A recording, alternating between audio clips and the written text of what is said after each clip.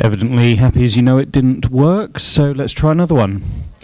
She packed my bags last night pre-flight. 0 hour, 9 a.m. I'm going to be high as a kite by then. There's sound coming out of somewhere. Don't know, Rocket Man might have done it. Yay! Let's try another one. She packed my bags last night pre-flight. Hang on, why is it coming out twice? Oh God, I had the web page open twice.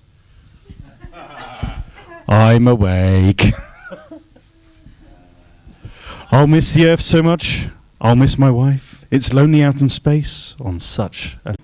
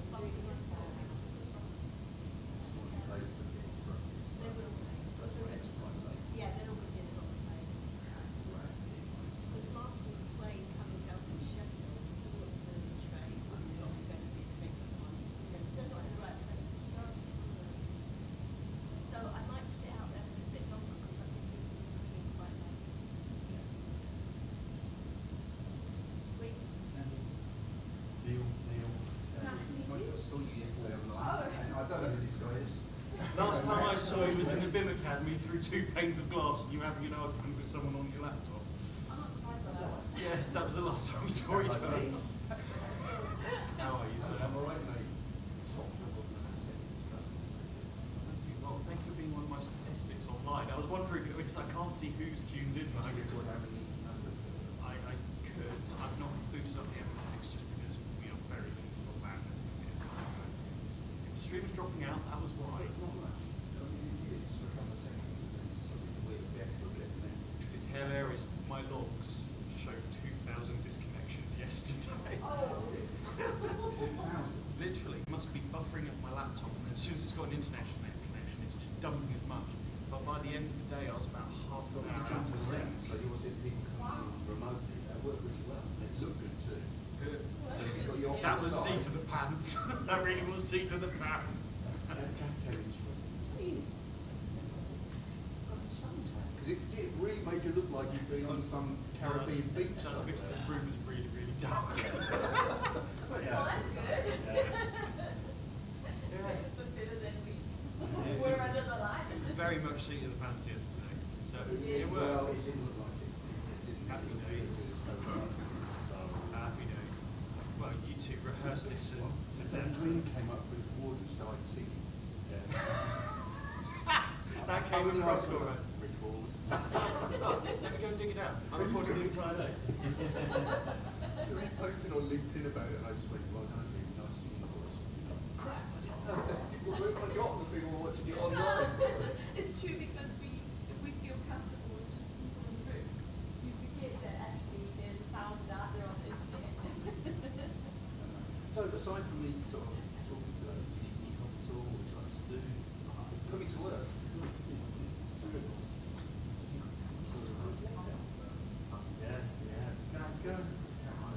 Go on with his kneecap. You might club me one if I did that. Hi, Neil. It's not too aggressive. She's got an exhibition. Anyone wants to relive Glyn's triumph? Always got. It was just great when he started singing. Oh yeah, I used to come. Hi, mate. How are you? See you on the feet. Oh, this is a little flash of age. Oh yeah.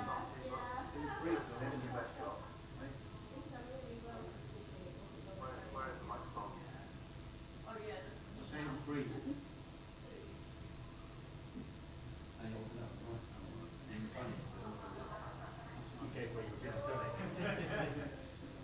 Well, ask Victoria when I actually work for us.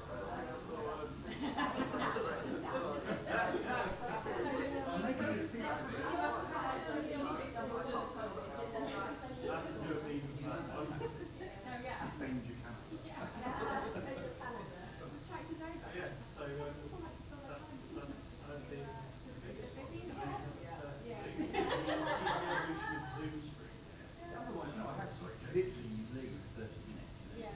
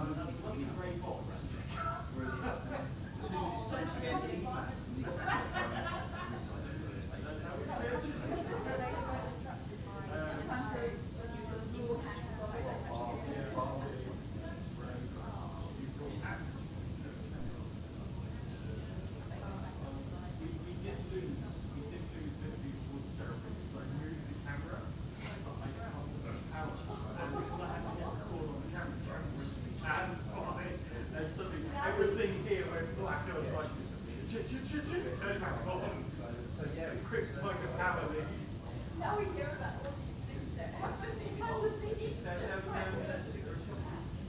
I kept jamming Stuart in the ribs because Stuart was frantically trying to get his slide deck together and sending stuff through the day. And then at one point, I think Stuart forgot that we were using his laptop to do the meeting. So we opened up PowerPoint and then it's like, Stuart, back to the meeting, what's the meeting?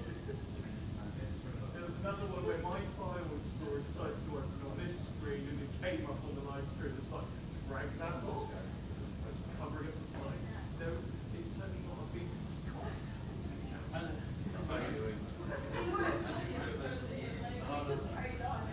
There's one just at the back.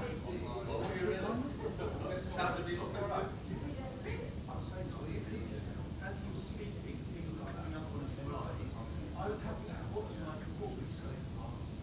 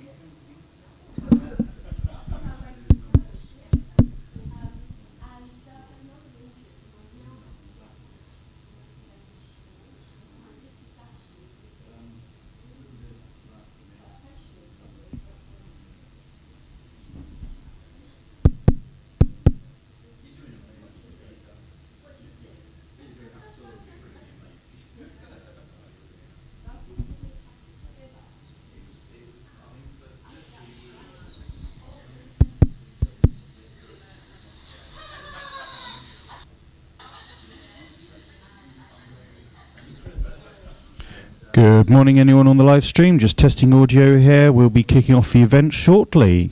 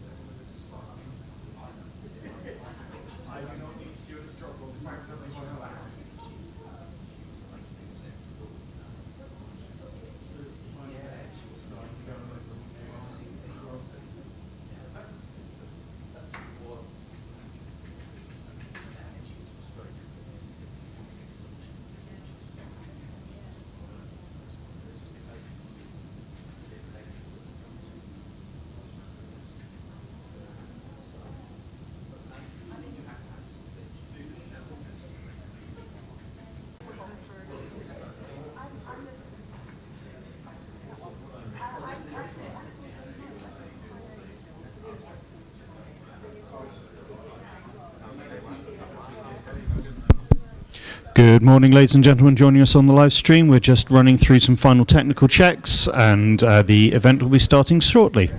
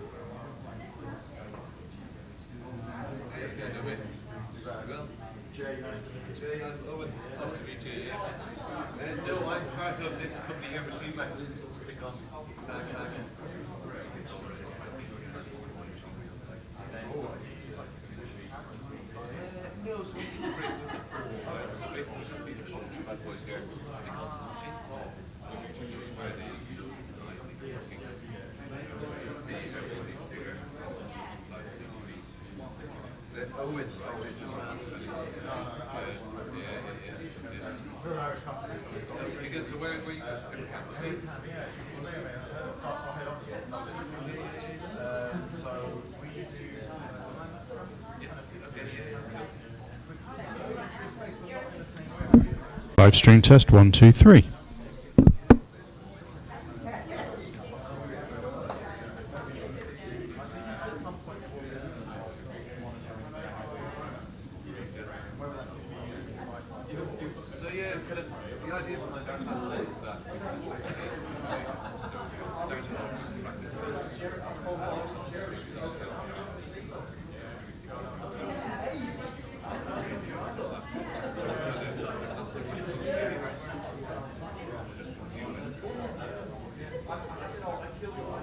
That's the kind of division of the idea. UK, so it started off about 5 years ago, 2018. Started off, and then 2 years ago. Second start. It's cool. Yeah, it's nice to be able to live around.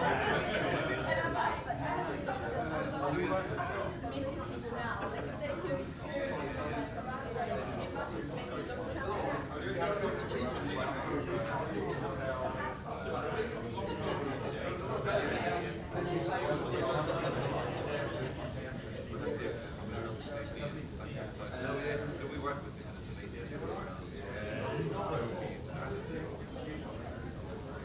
no, an interesting bit of kit. Like I said, it was definitely it says what the I'm sure like kind of RIT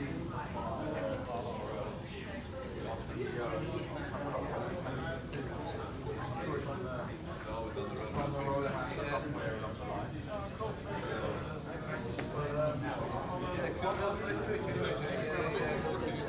I'll probably circle back and have a more detailed conversation with you.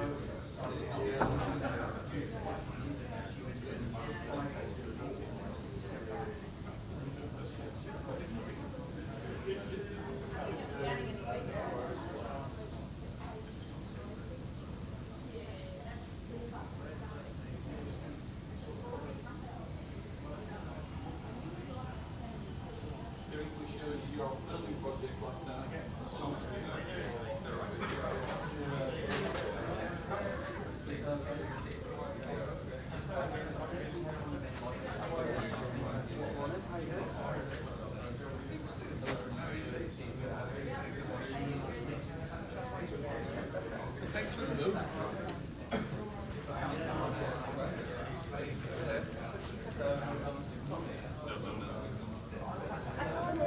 Because otherwise you take over my table. Have you got enough stuff for back? I think so. Standard, it'd be nice to be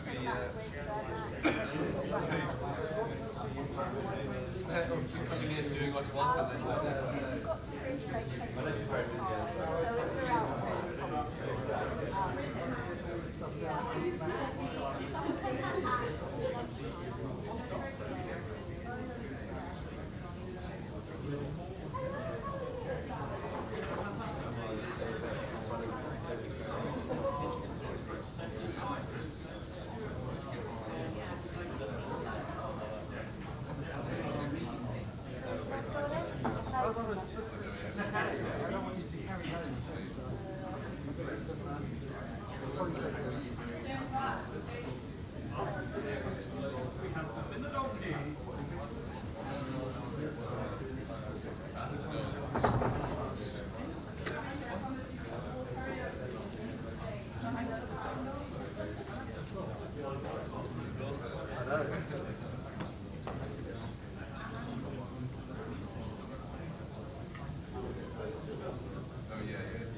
I'll pick it up in section.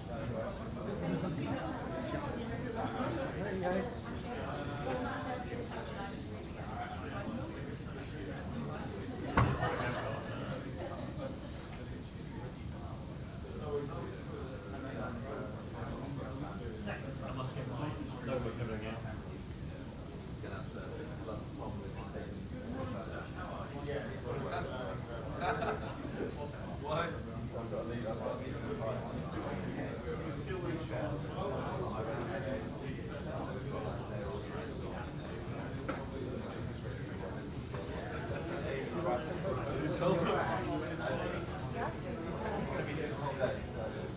I'm not taking it.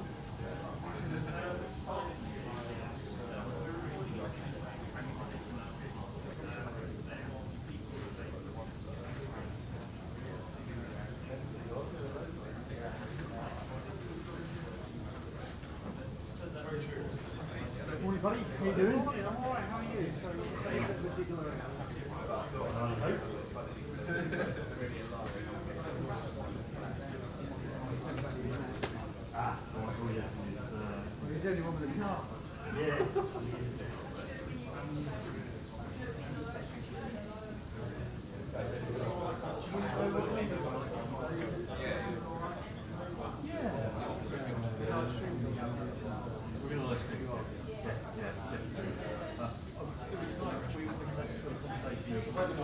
live stream or let you know people not come, but then we can add in for the live stream.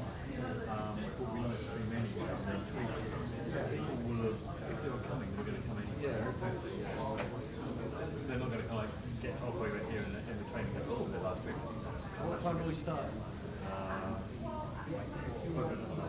I wasn't sure it was a 9 or a 9:30. Yeah. You can breathe. Yeah, busy yesterday. Everybody came by tube.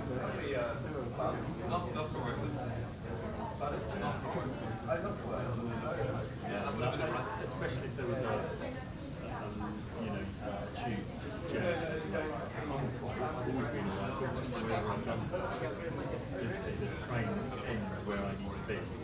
And I can just walk across London Bridge or I can into Westminster. And I don't go very far.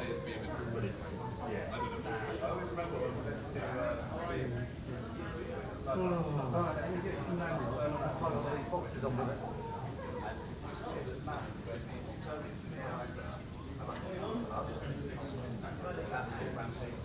Yeah.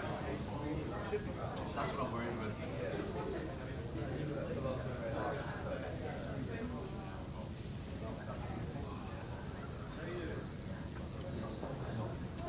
pastries are good this morning. Oh, there you go. I might have a pastry in a minute. Go get them. They're not the kind of pastries you get with Chef and like old fridge stuff. These are just come out the oven. Oh, have they? Yeah. So, yeah. Good, we'll, Morning, buddy. How you doing? Good. Are you not doing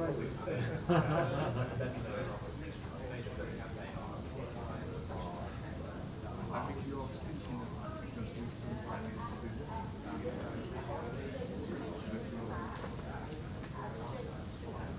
Still got to get them over the line. We'll get there. you're coming back from the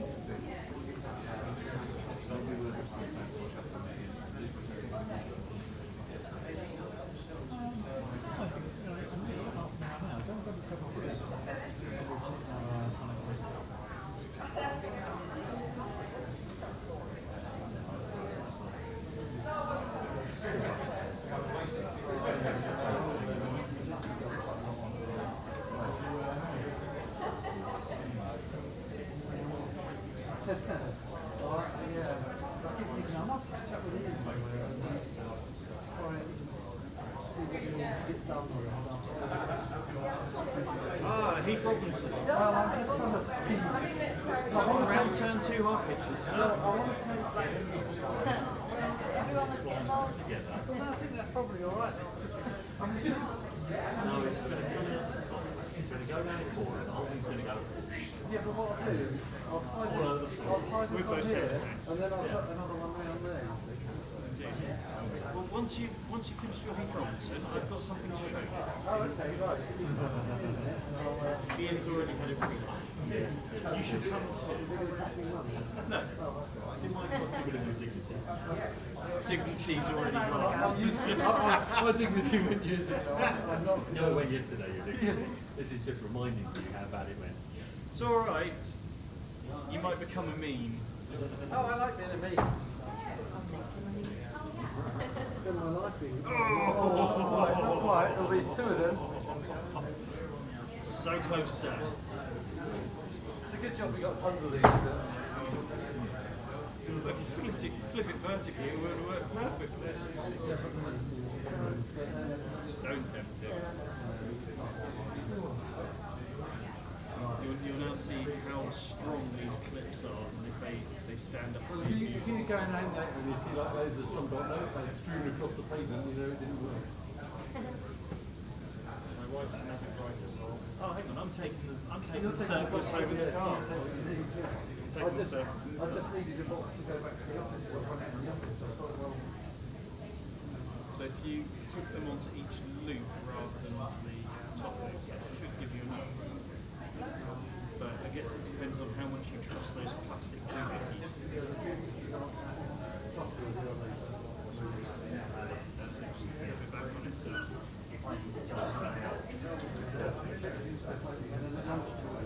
everybody that was picking up anyway had one, so we could take everything out of the manual car. Oh, you can do that immediately after the event.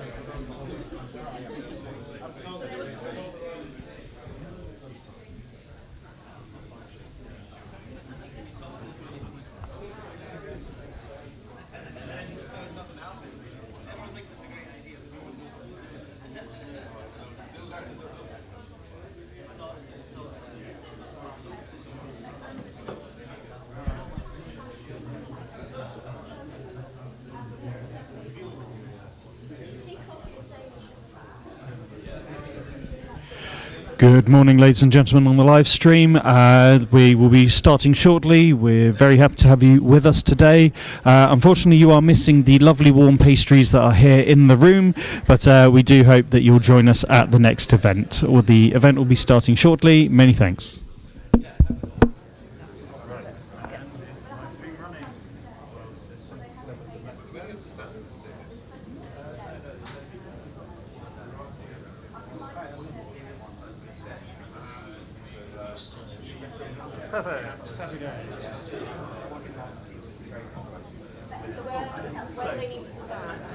So people can stand here. Yeah. So it's probably useful for you to know.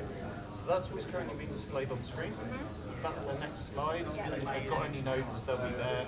Arrow key to move through, and they can stand here. They can stand here.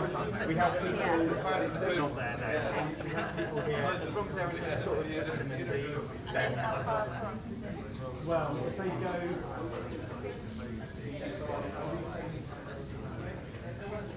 Presentations, we try and give you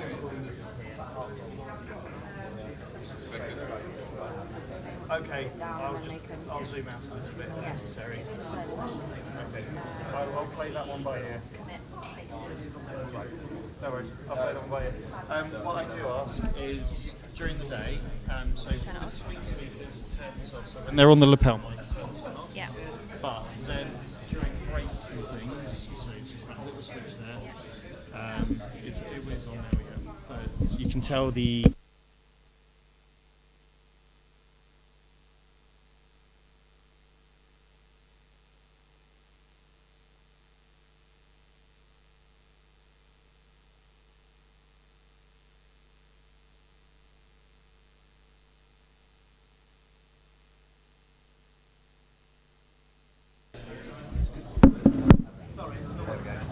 That way it's just a bit of room audio and it's not just sat there with a horrible buzz for people. Okay. And I just need to white balance the camera, but that's how we're coming out of the live stream. So you can see how it's framed. So what I'll do for more speakers, or if the speakers to the side, I'll just move the camera just a smidge. Or if there's 3 speakers, I'll reframe it. I'll play that one by ear. Do the 3 speakers with the save the data? I'll figure that one out.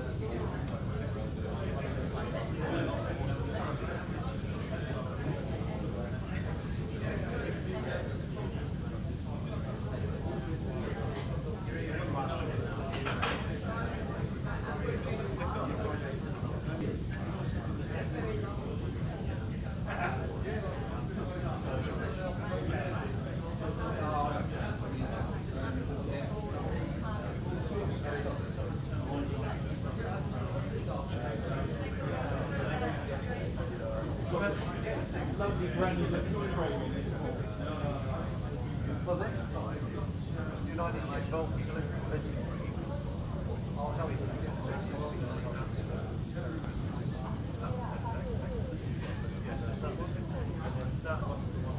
Yeah, that'll be fun.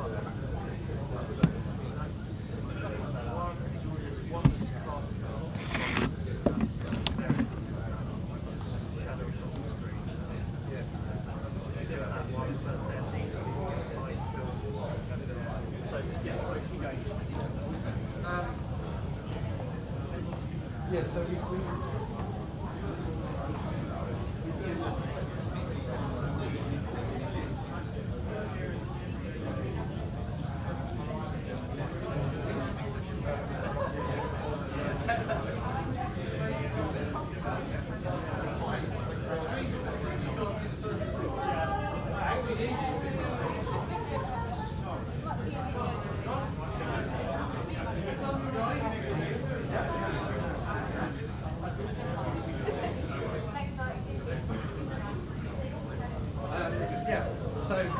yeah, if we can get it all into sync, that'd be great. If not, just make a big shadow in the room. yeah, and then next time we've got a little bit of email. So we should have with a venue selection.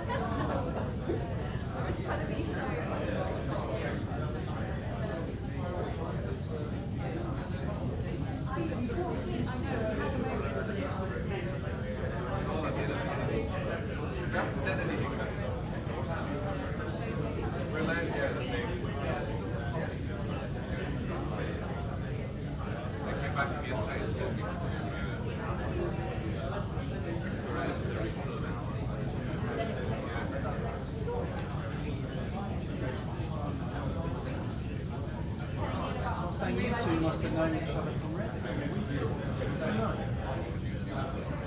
One area, she only kept 2 minutes off. She did, she has.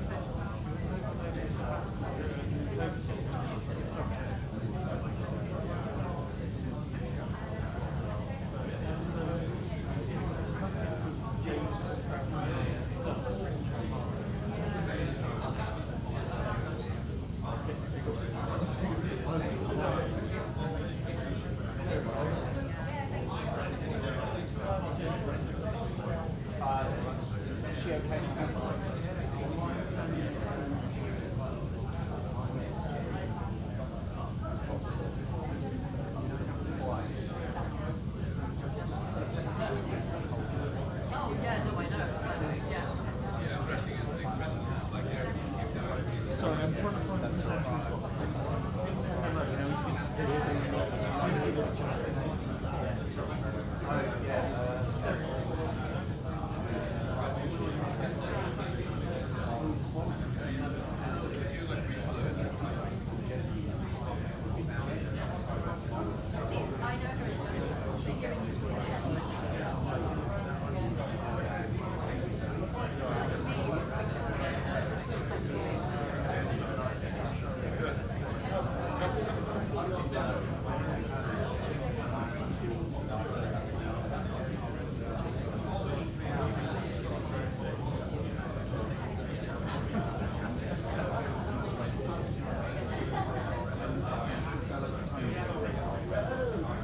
I've got to give you a hug. It's like a massive reunion, isn't it? Yeah, I am. I don't give it.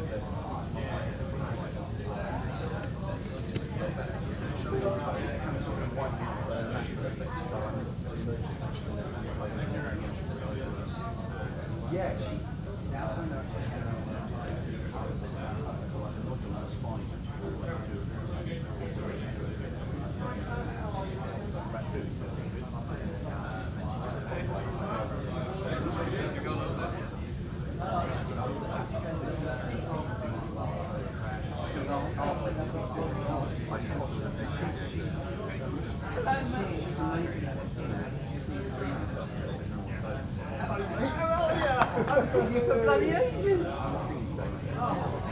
I forgot you were online listening. Hey, I forgot you were online listening. Because I was just trying to work at the same time. Indeed, I mean, apart from it just dropped out occasionally. But yeah, it was really clear. Audio was great. You should have come and seen it. Oh, well, it made my day. I did a bit of echo on that one. Claire, by the way. I was telling Claire all about you. We were talking about you yesterday. I was telling Claire all about it. It was Neil's fault. So when you said so, when was it? It must have been. It was just after.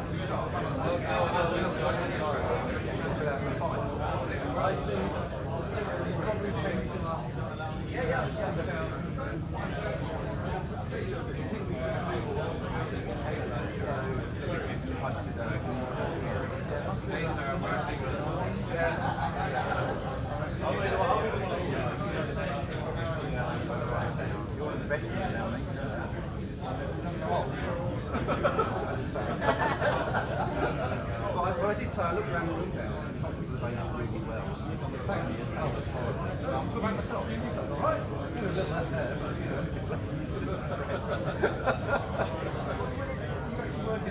Yeah, I'm waiting for the pizza. Last time I was probably yeah, I was on Guilty. I was the head of IM. And then 6 years they were there. And they come to Sweden. And my wife said,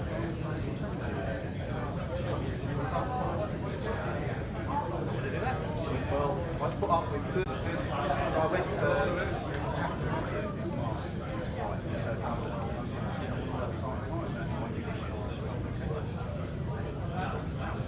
like a negotiation.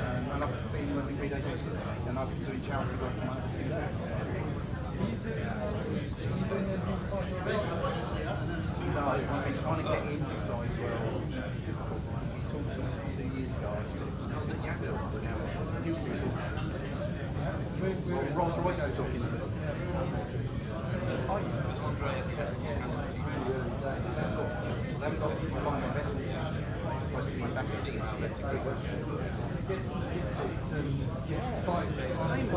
same as Hinkley. It's the same problem.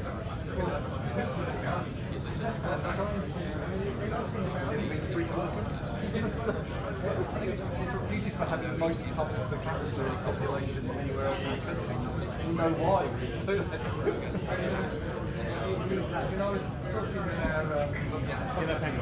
Yes, thank you. So no worries. Focus net zero. So I'll move power, slide there. Height. Perfect, so that will jump straight to video. Where is the... Well, we can... They should be the ones that are they're blank. As you scroll through, they're not black screens. Right. Are they on YouTube or are they embedded? They are embedded.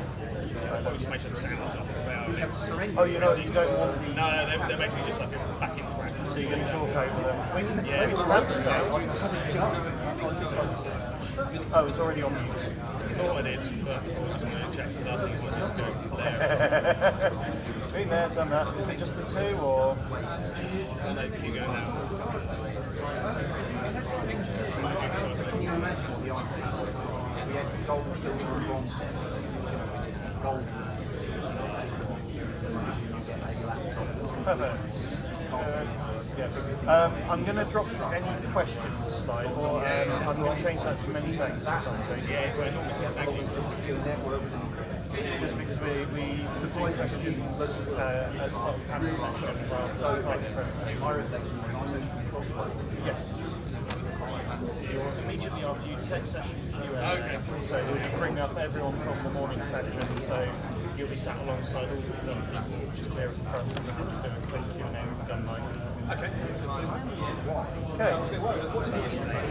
Digital twinning and virtual integration, whereas... Yesterday was themed around Okay. So I was watching your thing, it might talk about hardware, a bit of telematics. No, so today's more tech focused, sorry, and I've got to make a change to group change. This one, very simple change, rather than a Q&A, it's a thank you. Oh, slide's already gone, that's a good start. Perfect, save, change your hips, go to the other room, and repeat. There is currently a device in use. Oh, that's bells. What have I done wrong? I haven't closed down yours. There you go. Did you give it a give yesterday? It wasn't bad actually. I've got to know him quite well. It wasn't bad. It was more than I was expecting. It's always good. Right. And I just need to repeat the process at the back. You can see it. The live stream is running out on a separate system. Are we doing it live today? We are. We thought we would because we're recording it anyway. It's just one button to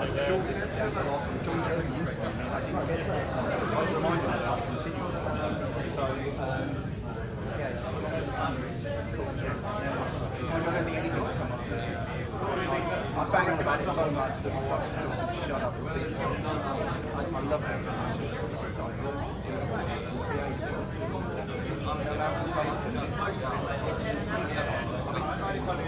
Manipulative in his own way, but really clever. I'll stop, I'll protect you until such time as that stone rolls so fast that they can't stop it. By which time you're going to be successful, aren't you? I tried this.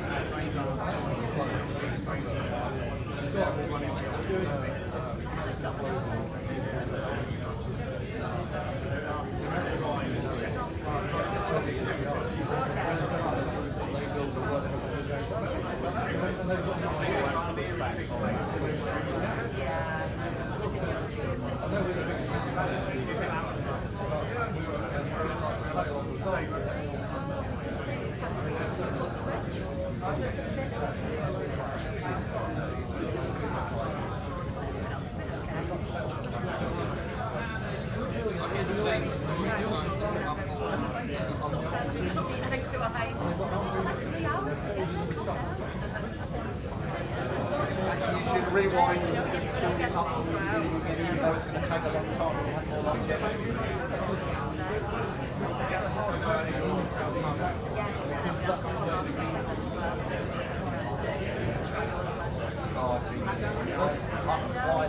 It took me a while to reach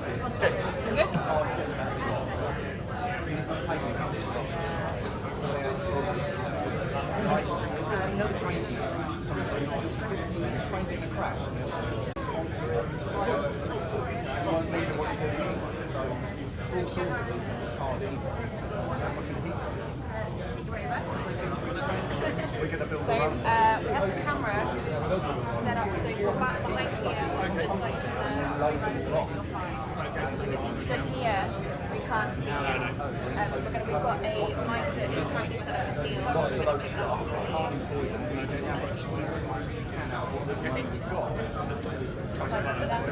Easy. Alright. In the intro, Yeah, I think Mike took out my side. I left one in there for any questions. I think he's been taking them out. Really? Do you get nervous when you sing? Sometimes. I find it easy to talk in front of people I don't know. Yeah. I find it easy to give presentations. So I'm a global technical sales manager now. The other week. But I find it harder to do it in front of all in there. I think we're good to go. The one thing I didn't try was if the videos actually play. That would probably be a good test. Yeah, let's test that. They should always play. I've set them up right. For the system, it's all the system, so primary monitor, do not use preventive. Okay, good. How are we? Nearly there, just testing Tom's videos. Where's the Okay, that's 1 minute warning, please, guys. Could you grab yourselves a Vicky's room? given it to someone. She's got it in her pocket. Yeah, that video works. There we go. That video works perfect. So now I just need to switch this back to how it was. Start from the beginning. Yep, set Neil's got it on. Ah, perfect. Neil's already got it on, so you just use this one.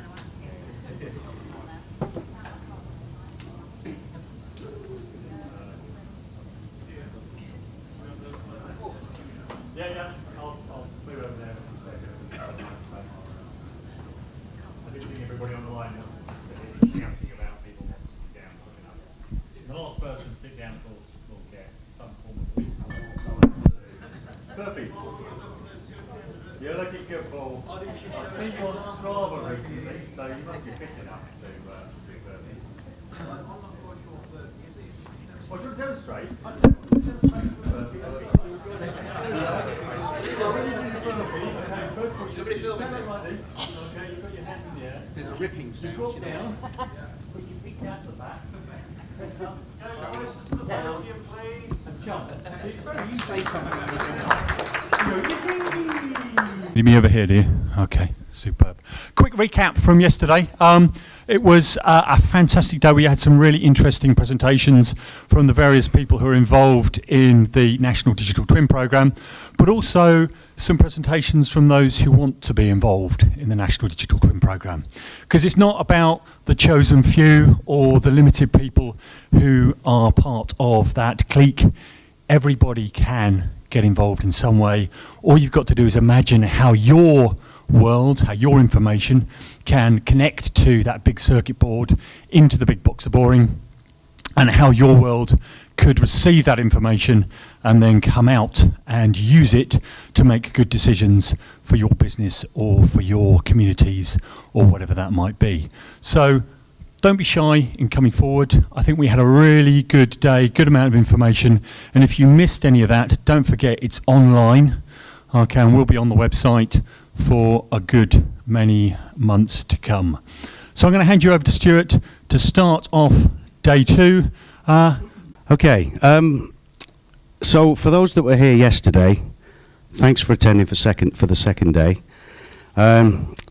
We've got a lot of content to get through today. We've got 2 panel sessions.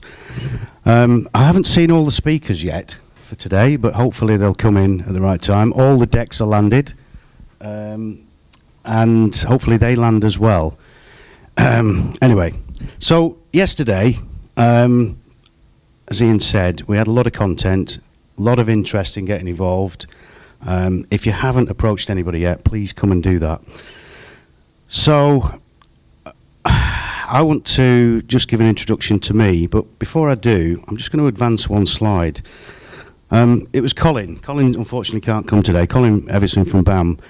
Colin said to me in a conversation, he said, "Have you seen what chat AI can do?" And I said, "No," and he showed me. And this is the result. He said, "Just put it in and see if you can get a bio of yourself." Now, I've distilled a little bit of that because, as Ian will say, there was over a page. And about 85% of it was correct.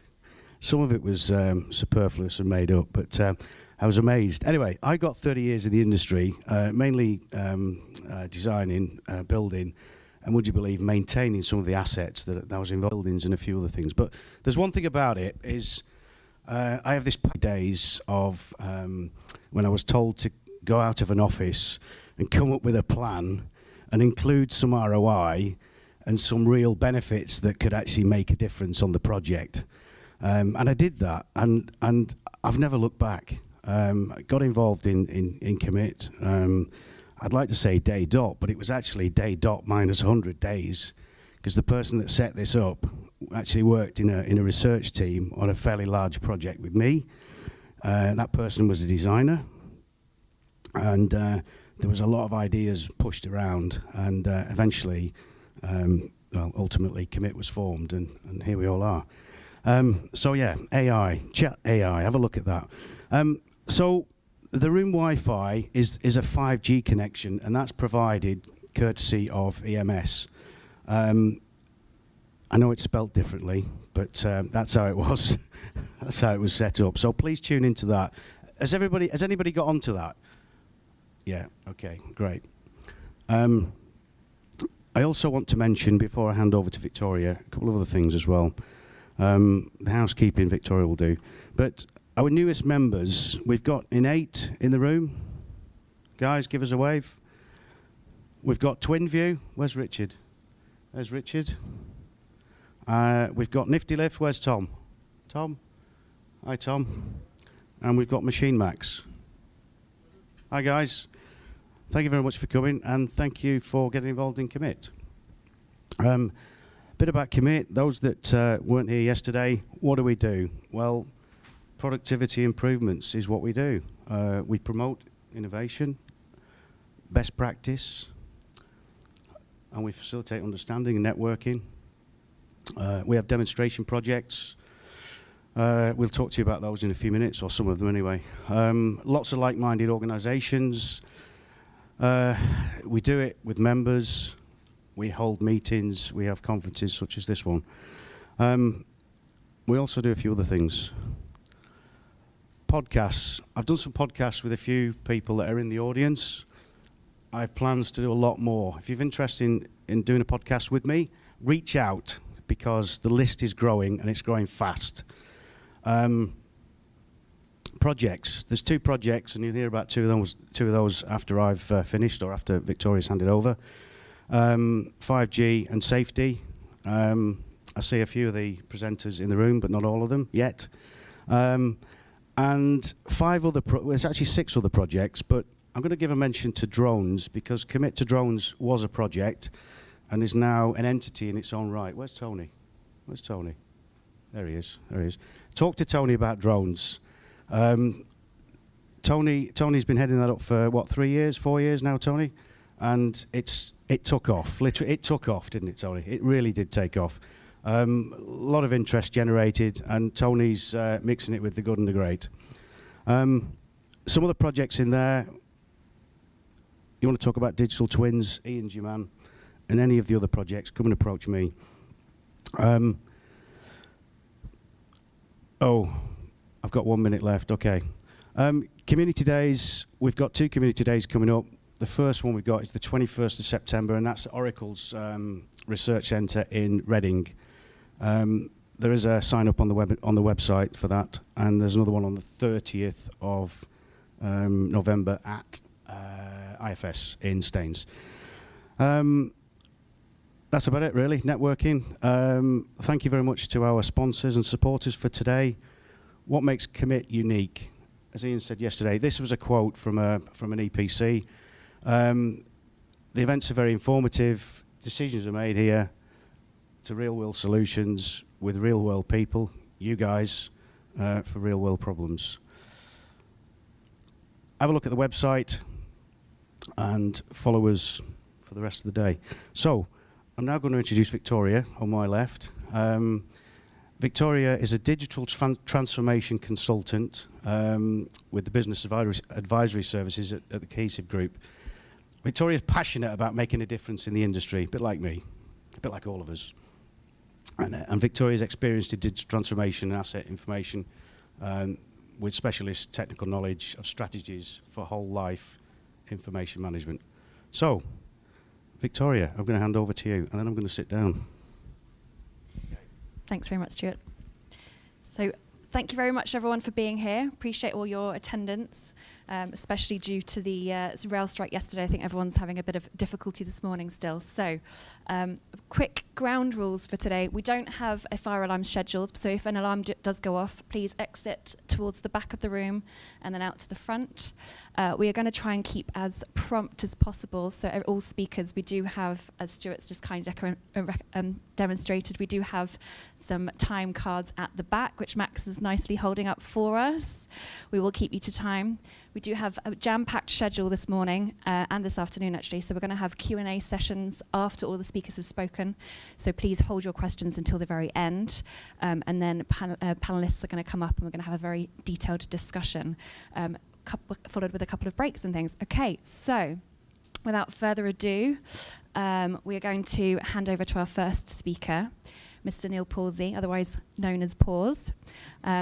He is a very passionate person, as all of us are here, with 30 years experience in the industry, and also recently qualified as I'm going to get this right, a ProSci certified change management professional. So anyone that wants information about change management, Neil is your guy. And Neil is going to introduce us to a conversation about innovation. So handing over to Neil.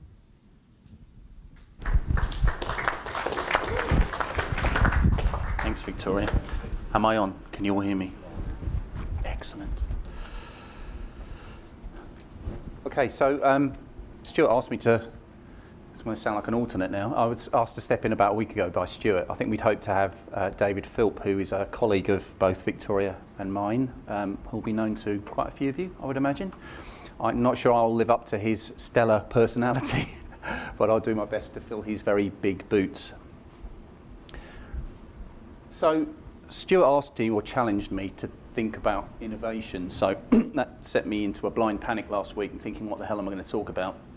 But one thing came to mind the moment he spoke to me, and Stuart may remember this conversation, but let me just think, this was probably about 25 years ago, yes, I am that old, when I had just been promoted to the head of IT for a small regional civil engineering contractor, and I was probably feeling a little bit out of my depth. So my CEO accosted me in the corridor, and I think he was trying to give me some support, put his arm around me and say, "Don't worry, Neil, this is going to be great."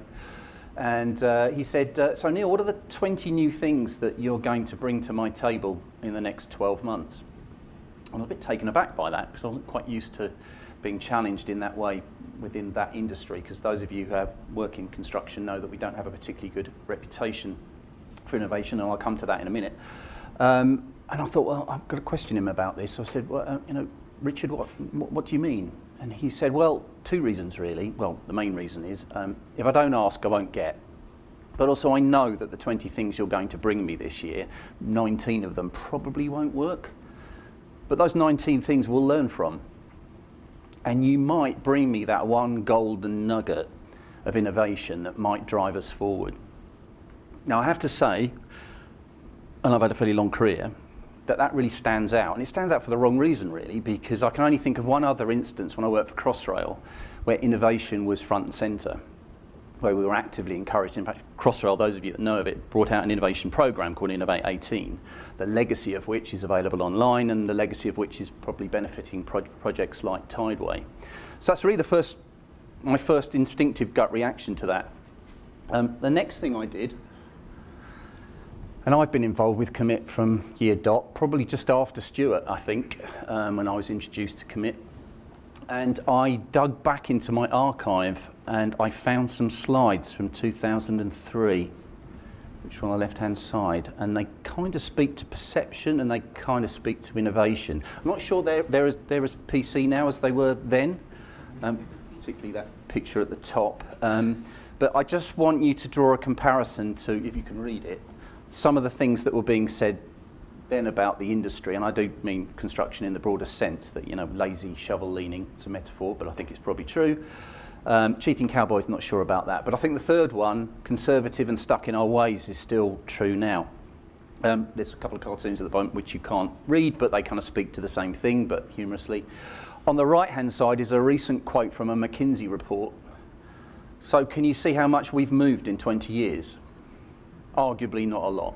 Okay, I get immensely frustrated about this. I mean, arguably we probably have turned the dial a bit, but not as much as perhaps I would like.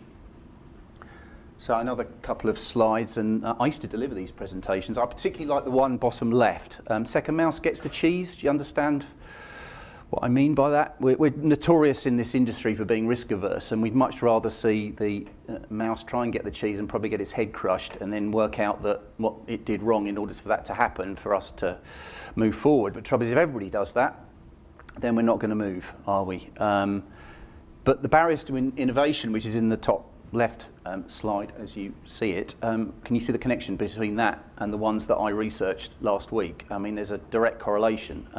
Low margins, yeah, 3 to 5% in our industry is considered good. Most people in other industries are horrified by that. So it means we have to turn over huge amounts of money at great risk to make any margin at all. Lack of talent, we're really bad at recruiting people into our industry, probably because of the former. Innovation is client driven. How many times do I hear contractors and people like that said, oh, we only do what we're asked. Why should we do it for ourselves? Innovation resistant culture. Victoria mentioned business change. Why am I interested in business change? Because I've lost a lot of hair over the years, and most of that, as you'll detect, most of that is because I've underestimated the significance of organisational change, culture, and people's acceptance or otherwise of technology. We're heavily regulated, certainly some industries more than other. We have a rigid supply chain, and we have an odd contracting structure. Construction projects, unless you're a house builder, you're probably building a tunnel here, a road bridge over there, or something else. So they're very different. And innovation is often very project-centric rather than being controlled centrally. Anyway, I could go on, and I'm sure you could come up with other examples. So I'm making the argument and the case that the barriers in 2003 are very much the same now. You can argue with me about that later. Opportunities, that's why we're here today, that's why we're passionate, is that we know that technology is moving apace, and some industries are much better at taking that on board than others, and I would argue that construction is still a laggard in that regard. Interestingly, we've been a great taker up of mobile technologies, probably because we have point of activity workers than we have others, and that's where COMIT started, looking at mobile technology, because it was a good way to start leveraging innovation in that space. But I'm not going to read from that list. Some of you are more familiar about those than ever. Technology moves on. There's huge innovation going on there. I particularly like the picture in the middle of the humanoid labourers. Sorry about the American spelling. It's some of the research I was doing last week. But I remember an old boss of mine, a construction company, saying, "It's all very well, Neil, but you'll never get a robot laying bricks." Sadly, that individual has passed away now, and I dearly wish I'd shown him some of the research that I'd done last week, and I know Stuart's quite passionate about this, is seeing robots laying bricks in factories, and maybe one day that will end up out on site. And of course the big thing at the moment is AI. I'll talk about digital twins and others, but we'll all have opinions about AI, but these things are moving fast. We should be leveraging them to best effect. So the next thing that I did, I've got a couple of slides here which I'm doing as much to provoke thought as anything. That's what Stuart wanted me to do, so hopefully I'll pick on a few things in this list, but hopefully there's some things in here you may agree with, you may disagree with, and you may think there's some things that are missing. So I'll be really keen to hear you challenge me on this, reinforce some of the things that I've got, but certainly come up with other opinions. So I remember I laid out some barriers. So I'll pick on the ones, I know not much on what I'm doing, how I'm doing for time, probably okay, but Max, just point at me if I'm running over, and Victoria, throw a rock at me like you normally do to stop me talking. low margins. So yes, it's true. But I think perhaps rather than looking at innovation at a project-centric level, perhaps we ought to take a portfolio approach. That's certainly something Crossrail did. It's certainly something I've seen in other companies, so that you're driving that. The problem with project-centric innovation is that you're marginalising it. It becomes incremental. You're not leveraging it. In fact, perversely, I've seen it in organisations where it becomes competitive. People bizarrely actually hide that innovation from other parts of the business just to gain some internal competitive advantage. How ludicrous is that? Why not do it centrally? Now, the other thing with innovation is it's often, well, we'll fund it from the project budget. Because there's plenty of fat in that, isn't there? We mustn't centralise things. But I would argue against that. I've talked about an innovation platform. Use innovation metrics. If you're not convinced of its value, then form some way of measuring it. And I wouldn't say around the traditional AIR methods of profitability. There are other ways to measure innovation which will tell you whether it's turning the dial. Lack of young talent. I see this a lot. I saw it 20 years ago. I remember doing a presentation at Greenwich University to a bunch of technology students where I was trying to encourage them to come into construction. But across the water was the financial district. I remember one of them came along to me and I thought I'd done a really bad presentation because everybody looked really bored. Or maybe it was just me. And I grabbed one and I just said, was it interesting? And they said, yeah, this was really interesting. We never knew those sort of things were going on in construction. However, why would I want to go into that industry? You're a bunch of dinosaurs. You don't pay very well. It's not exciting at all. I want to go and work there in the city where the money is. I'm not sure how true that is now, but I certainly see it now. We've got to make our industry lively and attractive to the younger generation. Company size. 5 minutes. Okay, thanks, Stuart. Company size. So yes, we're ever more complex industry. Companies are growing all the time. It makes it more and more difficult to collaborate. But I just want to pick up the third point on that list because mix people up, because that's something that Crossrail did really well. And you probably wonder why I keep banging on about Crossrail, but it still remains to this day the most exciting project I ever worked on in terms of culture and the way that it motivated people to innovate and move forward. We had groups of teams from different companies and they all worked in their own silos for the first 2 years. And Andrew Wolstenholme said, well, I'm not having this, it's just not working. So he gave everybody a Crossrail identity and he mixed all the teams up. Entity had to go and it just cross-fertilised all the power all those organisations had and embodied them within teams. And he also laid out the office environment in such a way that teams could mix with other teams. There were areas between them, designed the office for that collaboration. It's amazing how many of those coffee conversations that took place in those booths led to innovation, led to better understanding and better ways of working. So I've got another list here. So what would I pick on in here? No fail mentality. We hate failure in our industry. It's almost a blot on your career. It's not something you want to talk about, and it's peculiar to our industry. And I still don't see that being properly resolved. Failure is a normal part of moving forward. The way to mitigate the impact of that failure is to do it in small chunks. That fail forward, fail fast, be agile. Don't be frightened. Now, as individuals, we grow through failure and experience. If you're like me, you don't listen to your parents, you don't listen to your elders, you find it out your own way. Why should that be any different? And in academia, those of you who've been down that path, failure is just adding to knowledge. You can spend 30 years of your life on a research project only to discover that your thesis was wrong. But that's celebrated. Max, why are you cheering? Is that a good example? No, but seriously, that's... Yet we look down on academia. Well, it's not working in the real world, is it? We should learn from that. That's the best way to do things. What else? Seniority. I think demographically, and I may be right, I may be wrong, as an industry, if you look at the boards of directors in construction companies and clients, they tend to be of a certain generation. And probably like me, they're white, middle class, balding men, okay? That's a generalisation. But we need to mix that up as well. I'm very, very passionate about mentoring, certainly within our company. And often the perception is that works one way. The senior mentors the junior. I think it works both ways. I think the younger people in our companies can teach the older people in our companies as much as the other way. So mix it up. I want to see more people in the boardrooms making decisions of a better demographic. Younger, more female representation, younger representation, maybe people not even from our industry. And I don't think it's a coincidence that I've observed the companies that are the most innovative are the most diverse and often have people leading them who are not traditionally from our industry. Anyway, I'm going to stop there. I don't know whether we're going to bring this list up later, so those of you with photographic memory, just remember some of these, and I would really, really be interested in hearing your views later on. So with that, I will shut up.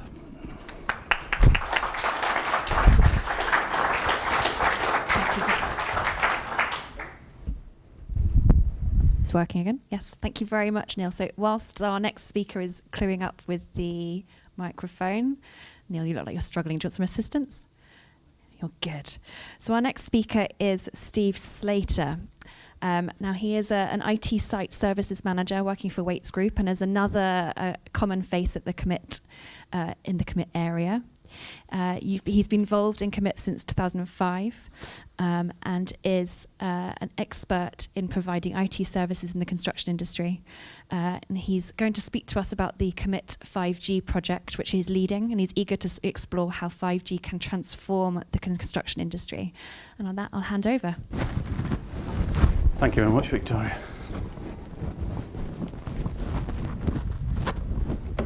Good morning. Lovely to see so many here today. Thank you for getting over the challenges of that the rail have thrown in front of us. Now, Neil will probably say to us, I thought we sorted site connectivity, so why are we here again in 2023 talking about this? We've done lots of projects in the past looking at how we can provide great connectivity to our sites, but the truth is it's a changing feast. We're getting more and more advanced technology that requires more bandwidth, and we keep outstripping the supply that we've got. So we looked at our project list and we got together and we thought let's do it again, but let's do it again with the not just the connectivity view, but how can we exploit that connectivity, because 5G is going to give us lots of opportunity, and I think this slide says it here. Absolutely has the potential to transform what we're doing, how we're doing, and working across all people here.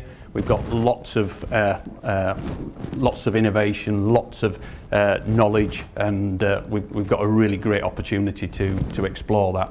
So this focus group that I'm working with, we're absolutely going to be working with owners, contractors, subcontractors, technology providers, software providers. So we're going to kind of look at the full piece and make sure that we give.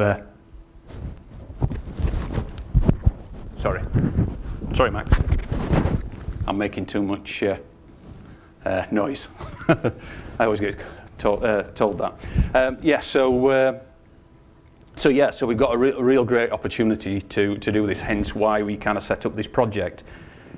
So who's involved? I think Stuart said EMS, they're providing the 5G connectivity here today. They were involved with COMIT back in the noughties when I worked with Shepherd. We set up the first IMO. I know that Jackson's as well had that technology, and it gave us something to connect to site before BT got their networks in. So EMS are on board with the project. Obviously, Waits, the organisation I work for, are fully involved.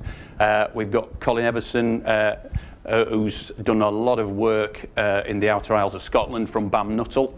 He's joined the project, and we've recently got Plinks, who want to change how we manage our construction workforces, and they want to disrupt what we're doing. So really, really good to have Barry on board from Plinks.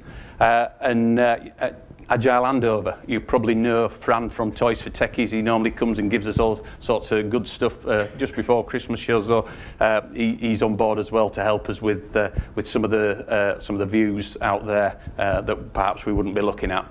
And of course, I don't think Virgin and Media O2 need any explanation. We've got Ant Moss from Head of Innovation for Virgin Media O2 on board. So we've got a good team, and we've got lots of other interested parties as well. I know BT want to get involved.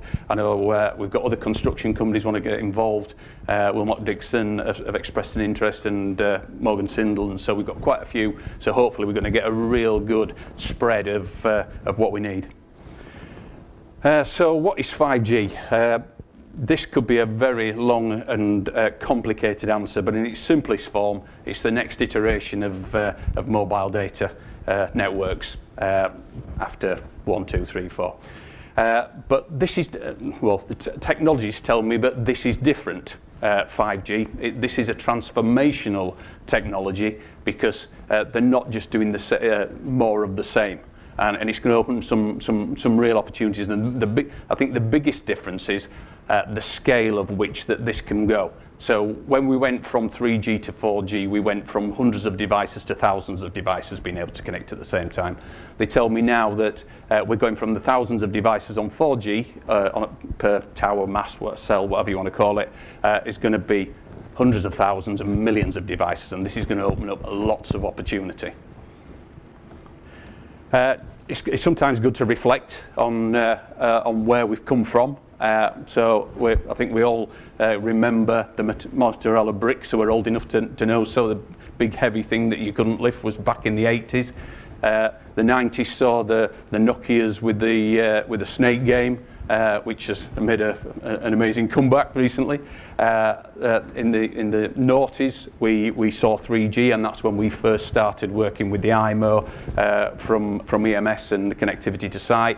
And we got our first smartphones, I think, in the noughties. We got Apple with their iPhone, and then in the 10s we get 4G, and we get real smartphones now. And I don't know if everybody remembers, that was when we saw our first iPad launched. Generation 1 iPad was only 2010. How crazy!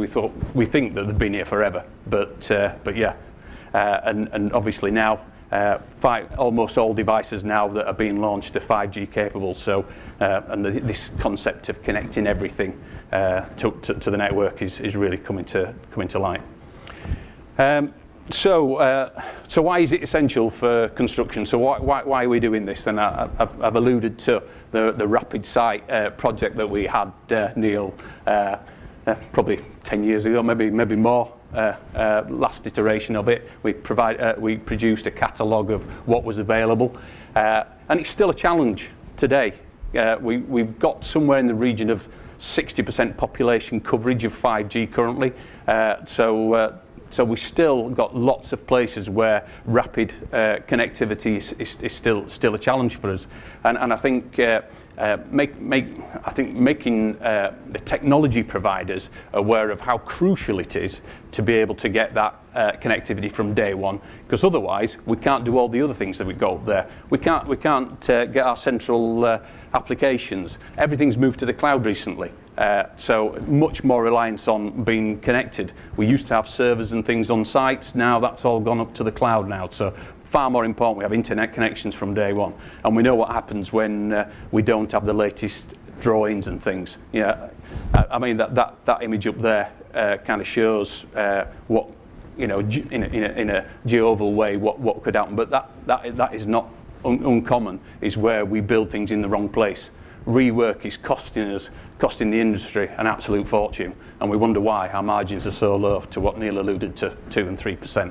When we're not when we're into rework, and the worst thing of all is if we don't have connectivity from day one, people can't work on site. They have to revert to paper systems. They have to work from another site or another office, travelling, all those kind of things. So really make the site unproductive.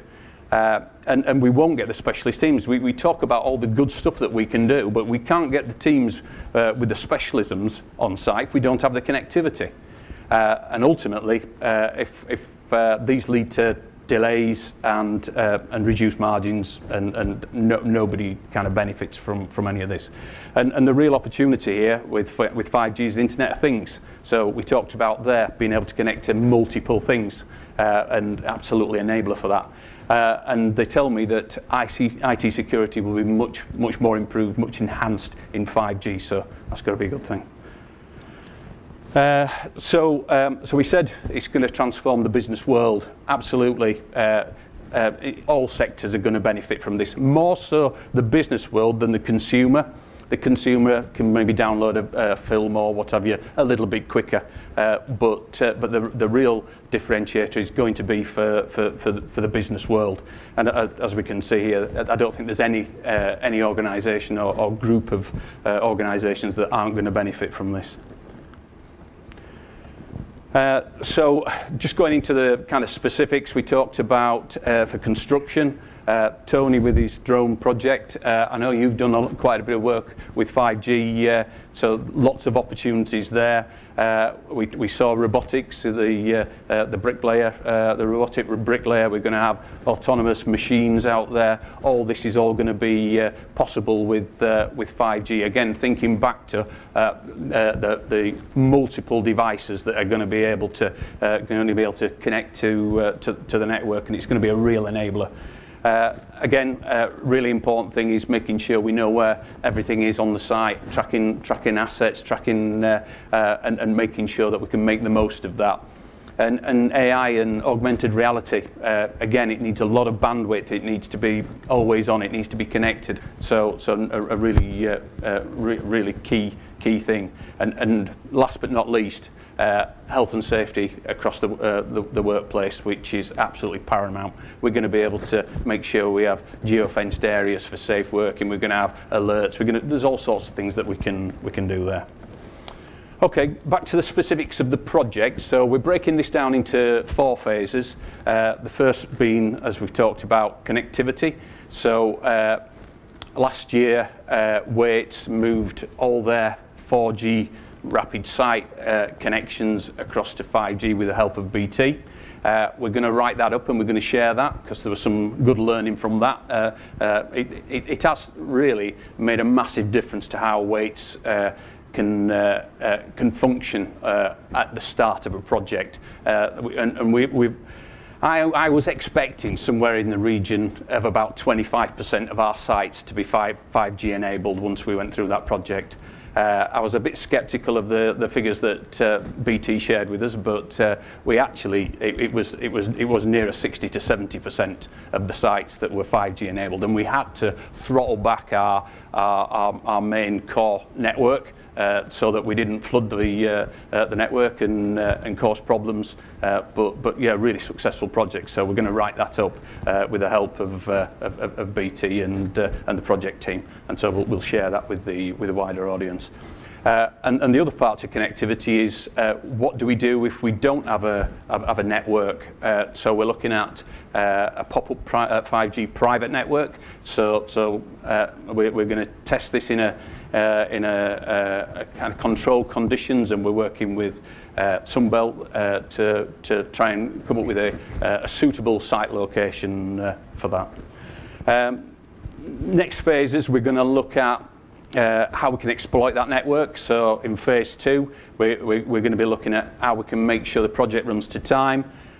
Phase 3, how do we manage our materials? We've talked about tracking materials, and not only around site, where do we store them, and then when are they installed? Quite often, if there's lots of multiple different components, we can lose track of where they are on site. And the final one is around people and safety, so making sure that we can keep our workforce safe. We're in phase 1 at the moment, as I said, and what we've done so far. So the first thing, of course, was make sure we get the team formed, which I've shown you previously who was involved in that. we meet weekly, so we spend half an hour on a Tuesday just going through where we are, what we need to do, what we need to progress, and it only lasts half an hour. And we're very strict on the time because we're very clear on everybody's got a lot of things in their day, but they keep everybody connected and they keep the project moving forward. And one of the first things we did when we set the team up was making sure that we had a team charter, so everybody knew what was expected of them. We set out the rules so that we're not going to. We're certainly not going to tolerate people who don't participate. So it's very, very key for everybody to contribute.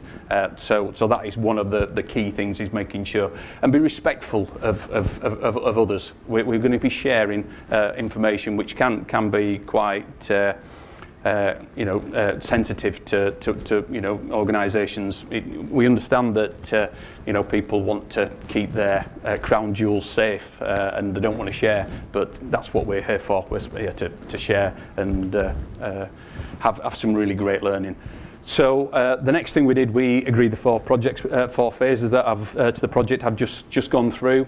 And we thought it was a good idea to create a list of frequently asked questions, so that whenever we have meetings externally, or we're thank you very much, Stuart, or we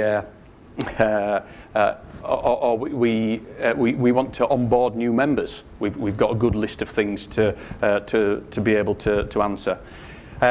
So we completed the high-level plan. We've done the phase 1 project requirements. We did gap analysis, which we thought was a really good idea to understand what capability we've got within the team and what do we need so we can approach others.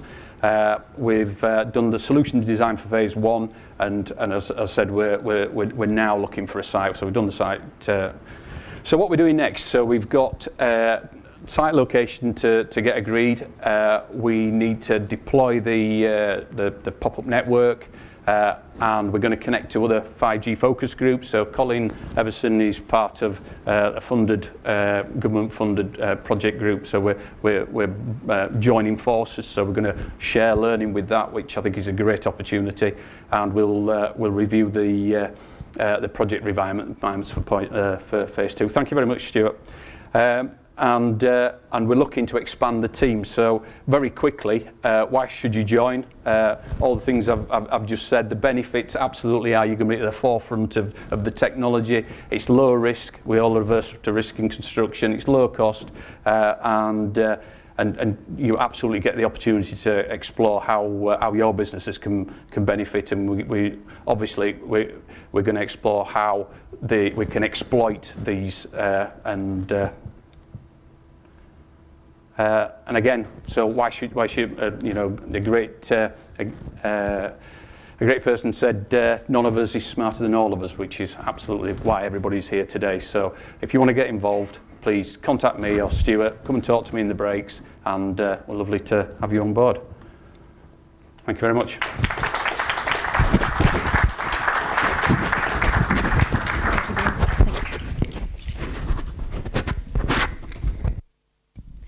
Is it working? Thank you very much. So we're going to have just a quick reshuffle in typical fly on the seat of our pants format. Our next presenters are a little stuck in traffic, or train traffic, we should say. So just going to bear with us. I'm going to scoot down to Jordan, and hopefully that has all come through. Magical. So Jordan, our next speaker, he is the pre-sales manager for In8, and we are very lucky to have him, currently located in Amsterdam, so thank you for making the trek over here, Jordan. And he has boots on the ground experience, 10 years of that experience in industrial power, oil and gas, and commercial building projects. And he is here to talk about how we can best leverage the power of data through the platform that In8 provides for. So welcome, Jordan.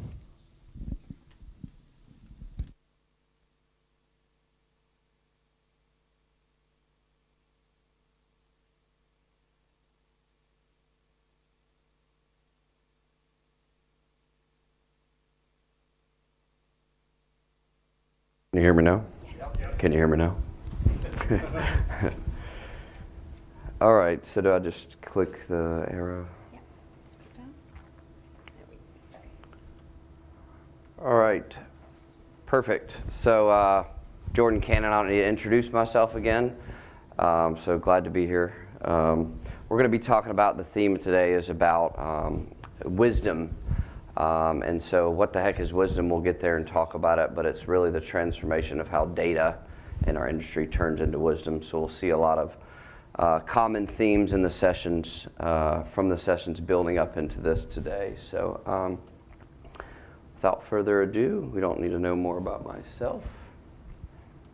Common trends in the industry, a little bit about Innate, and then move right into kind of a story of one of our biggest customers and how they really achieved wisdom. So a couple of common trends that are out in the industry right now. It's the demand for construction is really outpacing our ability to deliver, the industry's ability to deliver, and these really build on each other. So because that really need to reduce friction in the pipeline, and then more progressive and iterative project delivery methods, trying to be more iterative and progressive to really beat that problem of outpacing. And then what are also people doing to help that is to digitally transform, to become more efficient, become more productive. The productivity, the common theme we've heard in our sessions today.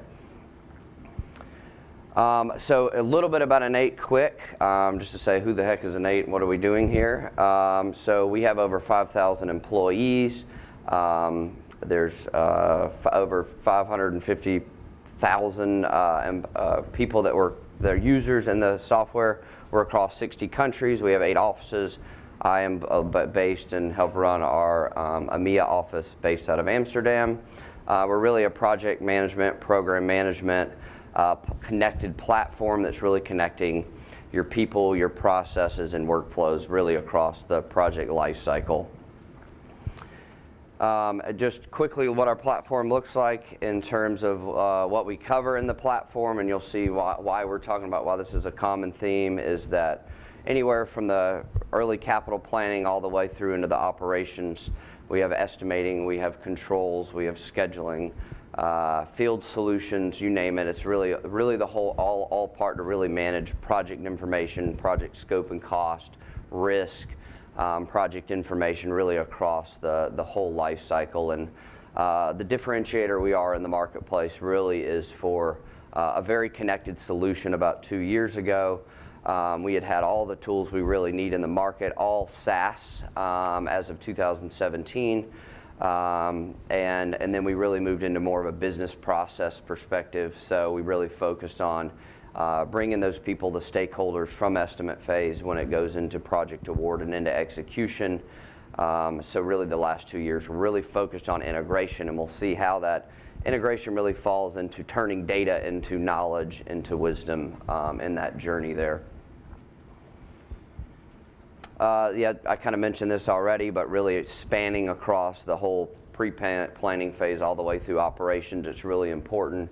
And you'll see kind of common theme in the industry is disparate solutions, disconnected stakeholders when it moves across the different life cycles of a project. And that's where problems really lie, is that there's a lot of degradation of that data when it's moving from the early pre-planning, and then it's awarded, maybe different stakeholders are involved, and it goes into the design, and then it goes into the next phases. There's a lot of data loss, there's a lot of uploads, spreadsheets, taken out of one system, putting in another system, and that's what Innate really does, connect that.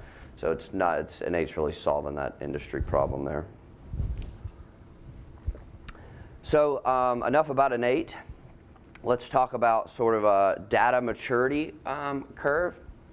So there is a progression of time. We heard a lot about this, where the first step is organizations really need to first identify that they need to transform. They need to identify that there's an issue. They need to be a data-driven organization. So it first takes that recognition, and from the top down, right, to not only users or management. And then we talked a lot about yesterday. I did this as document business process. I went to this one organization. They had bought Procore, and they had no policies, no procedures. no governance, and it was like, okay, wow, we need to take a step backwards, guys, because we're not going to get anywhere with the technology is not going to solve the problem. It's really also about the people and process, the 3 Ps of a successful business: people, process, product. You also need the process in place prior to investing in technology. And then as it goes up, I'm not going to hit all the points there. But really the ability to, standardize your processes and project structure. That's a big part of, if you're going to collect clean, consistent data across your organization, obviously you need structure, you need consistency, you need standardization across your business, depending upon how it is, especially if it's at scale. It's very important to establish that structure. So that could be your organizational breakdown structure of how you're going to fit each project within their vertical. It could be account codes, how you're collecting data from all these projects in your portfolio.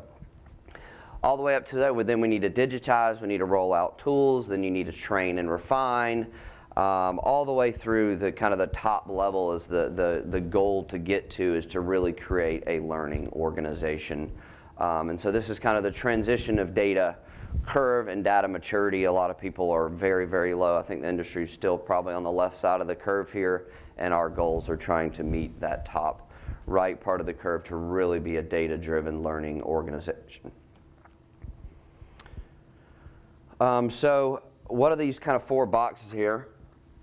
And again, this reminds me of all of the morning sessions yesterday with Alex and Ian, if I pronounce that right, it was 2 different Ians, of the session yesterday, of where we have a bunch of data, and the problem is right now is it's all disparate, it's all disconnected, and so what do we need to do with this data? We got to do something with it. We need to turn it to information. And so once it's information, that means that companies have already implemented solutions in their business, and then they've started to share the data across their organization, and really now that's becoming into phase 2, called information. And then from information, a lot of people think, and this is where a lot of people are, that we got all this information, it's great, we're getting some KPIs, and it's good, but it doesn't stop there. And so really that next level is continuing to enhance the user experience, and really starting to use and drive making proactive decisions. And so we then turn that information into knowledge. So now we're at stage 3 of the data maturity curve. Now we're in knowledge. And then finally that next step, which is really the theme that we're going to get into here in a minute, and tell a success story of actual wisdom. And so that's really being able to predict and look ahead and stop future safety events, predict, understand which jobs that are strategic to bid, et cetera. So, and we'll get into some examples of those. So what about this? We're going to dive in and just tell a success story of one of N8's largest customers, down there on the right, Kiewit. I don't know why this box is here for. It's interesting because I'm in the pre-sales, but also very involved in the delivery and understanding where the success of our implementations are going. So it's really been interesting to see when I've gone into business, to see where they're at in their journey and their how mature they are in their journey and their data. Right? Uh-oh. I see something blocked the screen. Hold on. There we go. So these are a couple companies N8 has invested in and has been integrating our products. Kiewit, biggest customer, is the kind of most at scale of N8's been delivered in part of their products for a really long time. So let's tell a success story of Kiewit. First, we talked about wisdom. What is wisdom? It's kind of interesting just to look at the definition quick. That it's experience, knowledge, and good judgment. So if we think about the data and the people, the tribal knowledge of all these people and all this, a business is really successful when they're very wise, they make good decisions. They cross all verticals. You can see down there, energy, mining, power. I actually came from Kiewit, their industrial power division, when I started my career. They're over 15 billion in revenue as close of 2022. They're up to 16.2 billion in 2023. Over 33,000 employees, and they're number 3 in ENR's list there. And then Warren Buffett, we threw a little quote in there. Warren Buffett and Kiewit share the same office in Omaha, Nebraska in the U.S. And I've always followed Warren Buffett's methodologies. He owns Berkshire Hathaway, if anybody knows that. Very famous investor, but kind of a common thing. He had something nice to say about Kiewit there. So here's kind of the first main thing to really hone in on here is Kiewit's search for their wisdom. They know they wanted it, so we're going to talk a little bit about their journey here. So they're privately held, still very profitable. So from 1980 to 2010, this metric here of productivity per staff year was 1.0, 1 million per staff, meaning that they need 6,000 staff to get 6 billion of where they stand currently in their revenue. So they had the problem at this time, they were saying it was really flatlined in terms of they really wanted their productivity. They had to have a lot of staff to make a lot of money. We talked earlier, someone just said, you need a lot of people to make these small margins, so they wanted to find a way to make better margins with less people to be more efficient. And so they knew that becoming a data-driven organization was the first step in that journey for them. So in 2010, they at this point in time, they still had very disconnected solutions, a lot of in-house built solutions. Really the SaaS connected platforms really weren't out there yet. At this point in time, they have a lot of business units across their organization. They really weren't sharing data, so not a very good shared service model.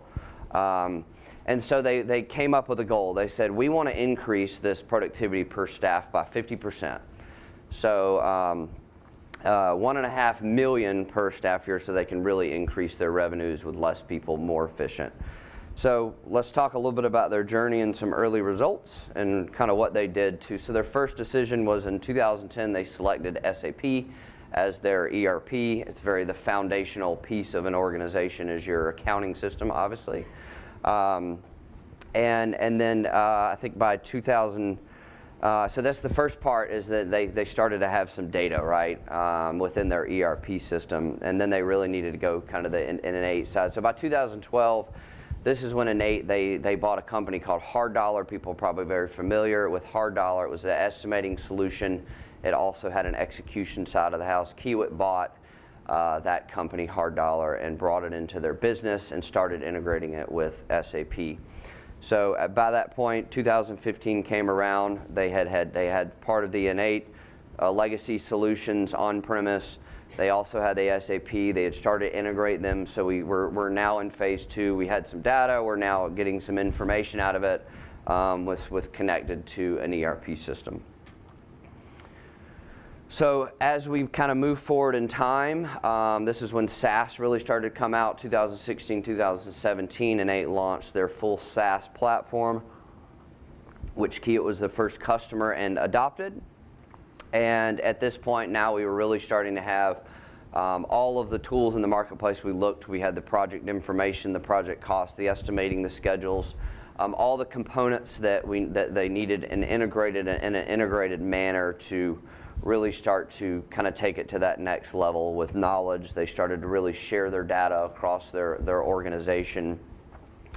And then finally, kind of that final stage in 2022, very recent, they had enough data and enough time and enough knowledge where they took this knowledge and they started to take it to the next level and using it for wisdom. And we'll get into some data models here in a moment to see really how they're able to use all this knowledge and start to predict and look forward in the future. And so that most impressively in 2023 now, they are up to 6.2 billion or 16.2 billion in revenue. If you remember 2010, they were 6, so quite an increase. Over the 10 years, they had the best backlog in 120 years. And then kind of an impactful number there that's really hard to do is of 16.2 billion USD of work. They only had 11 million in job losses. So, that's less than 0.1% of the revenue degradation based on job losses, and it's pretty impressive for an organization to do that. And so, they reached almost their goal of that 1.44, point, the productivity factor that we were talking about earlier. It was 1, and they reached up to that 1.5. So they were able to have much less people, more efficient business, and gain those revenue goals that, that they were expecting. One of the data models that they looked at was, and they're using this as like some proprietary information here, but it's really the right jobs to bid. What are the right market sectors? What is our win ratio? So they really started to predict and understand where's our niche market area. And so they were using a lot of this data in Innate that was coming from and some of the information and results from the actuals, the things that were happening in jobs of what are we really going to go after. And so they started finding this niche area and predicting, where do the problem areas lie in the market of jobs we shouldn't bid. And so they really found their area based on some of these data models on where to really invest their time and spend on these particular. So one of the things, everybody knows the Standard & Poor's report, S&P, they basically said, there's no real way to reduce risk in an organization without becoming a data-driven organization. And Bruce Grucock, our chairman of Kiewit, always speaks to a lot of customers of their story. We always remember back when Bruce, I was on a project and he came in and they had this big binder, long binder of a report about the job, and he was like, what is this? Like, how am I ever going to understand what's going on the job with all this paper? And so that was kind of the evolution of time back in 2010 when he realized that, and then where they really stand today. And so he obviously mentioned that Innate is the foundation of that, and it's not sitting up here being a sales pitch about Innate, but it's really enables a full CDE platform to really start with that initial data, start connecting people and turning that into knowledge, and now the final step of wisdom there. So final slide here. Let's climb this pyramid together to get from that data to the information to the knowledge to the wisdom there. And so the industry's creeping their way up that pyramid, sales pitch, come join Innate and we'll help you climb that ladder. Thank you. If I didn't go too fast. Thanks, Jordan. Thank you very much. The handheld mic's not working, so I'm just going to use this one. So we are now fortunate enough to have Tom Haddon, apologies if I'm pronouncing your surname incorrectly, Hayden. And Tom is going to talk to us about the journey to net zero, which is a very prolific topic of conversation in the industry right now. Thank you. So Tom is part of Nifty Lift, who are a UK-based MEWP manufacturer and worldwide operator. And Tom is specifically focused on developing and promoting Nifty Lift's latest environmentally conscious innovations and how they can assist businesses with their net zero journeys. And on that fact, I'm going to hand over to Tom.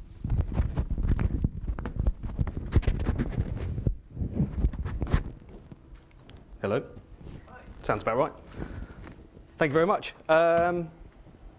Just leave that there, yeah? Put it the other way up.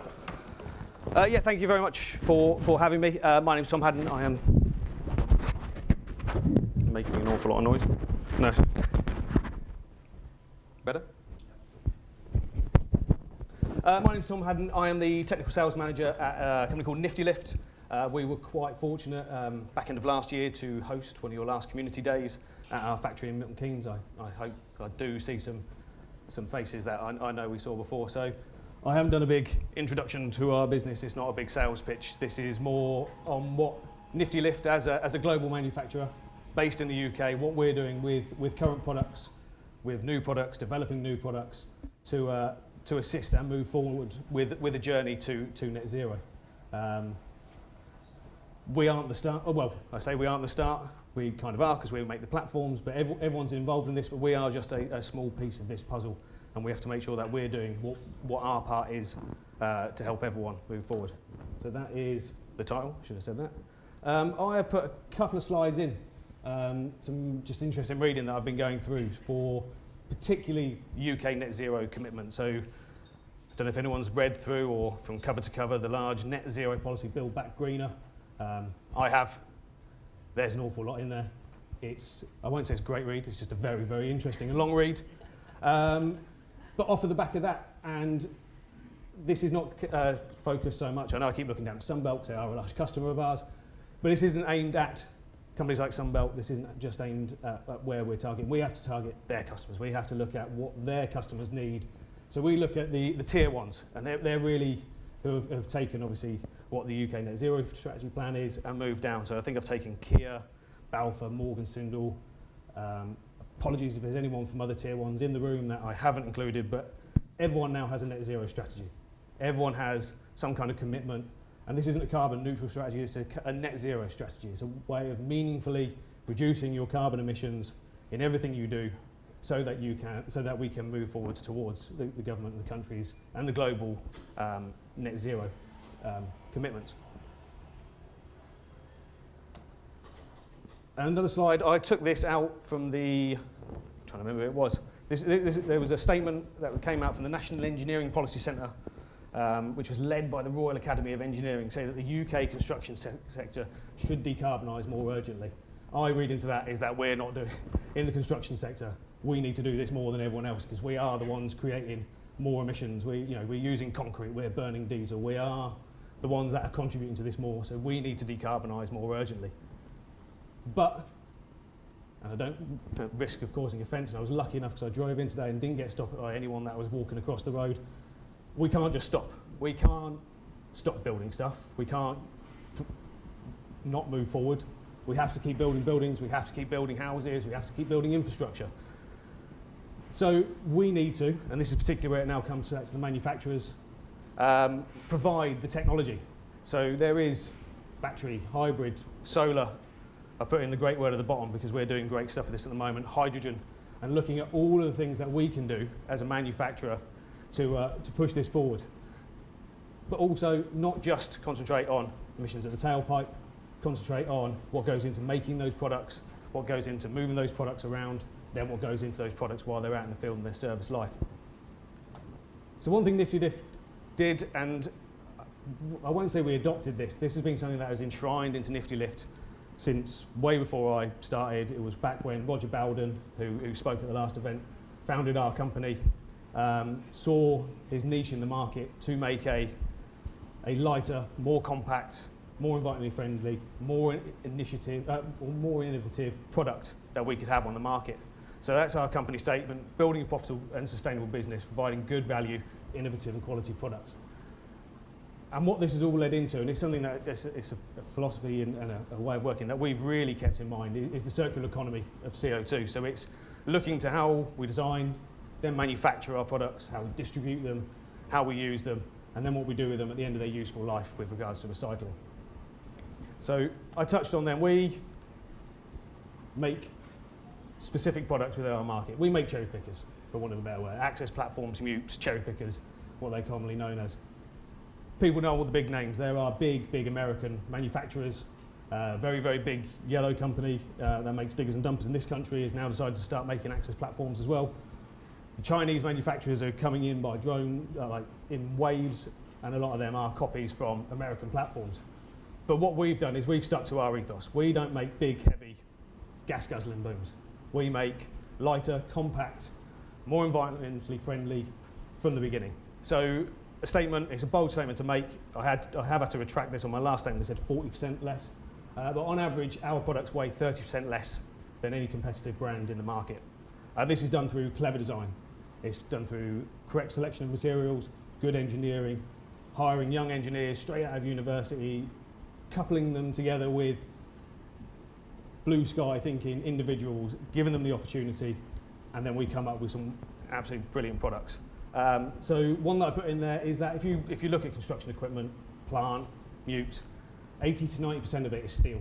At the end of the day, it's all made from steel.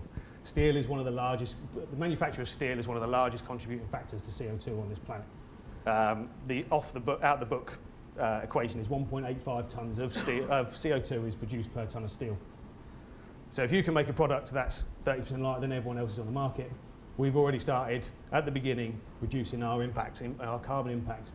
And this is something that we're currently embarking on. It's a long process, is to go through obviously scope 1 and 2 emissions. Scope 3 for us is a long way off because of our looking at supply chain implications, but then also doing embodied carbon assessments on our products. So we hope to be the first access platform manufacturer to have embodied carbon calculations for all of our products. Not only does this save on our CO2 impacts based on our requirement for steel, it then also means we can be smarter with our selection of components and also what we do with our technology. So we don't have to use four-wheel drive, we don't have to do hydraulic drive, we can now move to electric. We don't have to have massive diesel engines, or we could use to battery. But all of this is derived from building lightweight compact booms. So I start off with our technology. It's always the dirty one, but it does lead on, it does get better. So we adopted stage 5 diesel engines in 2019 before stage 5 for plant equipment became necessary. So all products meet all NRMM compliance, they meet all the ultra low emission zones, everything like that. We tick all the boxes, but we do this not by having huge complicated systems of diesel filtration or AdBlue. We go as small as is humanly possible on these engines. This says that the battery PC is running low. Just out of curiosity. I know you can't see that. Cool. Keep going. Just keep going. We'll see if the screen goes off.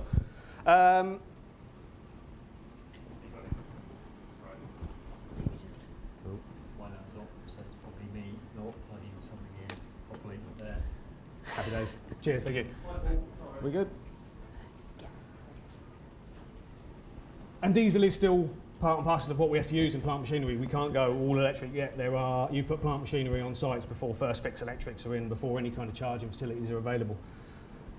Less really said on diesel, the better. But what it did lead us on to, and if the video might work as well, there's a little fancy video in the background. We developed, it was 2017 now, we launched our Gen 2 hybrid. So we were accredited in 2007 of launching the first, and it is still patented, Generation 1 diesel hybrid access boom in the market. This isn't a generator on a machine, this is a true parallel hybrid that you can use the diesel engine to either run the machine, but while it's running the machine, you're using diesel, you are regenerating electrical energy, you are charging up batteries. For one of the words, it's Prius technology, early adoption, but into access equipment. This then also gives you an electric platform as well. You have onboard battery storage that doesn't require you to plug it in, but you can still plug it in. But you can, sorry, I keep taking my head. Our Gen 2 hybrid basically helped, we updated our first one. We did a lot of learning in a decade while all of our competitors were coming out with their first generation in 2017. We'd launched the second one. Smarter algorithms, gives you better charging, more opportunistic charging. And then it allowed us, and I'll come on to it later on the side, is to come up with some more unique methods of being able to use your access platforms on sites to help you save carbon output and work efficiently. Hour more later and cleaner and minus the diesel, all electric technology. So we have now launched, and it came out earlier this year, a large trade show. We now have full range in our construction size equipment of all electric machines, so no diesel engine, all battery powered. Sorry, lost my thing. And but they're all plug-in, so you still require on-site electrical power to charge these things up. But what we've done, again, we go back to the lightweight, compact technologies. We've then managed to, instead of make four-wheel drive, we've now made these two-wheel drive. We've now we then do testing on these. So some of the products we're showing, we can run 5 days operation on battery charging. We'll then just require a 12-hour charge, so you can run it for the week, go home for the weekend, and you've got more than enough charge to start again. But yeah, so now we're encroaching on the all-electric, the EV world, and I know we're prime place for this. A lot of equipment manufacturers are looking down the EV route, but diggers, dumpers, tellies, rotos, everything that you see on a building site, the way that these are utilised on sites doesn't lend itself to going all electric. You can't turn the engine on or the electric motor on and run that for 8 hours. But an access platform doesn't run for 8 hours. The idea of an access platform is that you're putting the individual in the air to do the job. So a lot of the time, the power options are dormant. And a lot of the time, through some of our telematics analysis, we know people just leave diesel engines running while they're upstairs working. Now there's no option to do that because you've only got an all-electric. If you've just got it turned on, it's just the screen's on if you're not pressing any buttons. We've had to do a lot of work with convincing the market that two-wheel electric drive is the way forward, and that everyone else in our competitive market has got it wrong. Everyone in construction seems to think that access platforms need to be ploughing through the Somme, basically. Access platforms need to be on flat level ground reasonably anyway, so you don't need to waste all that energy to have something that will drive through the world's most horrible field up to your knees in mud. But just to be smart, as we are, I put this in, I know it's a load of numbers, something we worked out through MathCAD. Power efficiencies, four-wheel drive hydraulic versus two-wheel drive electric. Now you'd think that you'd be 50% less power. We've worked it out, and the turning force, the number at the bottom, we're in the circa region of 10% down on torque power by having half the amount of wheel motors. So we have no problems with this. This then leads us on to where my favourite bit, and something that is why I couldn't really be here yesterday, but we're really moving on to, is the adoption of hydrogen. We aren't JCB. We don't make our own engines. We appreciate, and I've seen what JCB are doing. They are leading the world with hydrogen combustion. We haven't gone that way. We don't think we have to go that way. We have chosen a new route. We've gone down fuel cell technology. So earlier on this year, we haven't really shown it, but this isn't a pie in the sky. This isn't just a concept. These are going into production next month. Fuel cell powered battery electric only machines. So we've launched it on HR15, and we're just coming up with the most complicated name ever because it's like the HR15 H2E 4x4 Mark IV or something like that. So I think we need to do some work on the name.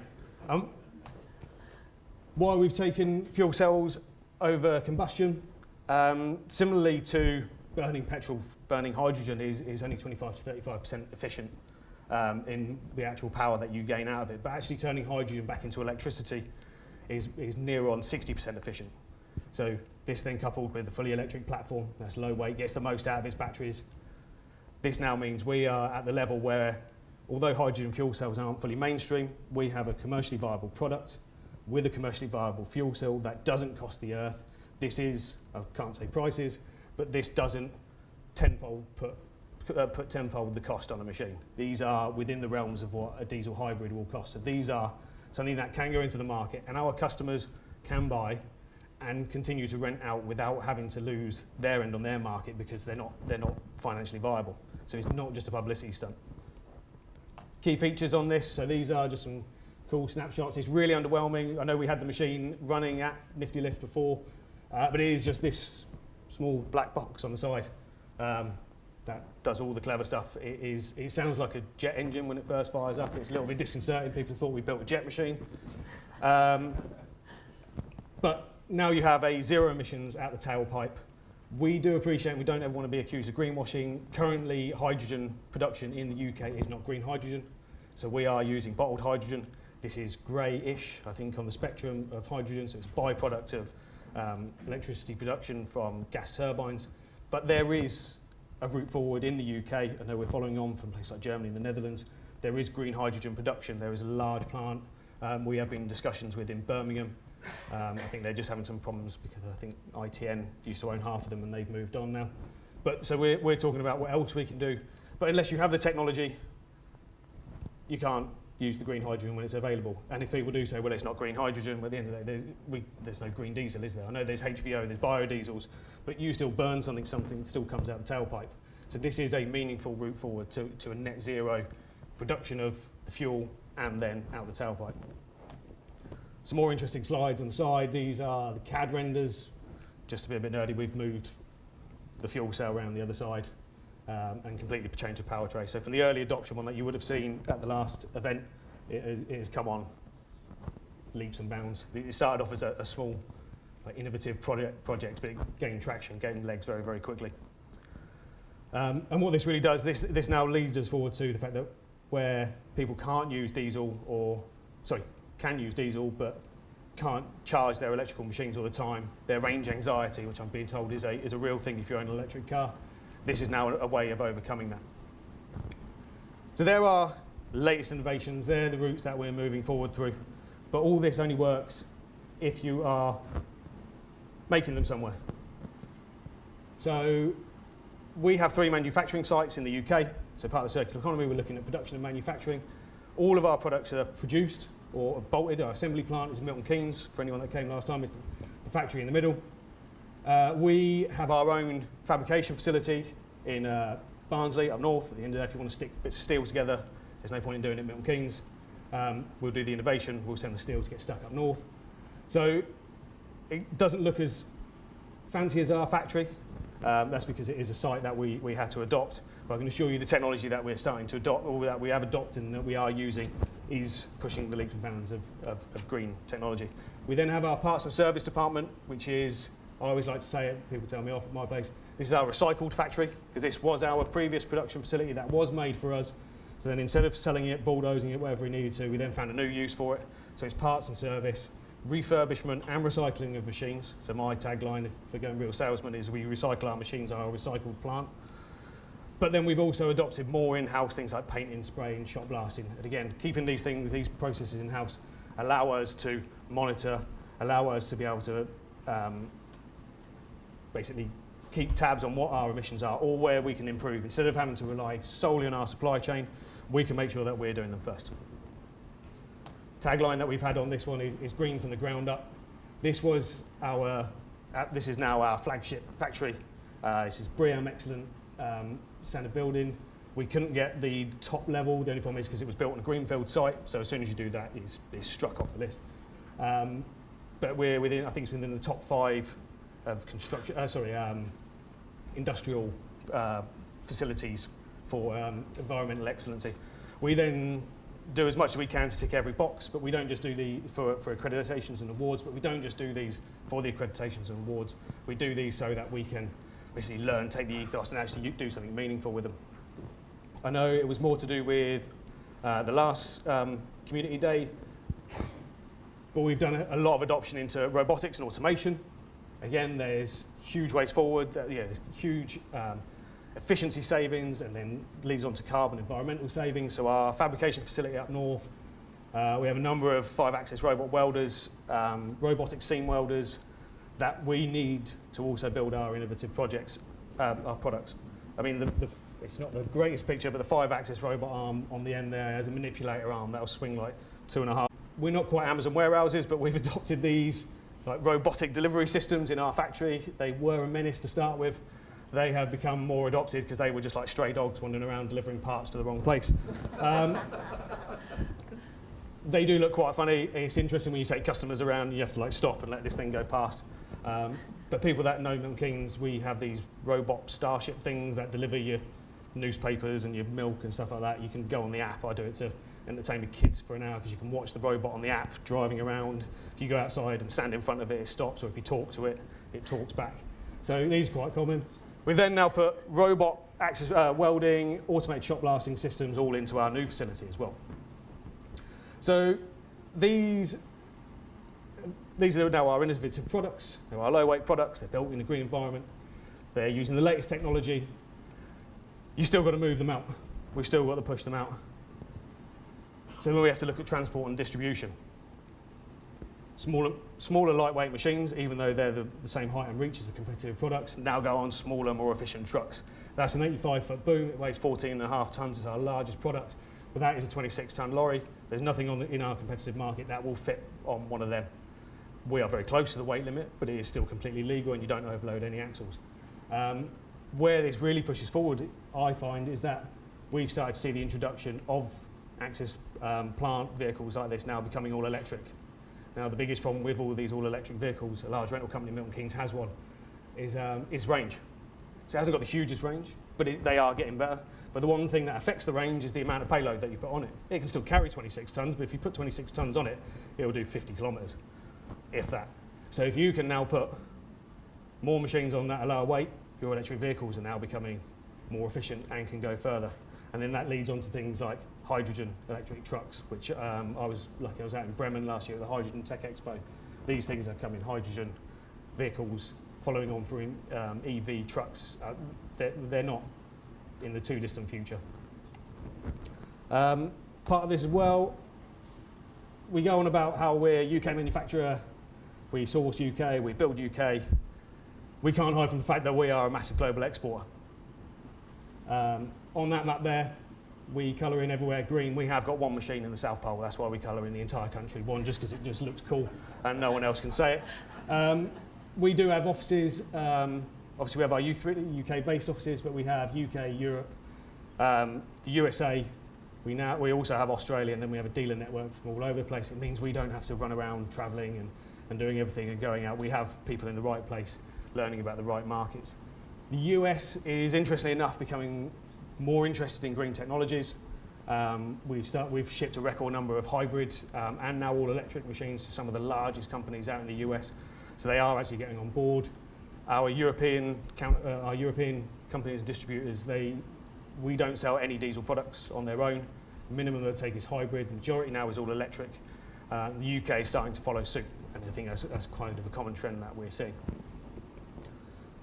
After we've shipped it out though, we need to then monitor. We need to know what's coming out the tailpipe. We need to know what people are doing with it. People want to know what they're doing with it. So this slide here, it shows performance and emissions data. Now these aren't just calculated, these are also tested. Everything is tested against what we call the standard duty cycle. Now we can't do miles per gallon, we can't do litres per hour. I mean, we can do those things, but that's not how Actis platforms work. So we've basically made up our own miles per gallon. And this works for diesel hybrids, it works for all electrics, it's a defined set of machine functions. It sounds very simple, it sounds like you're doing a cheat on an old, like Sega Mega Drive game. It's like up, down, left, right, and back again. And that's what we do. It's been defined that 16 to 18 of these cycles is a day's work. Now, it doesn't sound like a lot, but you remember you're using an Actis platform to go up in the air. You're not using an actual Actis platform to drive around a building site. You're using it to go up and do something in the air. So I do just flick through the videos because they can go on for quite a while. But what we can then do is we can look at more efficient ways of how our machines will work. So the HR15, or the HR17, so sister products, which is what we've also made into a hydrogen machine. The bottom line just shows you, the bottom graph shows you what you can do on one charge. You can do 70, I think it was 66, but now it's 70 standard duty cycles. It can do 4.5, 5 days work based on the duty cycle. The line above is what we can do in a hybrid. So we colour the red bit in for diesel, just so everyone knows that was the bad bit. But also we put the lines underneath to show that with our hybrids, while you're using the machine, so this isn't just standing there idle, while you're doing the duty cycle, while you're doing an operational function, you're still putting electricity back into the batteries. So this is an optimised method of using hybrids. So you could run on all electric, then you could use diesel while you're outside, then you can go back to all electric while your batteries are charging. And so the top line shows a similar fact. So that's 10 litres of diesel. We'll do 88 cycles. I was going to round that down to try and get 70 cycles, but it made the litres of diesel just look a bit strange.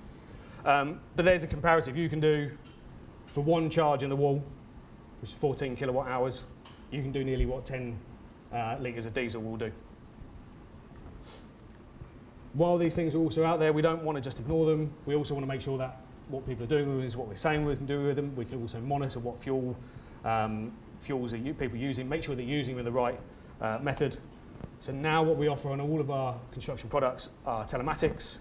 This isn't a customer option. This is something that comes out on absolutely everything. This also isn't just out the box where it is if it's turned on or off. This takes hold of our advanced CAN profile.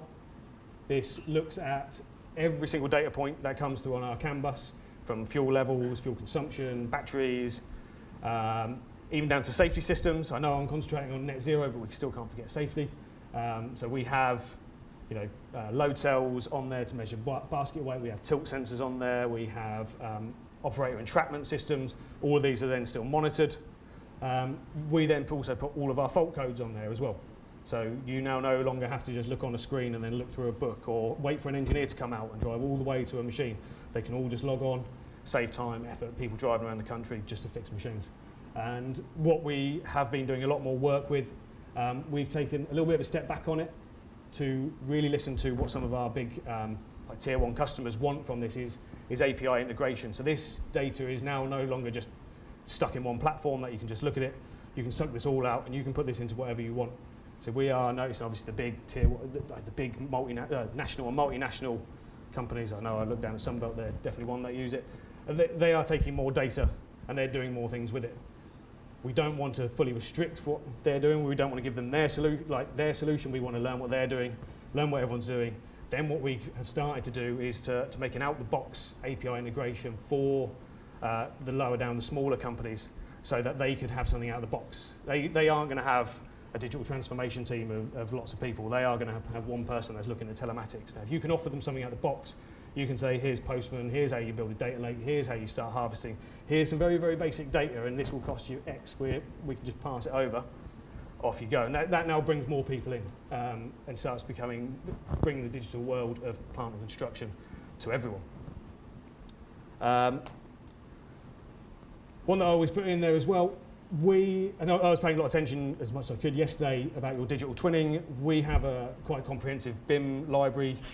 We've done work with some of our customers that have asked for more and more data to go in there.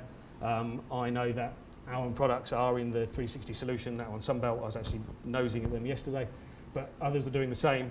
And as they come and ask, or as we find out what they want, we'll continue to update our BIM model. So potentially, if we can offer that solution for a more advanced digital twin so that our products can be used within your models so that customers of yours can then use them correctly.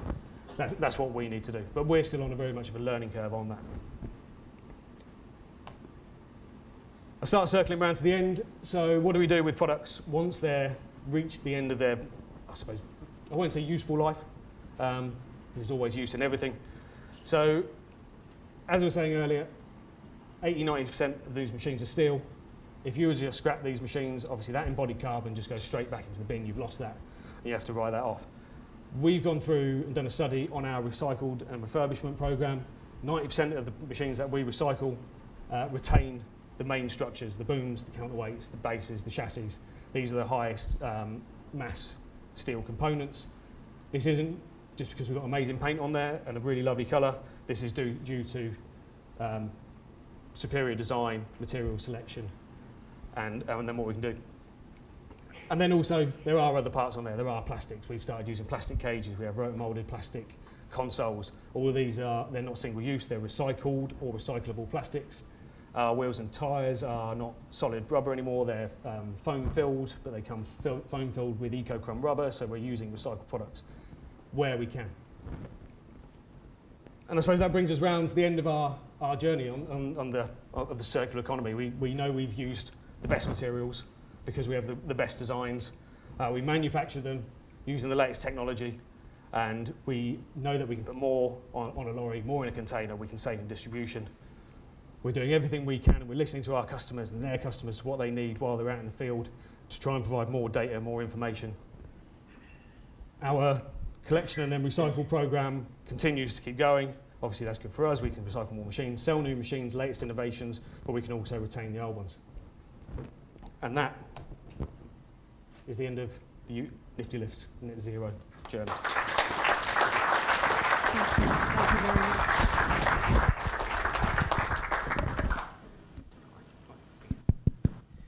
Testing. Thank you very much, Tom. That was a fascinating conversation about all things net zero. Now, we're very fortunate, as I'm shifting back up the presentation schedule, to have, they say 3 is the magic number, and we're very fortunate to have 3 fantastic speakers coming up next. Where are you? All the way up here. So we're lucky to have Andy Lowe, who is the Head of Research and Insights at FC Laboratories. Now, I love the front line, Andy, saying that you're behavioural psychologist, neuroscience and data analysis and data science. Now, that is quite a long-winded way of saying you're very, very intelligent. So thank you for coming to join us today. We've also then got Nathan Barker, who's the Chief Exec of the Institute of Occupational Medicine. Very experienced, approachable and commercially astute leader. Thank you very much, Nathan, for coming in. And also last but not least is Paul. Now, Paul is the Chief Exec and founder of Snugs. Now, that's a really fun name, so I'm wanting to hear more about snugs, so maybe we can catch up later and hear all about that. Now, the three of you are going to come and talk to us about delivering major improvements in project safety in the Commit to Safety project. So welcome to the stage.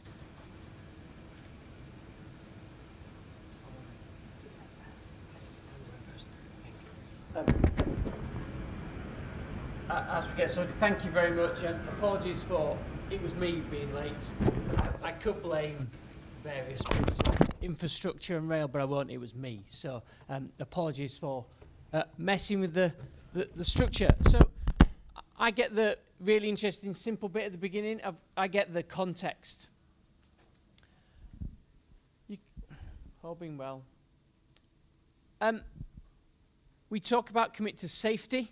I'm going to broaden it straight away. I need us to commit to health. Safety, we've generally got right. Generally. There are accidents. And if you listen to Dame Judith Hackett, who used to be the chair of the HSE, she will tell you from the thousands of RIDDOR reports she read that we have the same accidents every time, but with different people. We have the processes, the policies, the procedures. We heard all that before. We now have vast amounts of data, but we have people. And it is the people and their behaviour that causes us the biggest problem, because we often cut corners. And it's really interesting when you talk to the HSE that they see the same thing time and time again.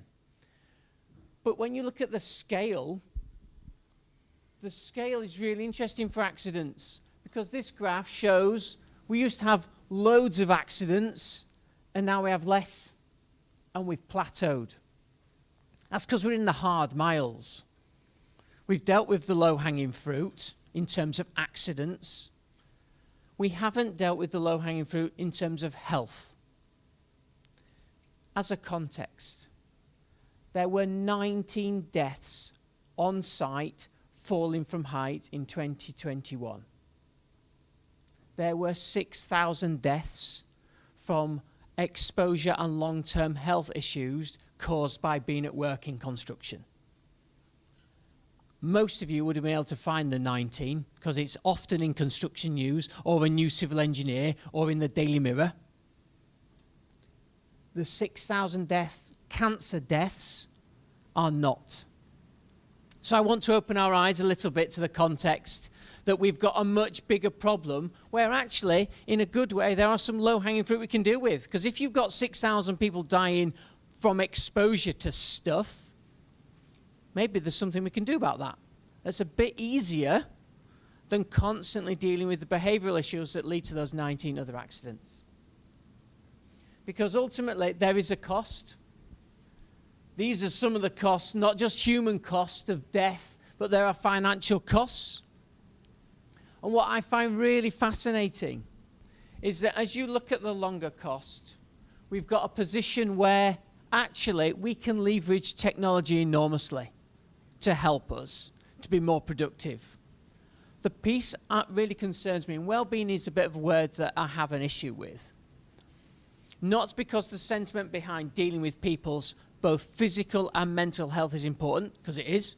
That's why I run a not-for-profit research charity focused on workplace health.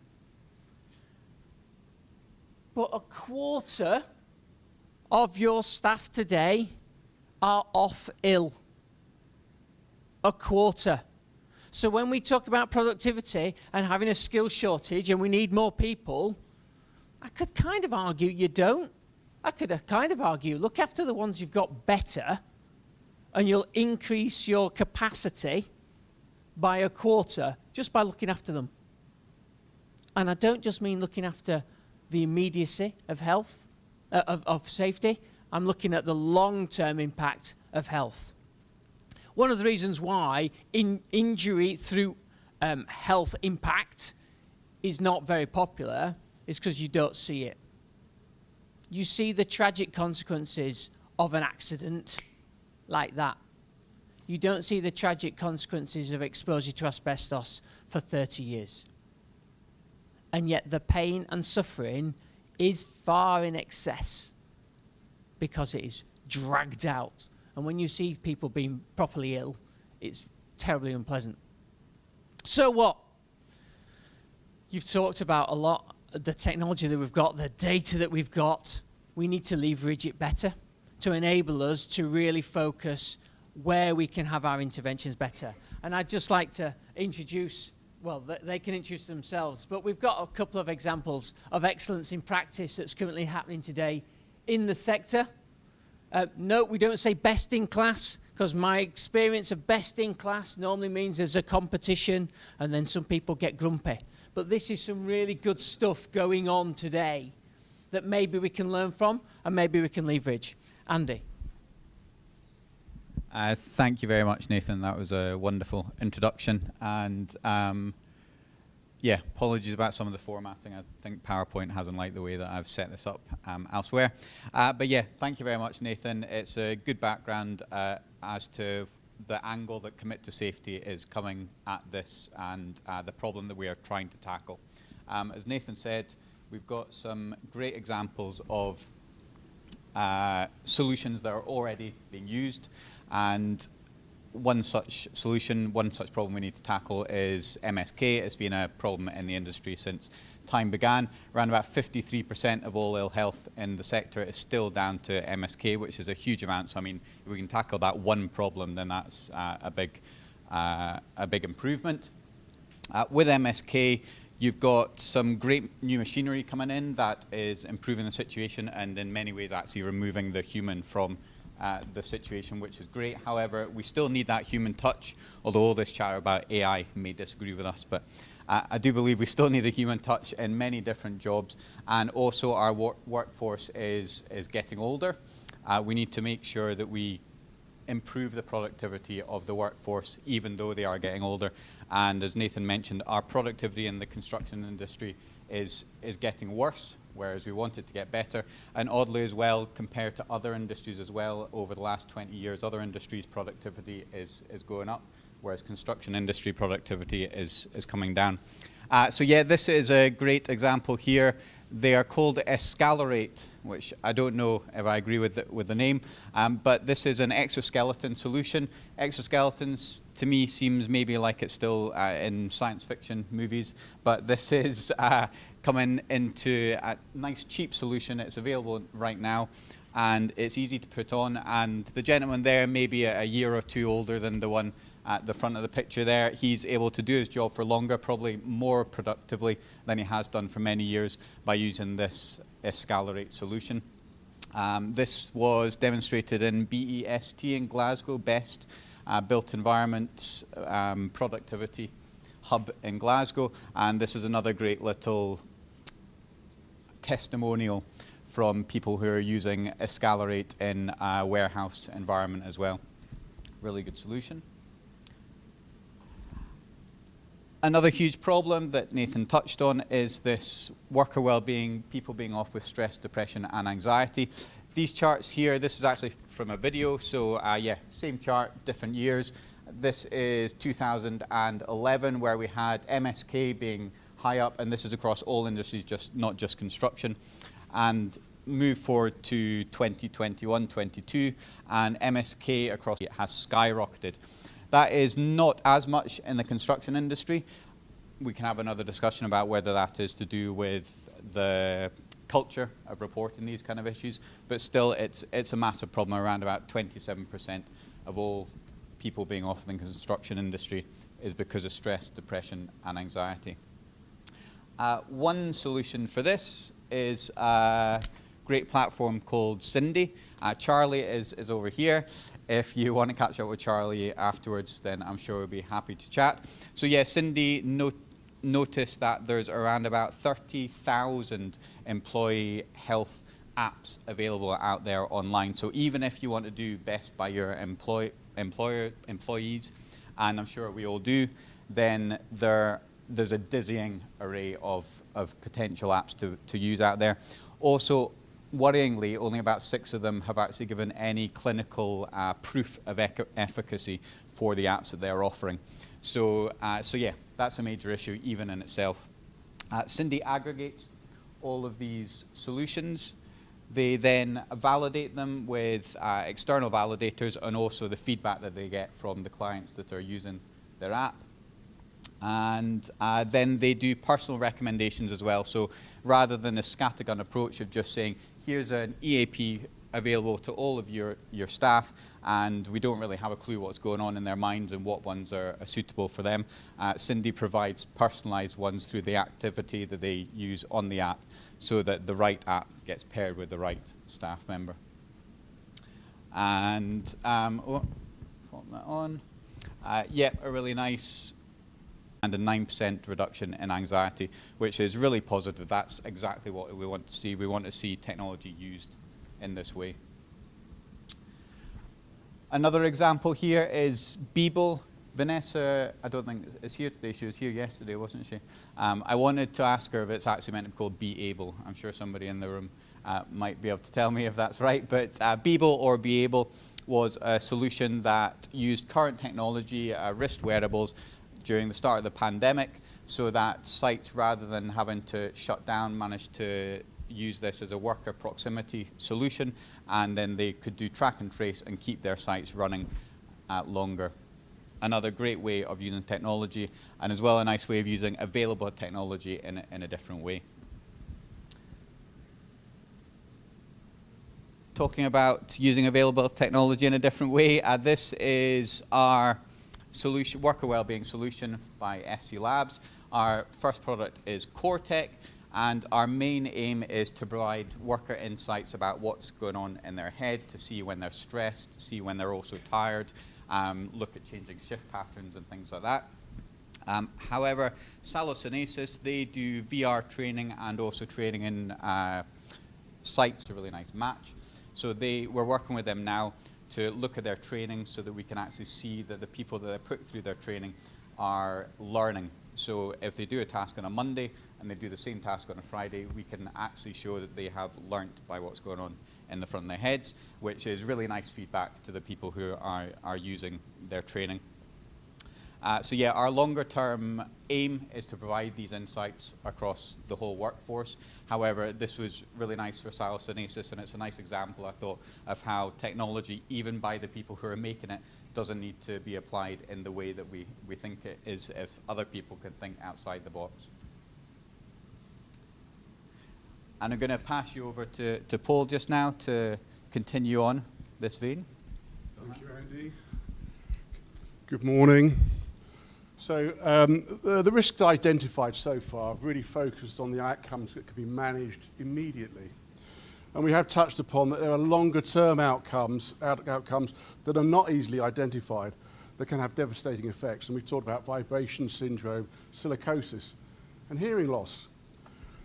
There is legislation in place that requires you to control these hazards, and there's more legislation coming.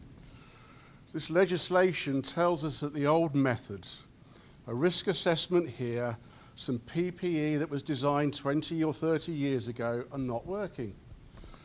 Litigation is growing, increasing the cost of doing business, exposing the risk to profit. Now is the time to get ahead of this curve before it becomes more costly headlines and the negative PR that follows. There are new solutions out there. They can be cheap, they can be effective, and they can be quick to implement. They can save crippling lawsuits, but above all, they can save lives and improve people's health and well-being. One day, when I was 32 years old, the ringing in my ears from another noisy rock concert didn't go away. I developed tinnitus, as will 1 in 8 of you in this room today. Snugs applies leading-edge technology such as AI imaging, 3D printing, to make better hearing protection.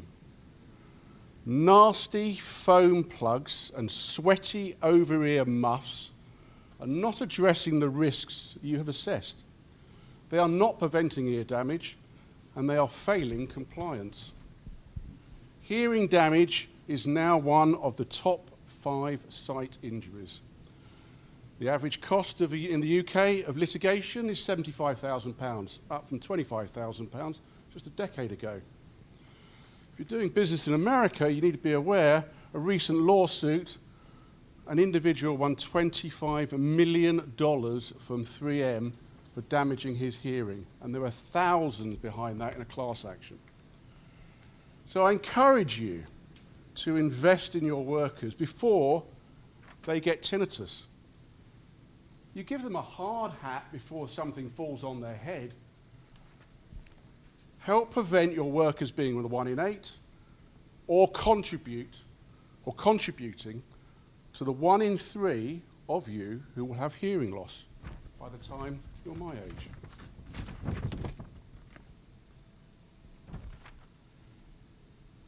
Ooh, did I press one too many? No, I didn't. So isn't it time that we ensure that our valued staff's health and well-being is a leading benchmark for construction companies?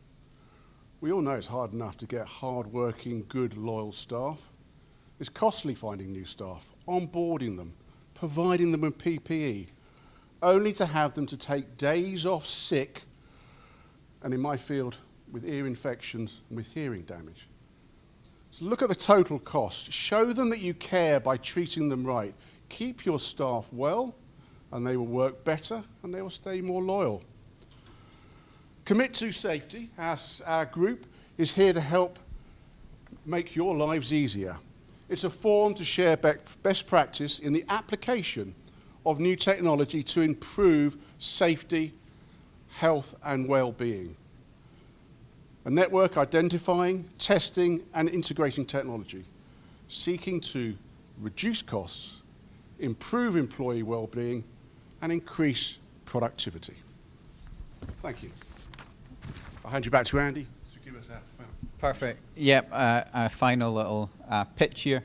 So yeah, lots of great examples, a good background of the problem that we're trying to tackle, some great examples of the projects that Commit to Safety members have been involved in over the last few years, and also the projects that we need to and we want to be involved in over the coming years. To forge this network and to be as productive as we want to be, and to reduce costs, improve employee well-being, and increase productivity, we're just asking for one thing here today. We're asking for you to sign up to a newsletter. It's going to be a monthly newsletter. It will also have in the first month a link to our LinkedIn, and it'll have details as well for a monthly community meeting, which will be a simple little Google Meets that you click onto once a month if you are free. It'll be between half an hour and an hour, and it'll be a forum to chat about the current issues that you're facing, and maybe connect with a few people that may be solution providers or have the same issues in the workplace that they're in, and you can discuss it. If you want to become even more involved, then similar to the other projects, we meet for a strict 30 minutes every Wednesday. Again, it's nice to have a regular group that meets up and grow the network and discuss the issues that we're wanting to tackle. So that because we've got a captive audience, we have, and we know that in your goodie bags as well, there's pens sitting in there. So if I could hand this around, it is literally just name and your organization, and I'm pretty sure Stuart has the other details that we can then put 2 and 2 together. If you could, I'll start with you, because I know we'll get a name for you there. If you could fill that out, that'd be wonderful. If it's easier to put a business card in, then I'm going to hand around our hard hat. You can put a business card in. And I was late attending today, but we wanted to get these in your goodie bag. So if this comes around, put your business card in if you want, but also nab one of these lovely stickers as well. I will, you know what, I'll start that up at the back. Nab a sticker. Thank you very much, and hopefully we can discuss some of the things that we have talked about there in the discussion that I think will be happening very shortly. Thank you all three. Wonderful presentations, thank you. Now can I invite all of our speakers and Stuart to come up to the front for our Q&A panel.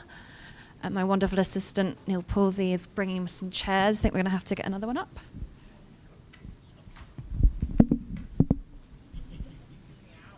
Oh, go on.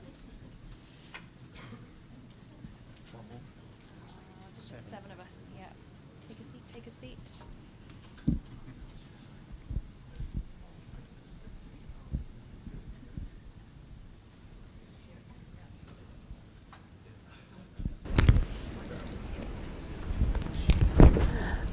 We all in?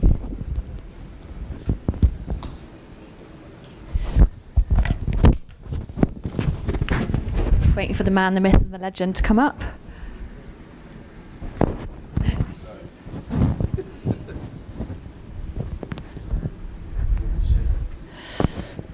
You can sit there if you like.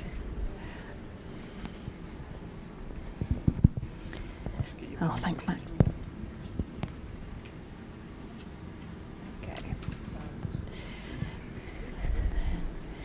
Thank you very much. So Neil, fascinating conversation in terms of innovation. I just wanted to ask you who you thought should be leading the drive in pushing innovation in the industry. Should it be the policymakers? Should it be the regulators? Should it be client organisations? Should it be the tech providers? Who do you think is the best positioned to drive innovation in the best way possible? Shall I give you the lazy answer? No. All of the above. However, I think the traditional school of thought is it has to come top down. So it's the clients, but I think we've been sitting waiting for that to happen for a while now.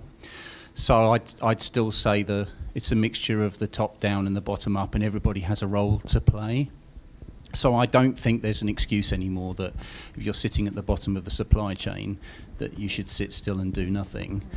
There's a lot of good in doing innovation for your own good and do it for your own good. But also I think there's a lot of work to be done. I think on one of my slides it was about business to business, business to client. And I think there's a role for partnership, more role within the supply chain if you're a tier one to be working with your client, inspiring your client, demonstrating to your client the value of new technology and new ways of working so that you can then work together and collaborate together to do it. So, sorry, that's a very short and succinct answer, but I think it's everybody. I don't think anybody should take it as an excuse that it's somebody else's responsibility, because I think there's been a certain amount of that going on. And I think this group of presenters as well is very pro-innovation. If I speak for you, we've got a very good range of conversations happening already this morning. So if anyone else wants to come in on that, who do you think should be the prime position to innovate? Not policymakers and not regulators. And that's where we all wait. You will wait forever for the HSE to give you anything. And that's not because they're not willing, it's because the volume of data that they get, and it still is data, it's not wisdom for them. Wisdom is about the application of knowledge. That's very clearly came out.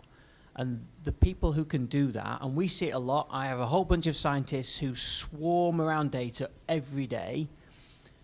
Converting that into action is the key. So it's the person on the ground. Get on with it. If you have inaction, you have nothing. If you do something, you will prompt a reaction. That will therefore mean stuff moves forward. So from our perspective, as an independent, impartial, science-driven organisation, don't wait for the people who've got the data. Use the data to get stuff done and do it on the ground. Fabulous, thank you. Steve, I just wanted to ask you about your project. Thank you very much for introducing us to all things 5G, and I think it's a wonderful opportunity to really connect, especially with the move towards Internet of Things and digital twins, and the topic of conversation yesterday was very much about that national approach to digital twins. But what's next post phase 4? No, really good question. Thank you, Victoria. So we're not going to stop when we've finished phase 4, and I think where we go next is probably going to be from the feedback that we get from the previous phases. So and it'd be really good if we can have a spin-off, something a bit like what Tony's done with the COMIT to drones. So I'm hopeful for something like that, but certainly we will be continuing and looking at how we can explore and get more out of 5G. Thanks. And Stuart, as a co-leader on that project, is there anything else you wanted to add on that perspective? No, I think to be fair to Steve, he's led the project quite well. We could do with a few more participants, a few members in it. Yeah, so I know there's a few people in the audience potentially could get involved in it. Let's speak. Let's see if we can develop it and get you on board. Because, as Steve said, collectively we've got the answers, but singly we haven't. So let's have a few more people. Andy, Nathan and Paul, you spoke about project safety, and I think that was a fascinating insight, looking at the type of progression that we can make through technology and technical advances. But I wanted to ask you about data capture and inadvertent data capture in terms of the wearable tech and the IoT sensors and things.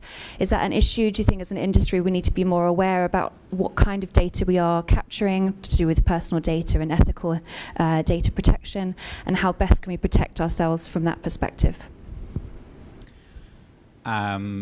Yes, it's certainly an issue.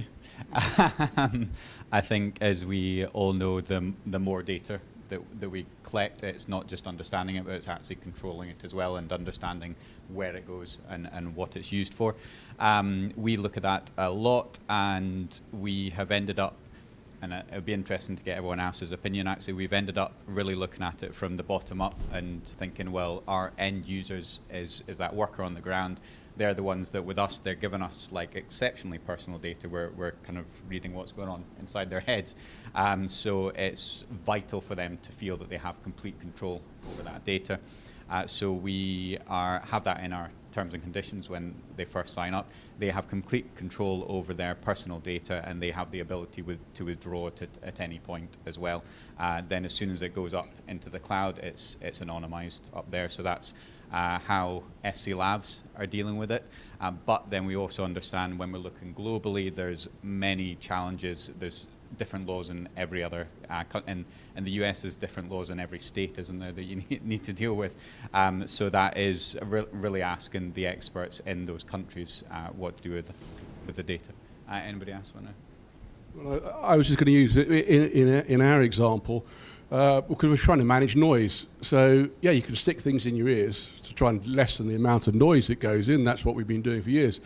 But by using data, we're now able to put dose meters. Same analogy as a little radioactive dose meter. You get the idea of how much the worker is being exposed to. This has a huge benefit from the employer's point of view, because this is a way in which they can actually capture individuals' exposure to that safety issue, noise in our case. So it enables them to ensure that they're managing up to the compliance level. Then it also allows you to then start to better manage the situation from the wearer's point of view, because you can give them alert to say, the hearing protection you've got in at the moment is not adequate for the amount of noise you're being exposed to. So either you've got 5 minutes in that noise, or you need to get out, or you need to do something else, which is, in our case, double up and put muffs on or do something about it. So capturing the right amount of data at the point in where it's occurring is absolutely paramount for delivering a better solution. Then how obviously you can integrate that data and aggregate it across the worker's lifetime is all part of it. And I very much hope that our clients are conforming to strict EU laws and looking after that individual's data. But from our point of view, we're looking at aggregating it to deliver a better solution. In terms of process, so as a research body, this is where we learn from other sectors. Day in, day out, this is what my lot do. They manage personal data. We have tons and tons of data from across loads of organisations like the NHS that we manage on a regular basis. So don't reinvent the wheel. There are already great ways of managing personal data. It's just finding those examples and then using them well. Can I just add to that? It's around not just regulation, but I remember on one project when we were trying to track where people were for health and safety reasons within tunnels, and there was good reasons for doing it, was the unionised objection to that in terms of why are you doing it? You know, there must be some sinister reason why you're capturing our data. But I think, Andy, you made the point that if you engage the users early and for a long time and explain to them and take the time to explain to them why, it's for their safety, it's for their benefit, and that their data is safe. I think there's a lesson in user acceptance there, which I just wanted to pick up on there, which is really important not to forget.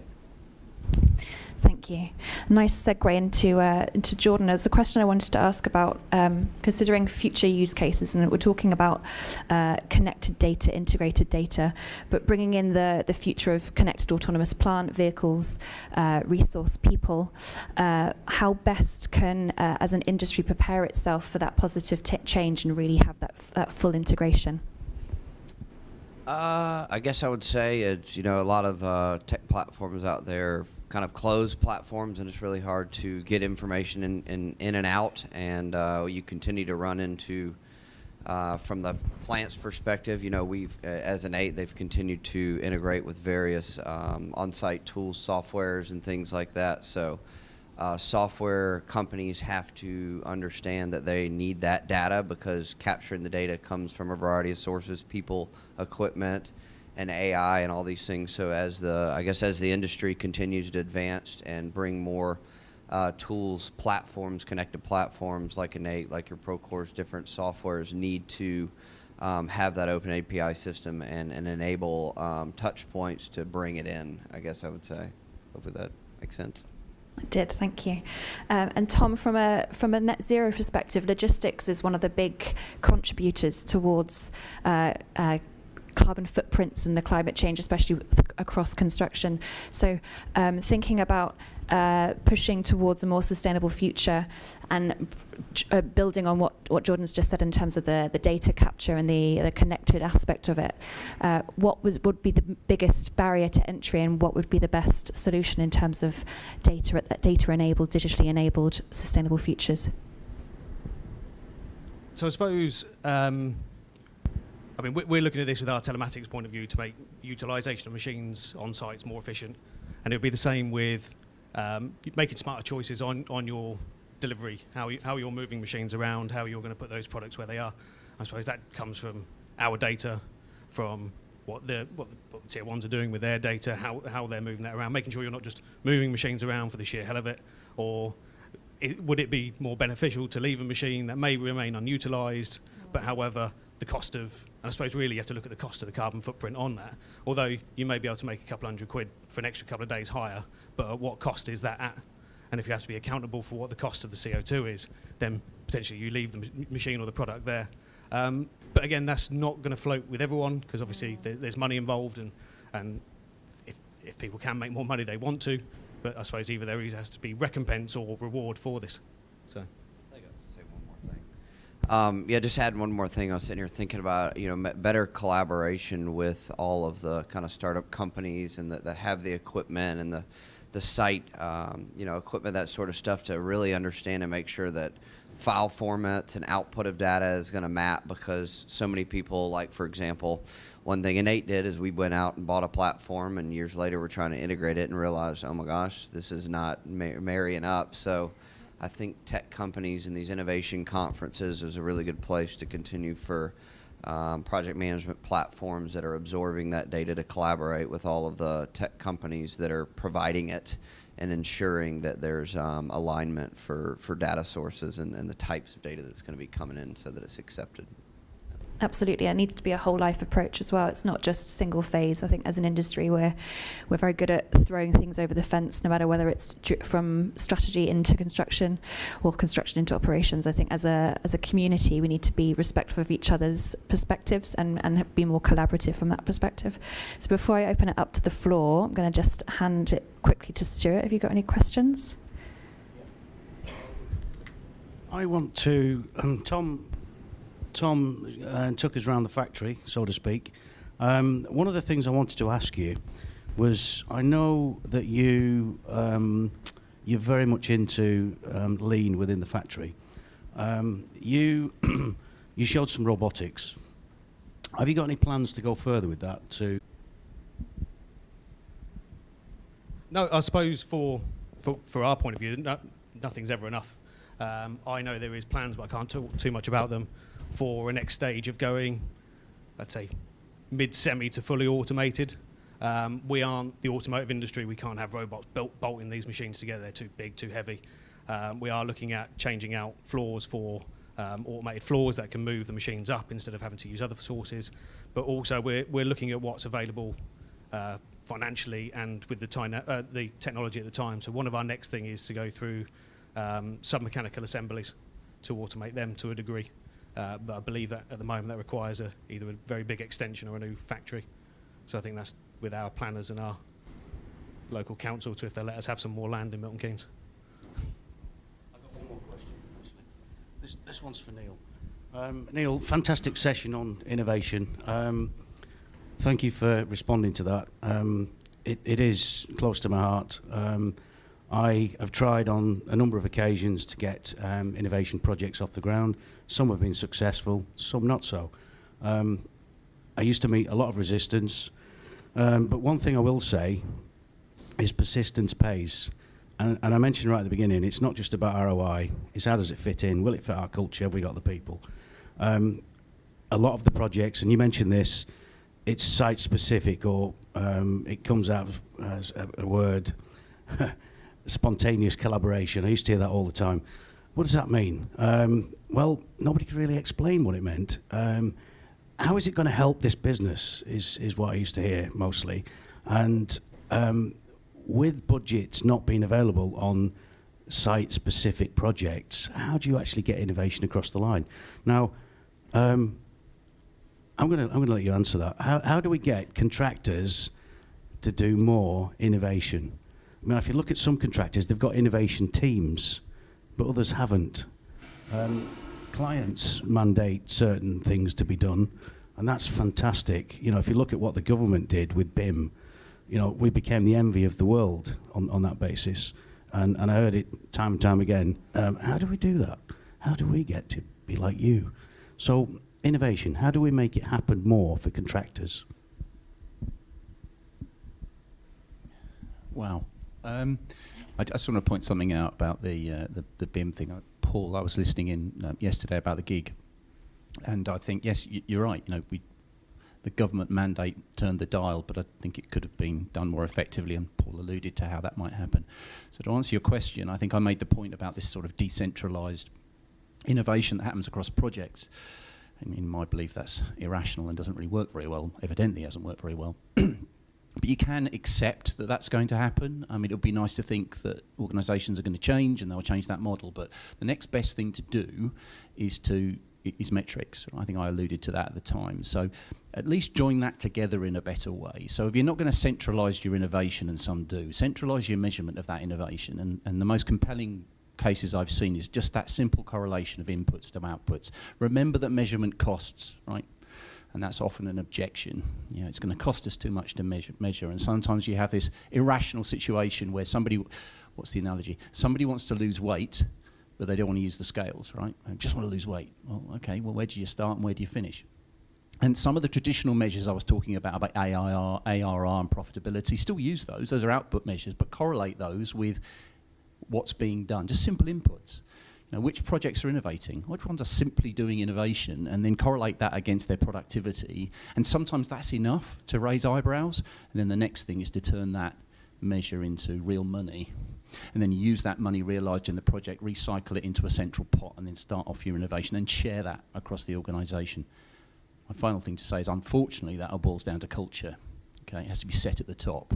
This stupid competitiveness that you get internally, well, the only people to blame for that are the people setting policy at the top of the organisation. I'm going to move to the audience. Got a question here. Hi, I just want to ask a question which I think kind of connects disruptive innovation, well-being and culture change. And it's an open question to anybody. Been involved in innovation for many, many years, like a lot of you have. And I think that innovation often is perceived by a person, by a human being, as a threat. You know, you're telling me that we're going to do something in a different way. I've done it this way all my life. This is undermining me. This is undermining my experience, and so on. That creates anxiety. That creates depression, and so on. And, you know, and inhibits culture change. So I guess the question that I'm asking is, how do we make a more compassionate approach towards disruptive technologies in the way that helps an individual become a better person and contribute more towards the company, rather than thinking that maybe they're on the way out the door and technology is going to replace them? I'll take a stab first. I really think it's most importantly you have to, you know, and empower those people that are actually the ones who are going to be the ultimately to drive change in the end. The people at the lowest level are the ones who actually are the doers, doing it coming up. So I think it's really important for that empowerment of them, and then really, to his point, also making them having those innovation metrics and getting that in front of the people. They have to understand what impact this stuff really is to the business and help them understand in a way that they're a part of it. Because when they think that they're just another number and then the company, they're not empowered and part of the innovation, then it's a challenge. But it really goes from the messaging from the top-down perspective that helps that, but really the other way around from the grassroots up, that they're actually the ones who are going to be the doers kind of making that impact. So it is a challenge when you bring in new technology that's eliminating roles in organizations. So it's enabling those employees and finding other ways that they can be productive, and even if it's something that's eliminating their roles, you know. From a well-being, health perspective, it's about leadership, and that brings it right back. The reality for most people is change is scary, innovation is scary, life is scary. It's for the leader to show people the right way and to get on and do it. Don't talk the talk, walk the walk. And it's such a trite phrase, but it's so true. Because when you then look at the compassion piece, and it comes back to that 27% are ill with stress and various other pieces. Don't call it stress, call it distress. In your mind, think of stress as distress. Because stress is actually quite good. Stress drives you. Distress, and all the research shows it, is that negative flick to it. So I would be looking at compassion in change and saying it comes from the top, it comes from intent-based leadership, it comes from mission command, it comes from empowerment. You might want to use the word emancipation, because empowerment suggests I've got the power, I've given it to you. Emancipation says you've already got it, get on and use it. Thanks, team. I've got a question from the back here. It's Jerry from COMIT. And this is really for you, Andy, an observation and a question. Many years ago, I was doing a spate of interviews on construction sites, really collaboration to see how teams worked and where things were going wrong. And I hadn't expected, but the level of stress that people were sharing with me was not to do with the job, but to do with the fact they were away from home, perhaps with a young family, and were getting a lot of marital grief. And that was a form of distress. See, I was listening. Distress. And I don't know how you deal with that, because maybe lads on a construction site don't want to share those personal emotions, but it's obviously a huge level of distress with them when they're away from home for a certain time. I don't know how you deal with that. Well, I don't know either. No, I think that's a good example of the problem that's around this and the culture in construction, and not actually just construction, of many different industries. And the way that FC Labs look at it is, so those issues that you're talking about, if somebody has, let's say, a really positive change in their life, as in they've got a baby and they're getting 2.5 hours of sleep every night rather than their full 7 or 8 hours, and that could turn up in them causing an accident at work and injuring themselves or injuring others. So from an FC Labs perspective, we just identify that, and then we kind of quite often talk about this as well. That's our issue with FC Labs, is that we're just identifying that there's an issue. I think that's a really positive thing, because then you get the manager can sit down with the staff member and say your trends changed this week compared to the last 7 months when you're amazing at your job. Something's changed this week, and before you have an accident, I want to sit down with you and have a conversation. So I think that's a positive thing that new technology can put in place. However, it potentially points to the fact that it's not just one technology is going to be the game changer, it's how they all interact with each other. It's things like Cindy then and making other technologies available, so that there's a path that the employee knows that they can follow, and they can be as vocal about it as they want, or if they want to keep it internally, then these things are available to them to improve without having to have that awkward conversation. Thanks very much. Now we have 15 minutes left of Q&A, so we've got one more question at the back, and I'll come to you at the front here. Hi, Max from COMIT. The question's not actually from myself, it's from our engaged online audience. So thank you for still attending, even if you couldn't make it here in person with the Michigas that's going on with public transport at the moment. The the questions are mainly centered around innovation, and there's a couple of different questions around how you innovate. But I think I'm going to group them together, and I'd like each of the speakers just to give 30 seconds on this. Obviously, we talked about the need for innovation and the lack of innovation. And yeah, I saw Neil's eyebrows go straight up there. He and I have discussed this at length. So there are programs out there. Innovate 18 as part of Crossrail. That became I3P as a national body. How do you foster innovation with your own businesses? And if you don't currently, what steps are you going to take away from what you've seen here today to foster innovation? So we'll just go along the line from left to right, if that's okay. Excuse me, I'm on the left, then that's on my right. I engage with people. So I am an innovator, and I'd say that I'm a disruptive innovator in what we're applying to a very old traditional space that is owned by the big 5 companies. What I do as an innovator is that I don't hide my innovations, I share my innovations. I engage with conversation. I know as an innovator that actually 99% of people are not innovators, but they've got a really good opinion and they can give a really good customer perspective of it. I engage with my customers before I engage with my trade customers. I want to know what my users, individual customers, think of my product, because I want the true feedback from them before I go to their aggregator, their buyer, because he'll never tell me what's good or bad. He'll just beat me up over the price or whatever it is. So I think it's about asking the right questions, being open to sharing the thoughts and innovation, and getting yourselves into a network where that can flow. Because as we've said, the leading companies don't want to innovate. They want to hold on to what they've got. They don't want to share anything. And so it takes, you know, all you got to do is read those lovely books from that, I can't remember what the guy's name, the disruptor. When he goes on about how Toyota demolished GM and how disruption takes place. That is how innovation, I think, happens in the 21st century. This kind of question is going to get harder to answer the further we go around, so I'm really glad I'm just second.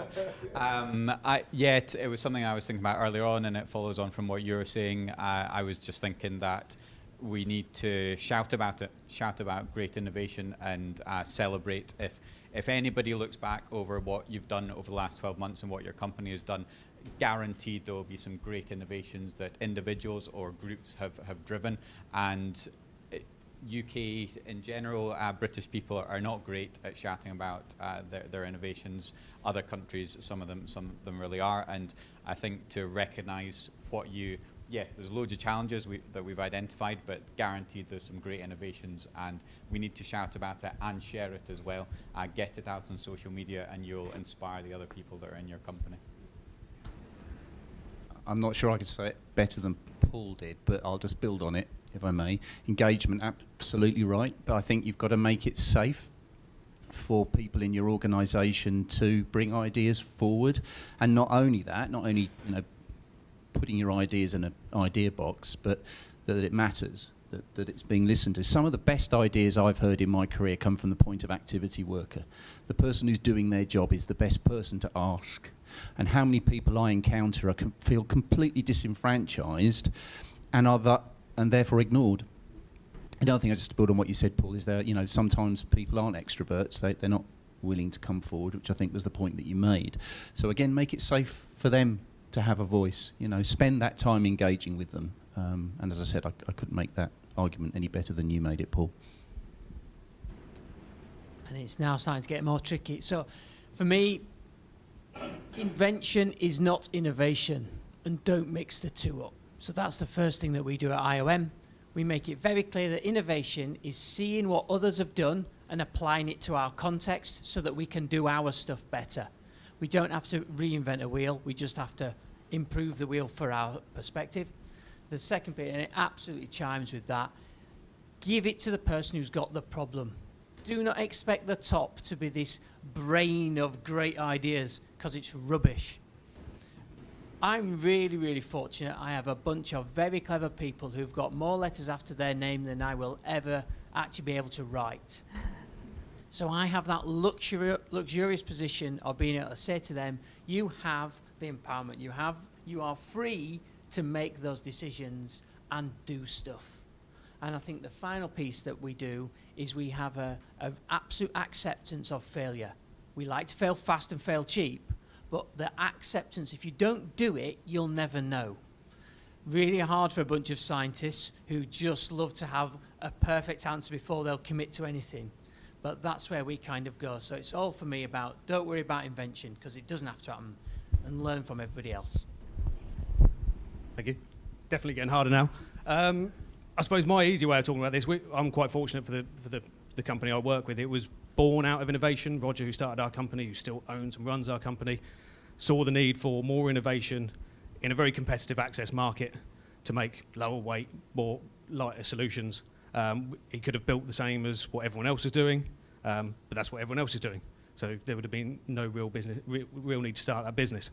He still works for us. He's still enshrined in our company. He still comes in every day. So it's top-down leadership on innovation on our side. But it stems all the way through our engineering departments, our recruitment into engineers. I know one particular one we run, not to talk just too much about our company, we run a very appealing post-grad project where we take graduates in. We'll then offer them, I think, to pay for their last year. We'll pay for their masters, providing they do this, that, and the other. But also at the same point, we lure them in with the fact that you're not just going to be designing nuts and bolts or drawing light bulbs for a big, massive company. You'll be designing the next product, the next innovation that's going to go on our products. And we can start that off from a young age. I think the average age in our engineering office is not old at all. But then that has fallen down through to our manufacturing and our production.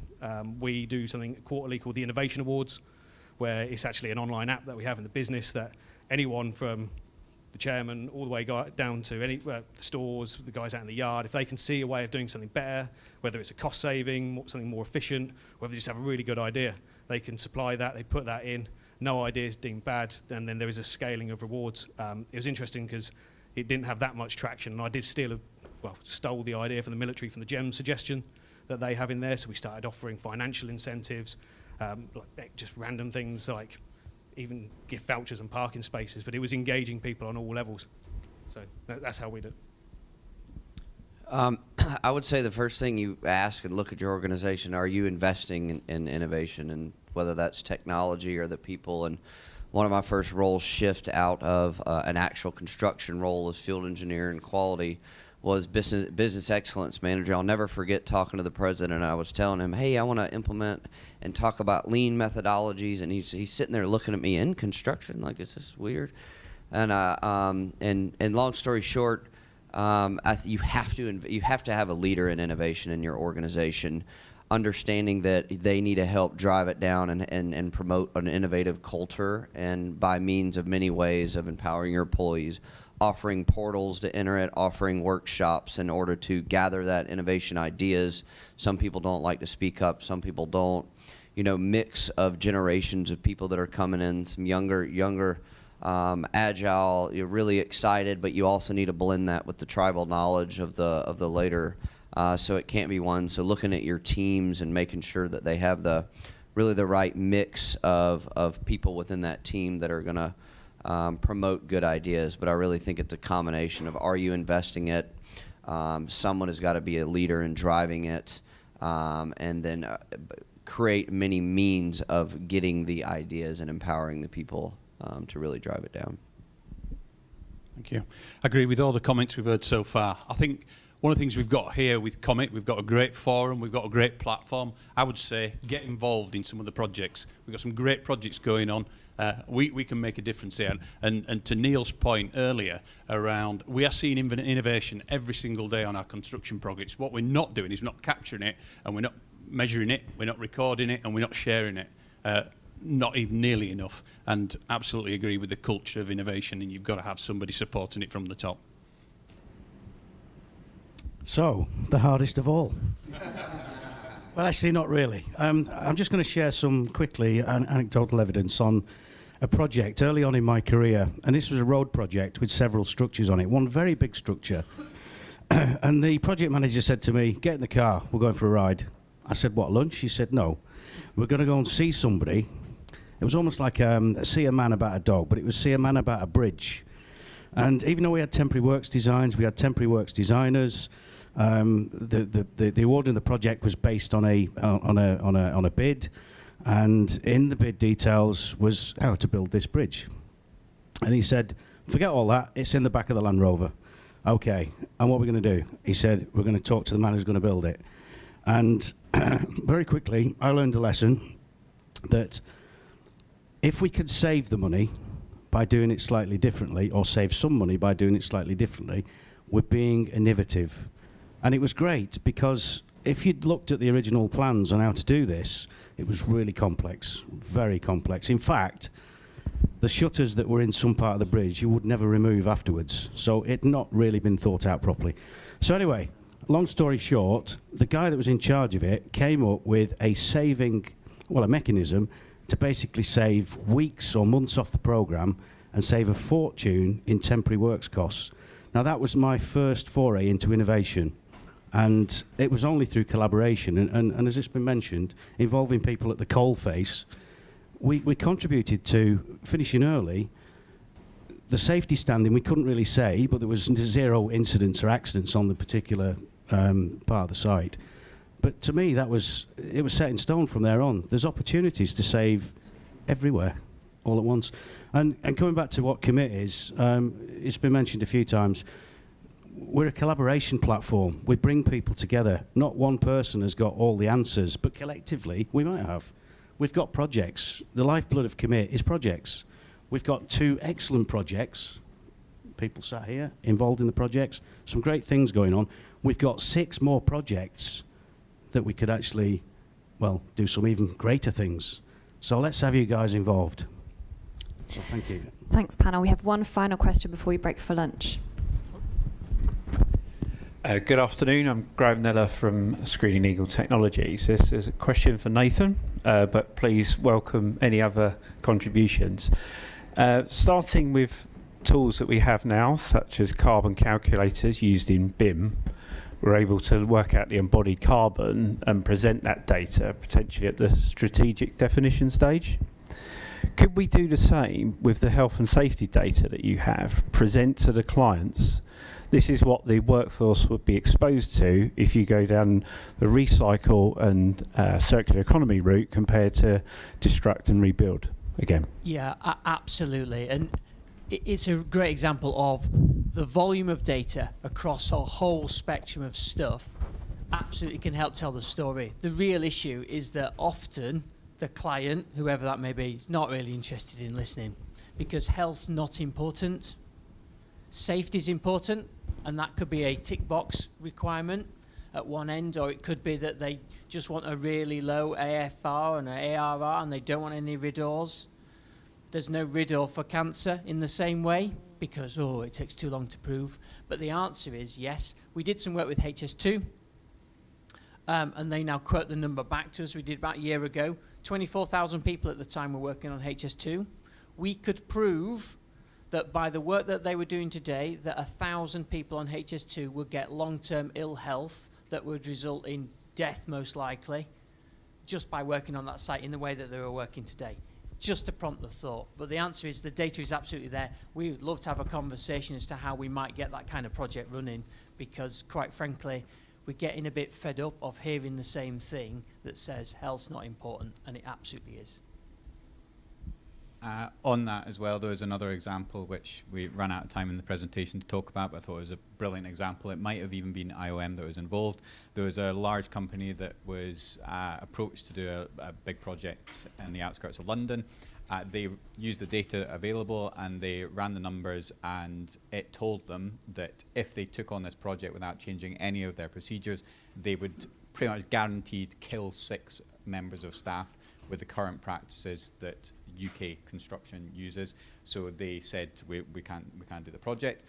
They then worked with the person looking to get the project done. They changed some of the procedures so they could bring that down to potentially 0 deaths, which is kind of ridiculous that we even have a construction industry in the UK that you have that data now that tells you we can kill 6 people doing this project. There's lots of innovations that they put into practice, which is amazing. One of the kind of most hard-hitting and actually simplest things is not using technology. They use that data, which is brilliant. It shows the power of data. Every project manager on that construction site, wife, family, and telling them that their husband or wife passed away on their construction site today, and work through that role play to really bring it home.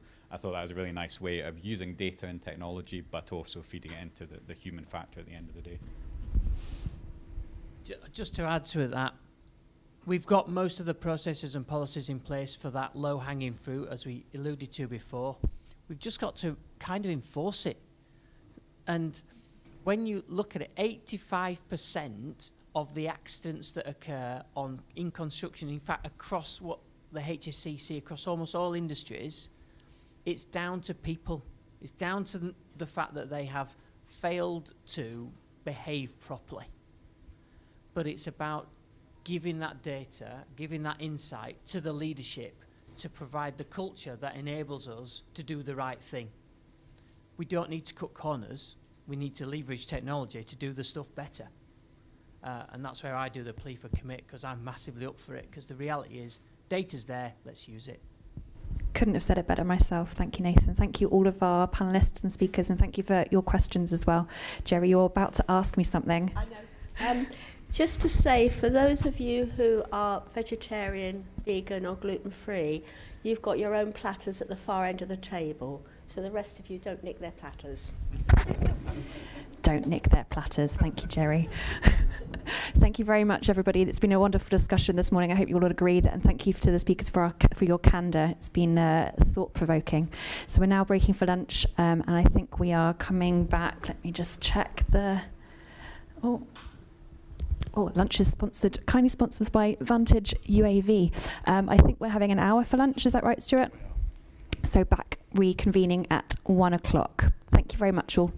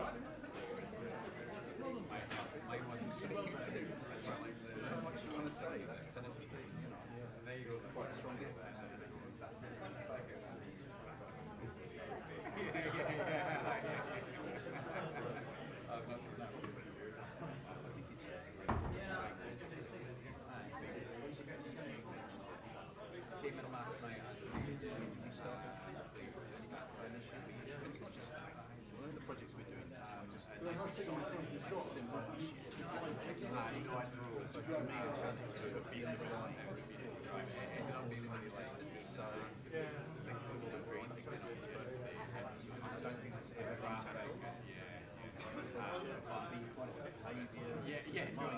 is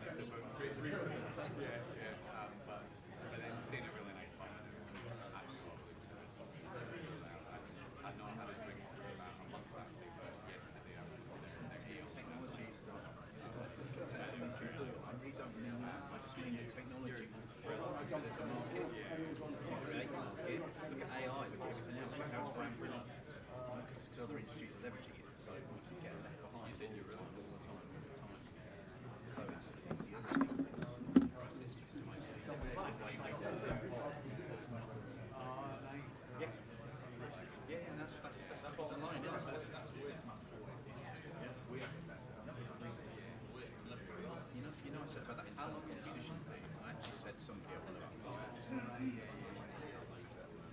basic.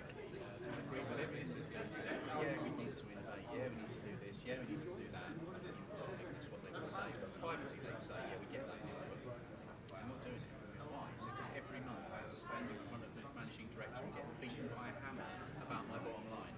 And my bonus is dictated on that. Everything else is dictated on that. So I'm not going to change. Until that lever changes, my behaviour won't change. Put my neck on the block.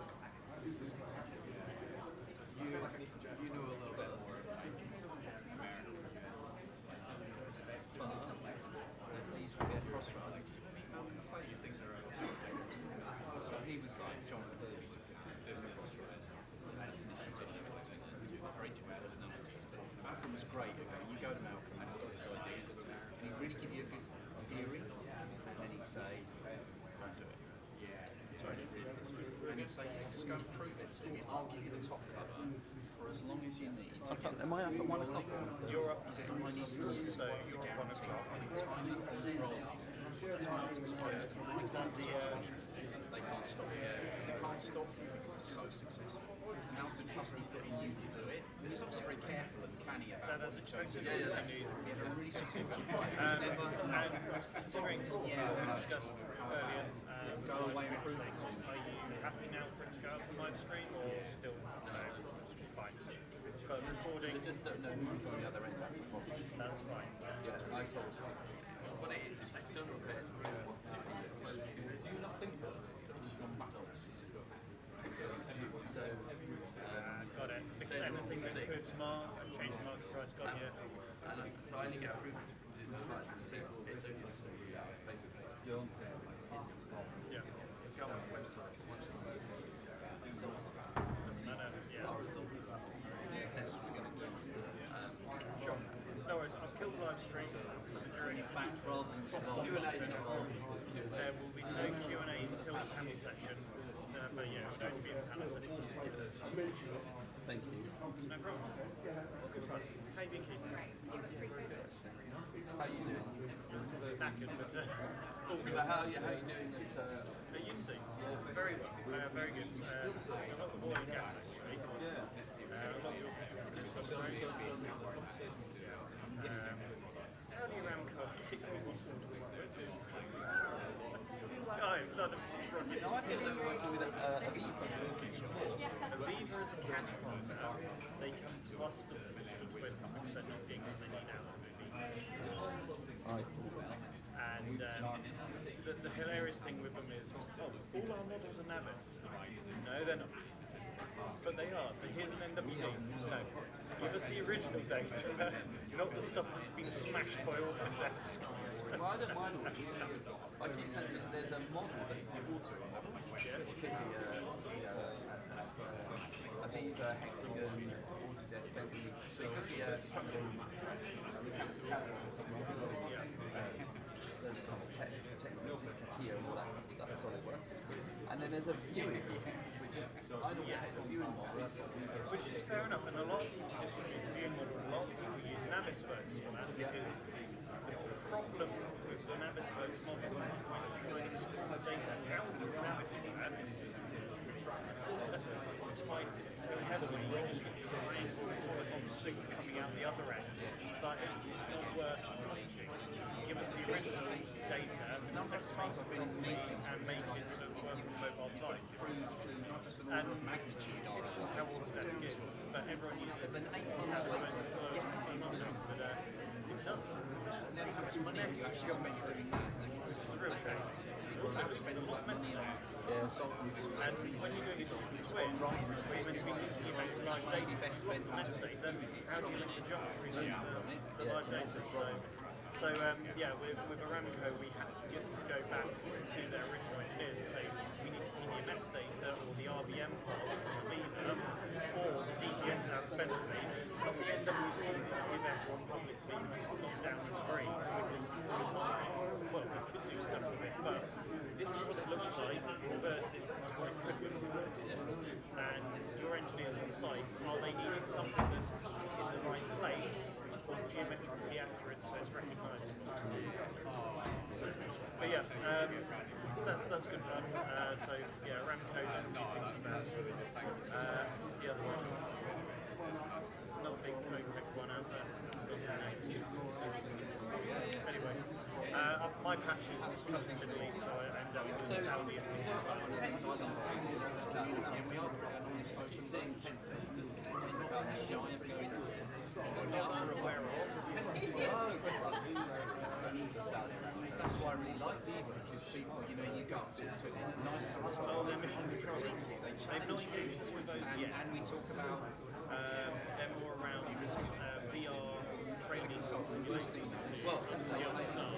That's how I see it. It's just a bit of a physical control thing. We kind of build up, we're only empowered to give their headsets. Yeah. The big thing we were trying to do was live data on site, so we can record and play that back to part scenario. So VOP valve jack you'd never go and repair the valve, but you can tell by the line pressures what's dropping, what's building. Use that to give situational awareness in VR, so they can train on that simulation without having to go and actually do it on the line well. So VOP blowout led to the Horizon issue. So if you can train them on that and get a disaster response rate. Have you got examples of that kind of training in VR? Unfortunately not, because a lot of it gets tied away by NDAs. Schlumberger, we've got an oil rig live operational digital twin, but it's wellheads in jungle sites where they've capped off some terrestrial wellheads, but it's monitoring the pumps and the live operational data on that small site. I think it's 12 heads, and it's monitoring pressure, flow rate, temperatures, etc. And it's giving you historical tracking. There's a demo on our website. If you go to Unity/Digital Twins, or you'll find that Schlumberger demo, and it runs on a web browser. We've obviously, it's been anonymised, the data is not from a live site, it's recorded, but it shows the value that it can bring. So a lot of these people, they've never actually been out to sites, or there'll be greenhorns that are trained on land and never set foot in deep sea oil. So can you get them better experience before they go out there, so you're not having to shut the rig down to train that's our vision. Because the reality is, as you go and do a maintenance job now in the North Sea, for the next 5 years onwards, it's like you never would have been there before. This week you're on a Shell platform for 2 weeks, then you're going to a BP platform, then you're going to a Chevron platform. Yeah, indeed. And they're all slightly different, all have slightly different stops. Well, they all have different procedures, yeah. They're all the same, but slightly different procedures. Yeah. Do you have a contact to Unity? No, I don't. The only people I thought Caxperts use Unity on their Unreal, not Unreal, because you have Unreal and then you have Unity on their UPB platform.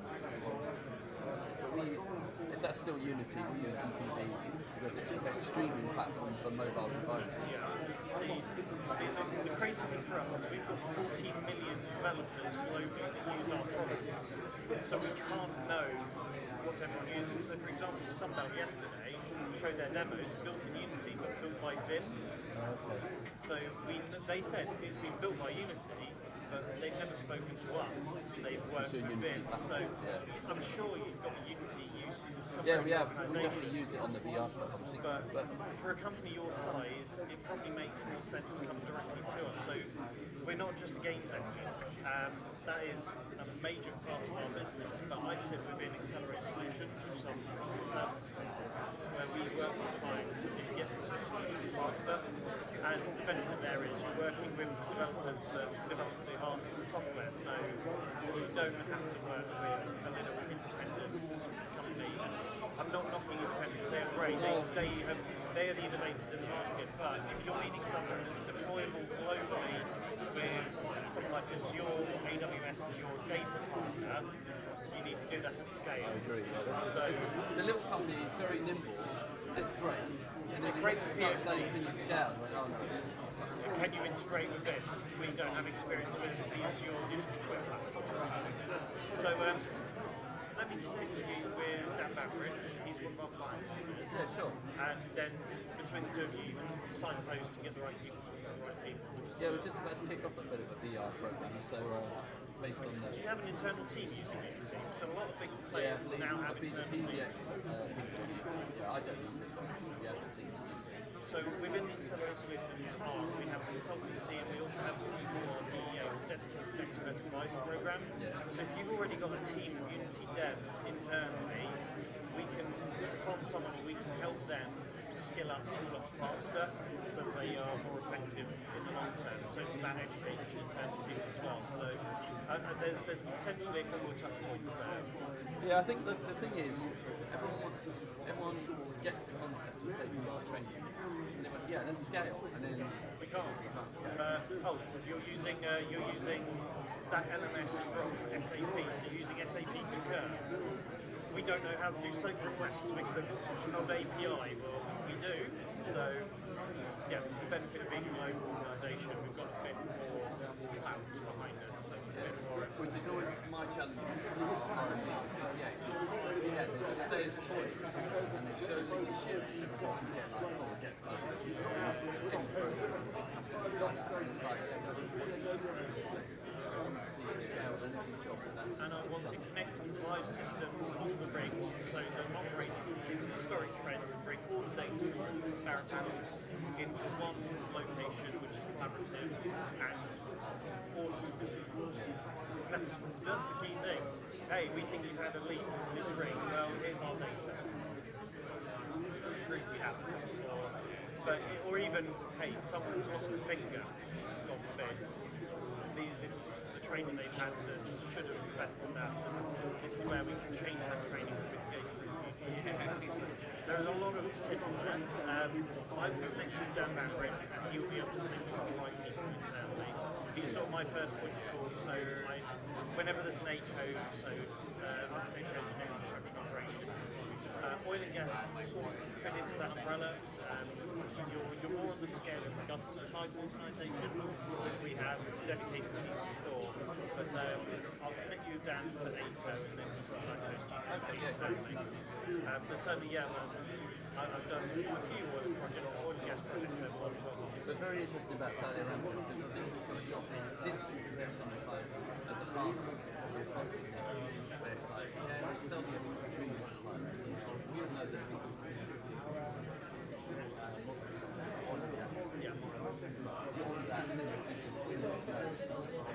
No, they're trying to sell their platform. So similar to 3D consultants, they had their 3D experience platform. This is our digital twin platform. No, it's CAD modelling in the cloud. It's not a digital twin. There's no scalability there. You're still running CATIA just in the web browser. You've got no data connections to AWS, Tencent, GCP, Azure. How are you getting your data in? Oh, it sits over there in our SAP system. There might be a hyperlink on a component, but if you open up a PDF in another program, it's like circular economy link systems. Yeah, I know. And the Aviva thing is like, it's like the, we want to talk about age, the average Aviva user is probably in their 50s. Yeah. And it's like, and it's like, it keeps entering, so you've got these new tools, it's like, I know in 5 years' time, it's like, in 10 years' time, it'll be like, there will be no users left. Retiring, yeah, quite. All the young talent is doing something else. All the young talent jumped to things like Fusion 360 because it's free for schools to use. One of the days, I got the Secret Desktop gave their software away for free to schools, and it really helped me when they got out. But that was their way to. Yeah, that's exactly what Autodesk is. Free to universities, and everyone comes out and everyone could use Solid. So you know, like 3D Studio because I know how to do that. It's like, so you see these tools creeping in because the user base knows how to use it. Yeah, and to some use, Frontier, they used to do that. They stopped it. It's too much. The licensing as well. That's another matter. But let me yeah, connect me. Yeah, and then we'll talk. So where are you based then? I'm Stratford-on-Avon, but we've got offices globally. Our main offices in London. We do. We work just around the corner. We used to have an office the other side, but our lease expired on it, and we just acquired our own source, and they have gone to office, so we're just letting the leases condense, and then we will rebuild our hub. But our main office in the UK is Brighton. Okay. Where's that? Sorry? Where's that? Brighton, South Coast. Oh, Brighton. Yes. Is it somewhere up north? Oh, really? Yeah. 5-minute walk from the station. Really, really good location. But that's what the majority of our UK staff are based. But that's also our European one. We've got headquarters in Copenhagen, that's where the company started. We've got offices globally, so Germany, France, Lithuania, we had 6 offices, we're down to 4 now, we're going down to 3 to Well, I was just saying, how do you manage the offices to something that's sort of... Yeah, the reason we call the Midlands office is it's linked to the Midlands, also all the way consult about what is done in the Midlands. Historically, that's where it's always been done. So there are rooms in my office I physically cannot get into because there is top secret kit in there, which is the next generation consoles that have been announced yet. And that's the other benefit, you touched on it earlier, that's the other benefit of Unity. One code base can cross-compile to 25 plus different devices, whether that's a head-mounted display, a mobile phone, a tablet, a games console, PC, Linux, Mac. It all comes through a single code base, so you have to maintain one code base. Yeah, that solves a lot of problems. Yeah, we're not as photorealistic as maybe a real is, but you can do a lot more hyper-wise and things, whereas Unreal really does lock that ecosystem down a bit. It makes it very easy for artists and creators to make something visually stunning. But in oil and gas, we don't need visually stunning, we don't need beautiful reflections of the place and things. We just need to know, is that in the right place? Is it accurate? Is it recording the right information? Is it displaying the right data? Yeah. So, oil and gas doesn't need shiny things, and it definitely doesn't need the texture of rust and stuff like that. So none of it. When these colours, like there's the water system, there's the water return, hot water, cold water, sprinkler, pressurised gas, effluent. 5 colours. You can do most of these things. Hospitals, I think we've got 12 standard colours in hospitals for overhead services, and then the additional 3 for underground services. Yeah, we have standard colours, Because then any engineer looks at it and goes, I know what that is. Oh yeah, it's that one. Because typically when they're installed, they're all the same colour. Yeah. But as long as you know, right, the 4th one in is the red one, that's the one I need. Yeah. So, no, we use colours, but we normally band the pipe every time we get to something like brand. Yeah. Bit tongue-in-cheek, yes, I agree, but... No, but I agree with you. When you're in something, you want to make it like photorealistic, it's great. It's like, now which one is which? The whole point of a CAD model is they should be able to know I can do more with it than the reality. And what does the photorealistic actually give you benefit? It slows your teams down the site, it's slower to render, requires more GPU resource. It's finding that logic middle ground. Anyway, right, Max. So you're up first after lunch, so I'll let you grab some food, and I'll make sure I can.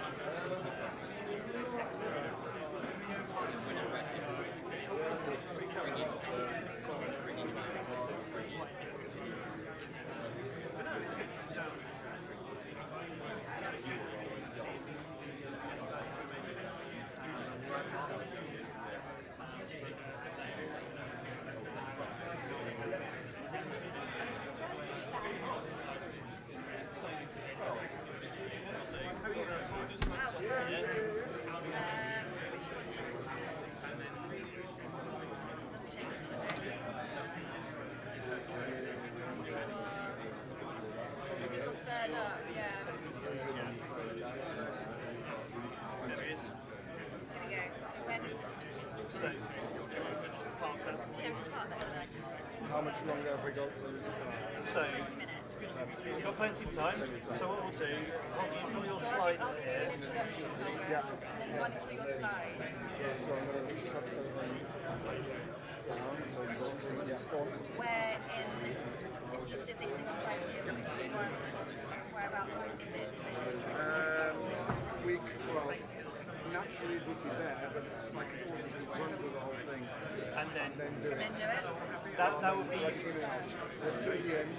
Okay, so get to supporting the industry. Yep. So, let me just check your laptop. HDMI's there, perfect. So here's the natty question: is this connector going to cause a problem with your laptop because it's one of these funny 90-degree angle jobbies? Yep. No, we're fine, perfectly fine. So I can put it on top of here. Yep. Is that going to stay put? Yep. Then I need a mouse. I've got a mouse. I'll just test all that.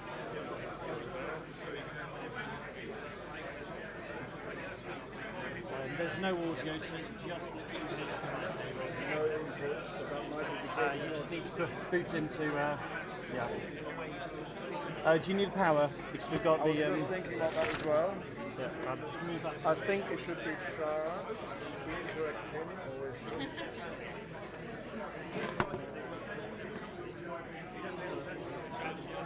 How's it going so far? Very well. I listened online yesterday, that worked. Hooray, we've got another person. I'm slowly finding the people that joined us online. There's probably audio online as well today. It was actually, yeah, like it should be. You can pause and you can go back. Fantastic. Really good. I've only had my phone to test it on in the room, but we've been very limited on the bandwidth, so we didn't know how good the quality was going to come out. Knowing it works is a negative. Indeed. The people that are watching it and finding it valuable. On the plus side, we're recording it all, so we'll put up the full quality version on YouTube afterwards. The joy's a bit locked up. I hate the BitLocker codes too. Great. So what we'll do is we'll clip a lapel mic onto yourself so that you're comfortable. Yeah. Great, so that's definitely working. Perfect, and we'll just get you to connect to the Wi-Fi. The Wi-Fi, yeah. And what I suggest, Holger, is so you're not craning your neck round. Yep. Just have so once it's in Windows, just make sure that whatever is displayed there is displayed there, so it duplicates rather than extends. I get you. Otherwise, you'll sort of be standing there trying to drive it like that. Yeah. Duplicate, not extend. So if you plug that in, then we can get it set. We can set it now, yeah. Yeah. Yeah. We can do the Wi-Fi as well.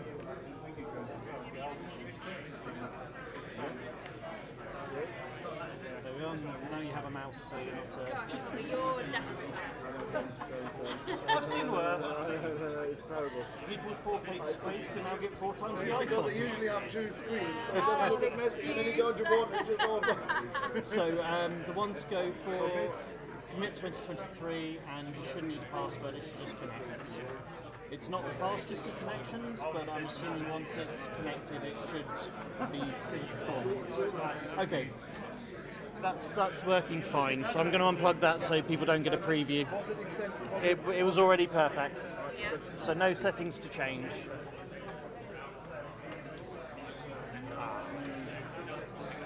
Closing Ian's laptop shuts it down. So what I'd suggest is, what we can do, we can move Ian's laptop up and there'll be room.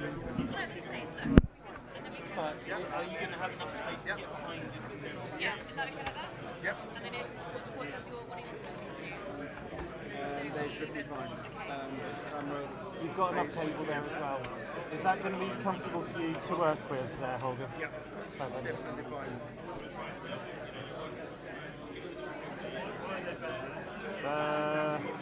How do we turn Ian's laptop back on? Go on. There we are.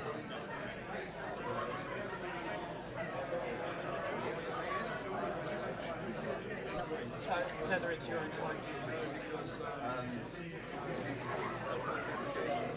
Of course.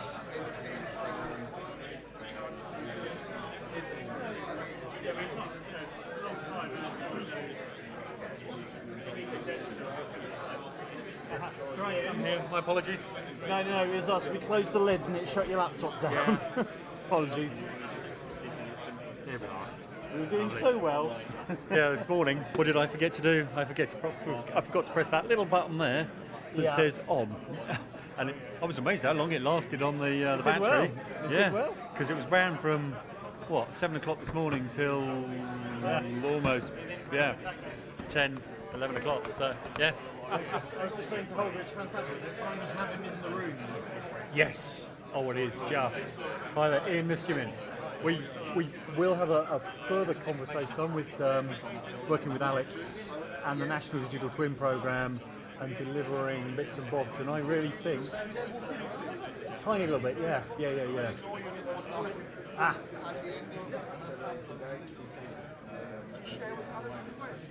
So I did a little bit with Alison Watson, but I also did a little bit earlier with Alex Luck and Steve. Because the circuit board, which I do in the Royal Engineers, which we're using on the National Digital Twin Project to a lesser extent. Brilliant. This is the live. Oh, awesome. Because that circuit board, in essence, the links and the connections is you. But anyway, we'll let you connect up and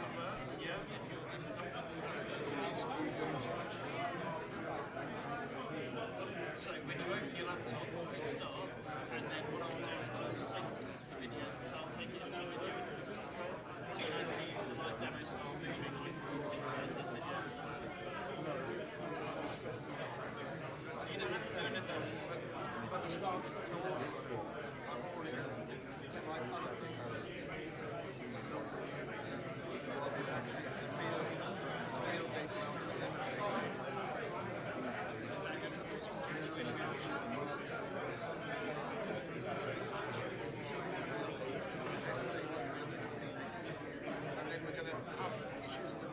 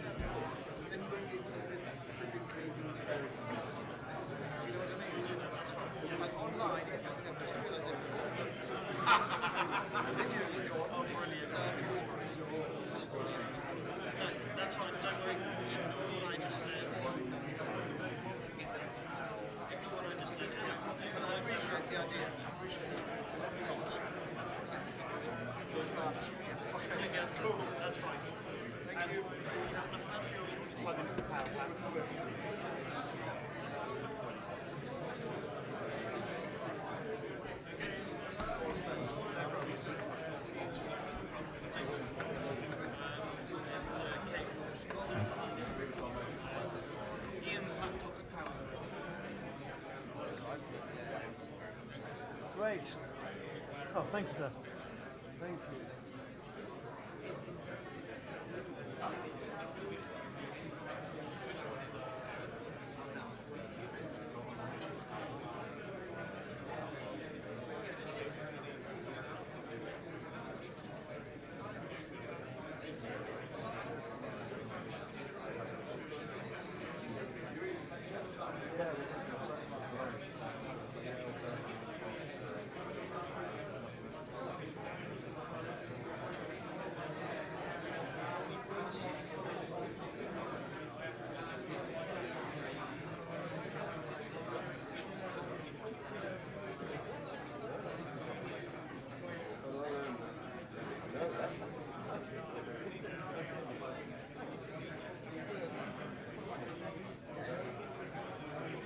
know we played for lunch.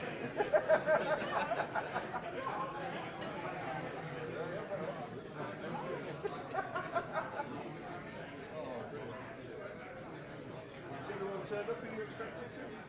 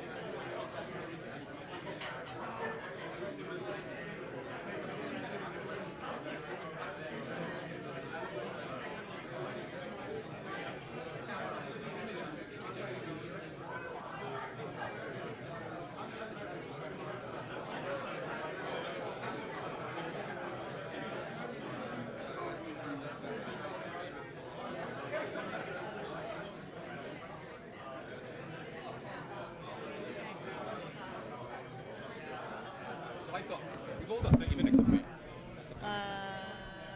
Very good question. They've got a shot. I'm almost sure it is. Yeah. Good afternoon, everybody.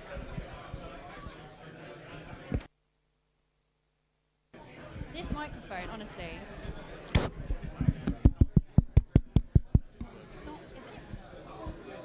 Testing. I'm going to use the other one. Can you go and...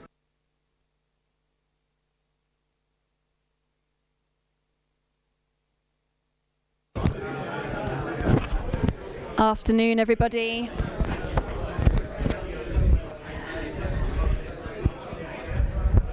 Good afternoon, everybody. We are... Hello. Yeah. Hello. Can I get everyone's attention, please? Hello. Hello. It's not working. We are about to start the afternoon session. Can I get everyone to sit down, make your way, grab a last-minute cup of coffee, find your seats. Thank you very much, everybody. Ladies and...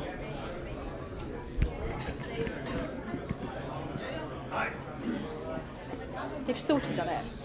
Ladies and gentlemen, please can you take your seats? Thank you. No worries. Don't forget, I gave the perfect demonstration of burpee earlier, so therefore you all now have to do one. Oh, people are suddenly starting to sit down. These stragglers don't want to do any burpees. Eat quicker, drink quicker, talk quicker. I'm looking at you lot in the back. These rabble-rousers in the back. If you could quickly find your seats, thank you very much. Grab yourself a sweet snack. We've got a fabulous afternoon session planned for you, and we want to kickstart straight into that one. So without further ado, can I please introduce Martin to come to the stage? Now, Martin is a principal engineer in digital construction for Shell, and he's going to talk to us about all things tool-centric, moving to value-add bundles of process supported by products. Just click back to your lapel. Up here. Conversation about products. So up next we've got one of the newest members of COMIT. So Richard is coming to speak to us about digital twins, but also bringing a true view perspective to the world. So over to you, Richard. Fantastic. How do we do this? And then clip you on. Here it's Superstar.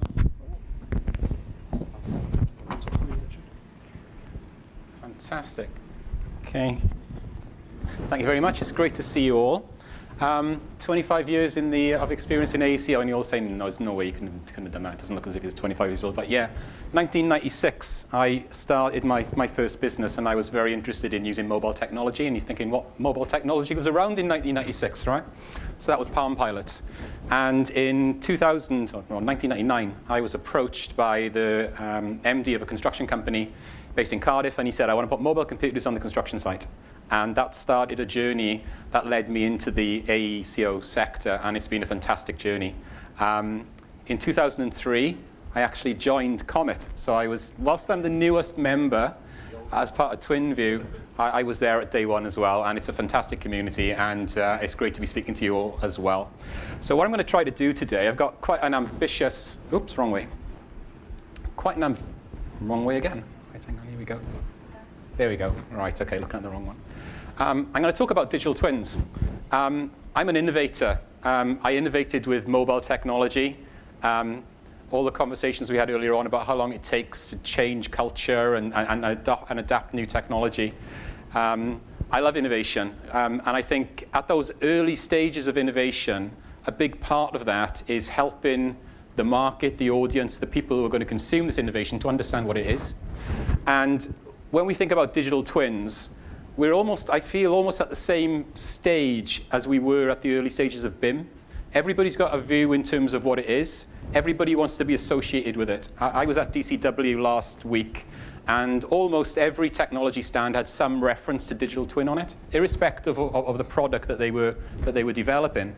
So what I'm going to try to do today, and it's quite ambitious, is to give everybody in the room a bit of a digital twin 101. We were talking about sharing information earlier on. I'm going to try to share with you what I've learned over the last 6 months. So if you leave knowing a little bit more about digital twins, then I'll be really happy. Let's give it a go. Make sure I go the right way. So that's wrong way. Okay, down. So the definition of a digital twin, it's up there. I'll leave you read it. This has come from Wikipedia. Many other sources around there, but it's pretty consistent with the definition of a digital twin. The idea that you have a physical twin, a real-world object that's been created or is planned to be created, and you have a digital equivalent which is connected to it. And the connection is really important here. And used for the purposes of simulation, integration, testing, monitoring, or maintenance. Okay, what does that mean? And you always see these pictures of real objects and virtual objects. We've seen those a lot. You see them wherever you look up digital twins. So I'm going to try to depack this. I'm going to use something that probably everybody's quite familiar with, which is a bike. Right? We've all had a bike at some point in our life. So let's think about how we would create a digital twin of a bike and what it would mean, right? So, physical twin. It's over there on the left-hand side. We've all seen one before.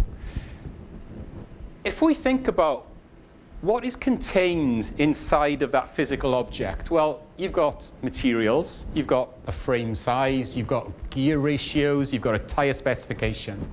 I call this kind of static information, okay? It's not changing minute by minute, hour by hour. It's relatively static. It doesn't change. If you take that information by measuring it or designing it, you can create a digital model. Now, this should be pretty familiar to most of you in the room here, okay? We create digital models of assets and facilities using BIM every single day.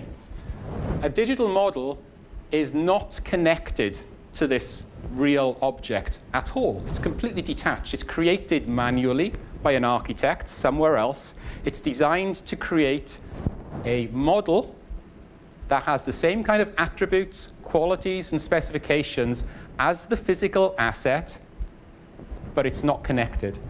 And in BIM, we start to do a little bit more with that model. We embed metadata into it, so the model may contain a brake lever. That brake lever may have a part number, and that part number may be embedded into that particular component of that model.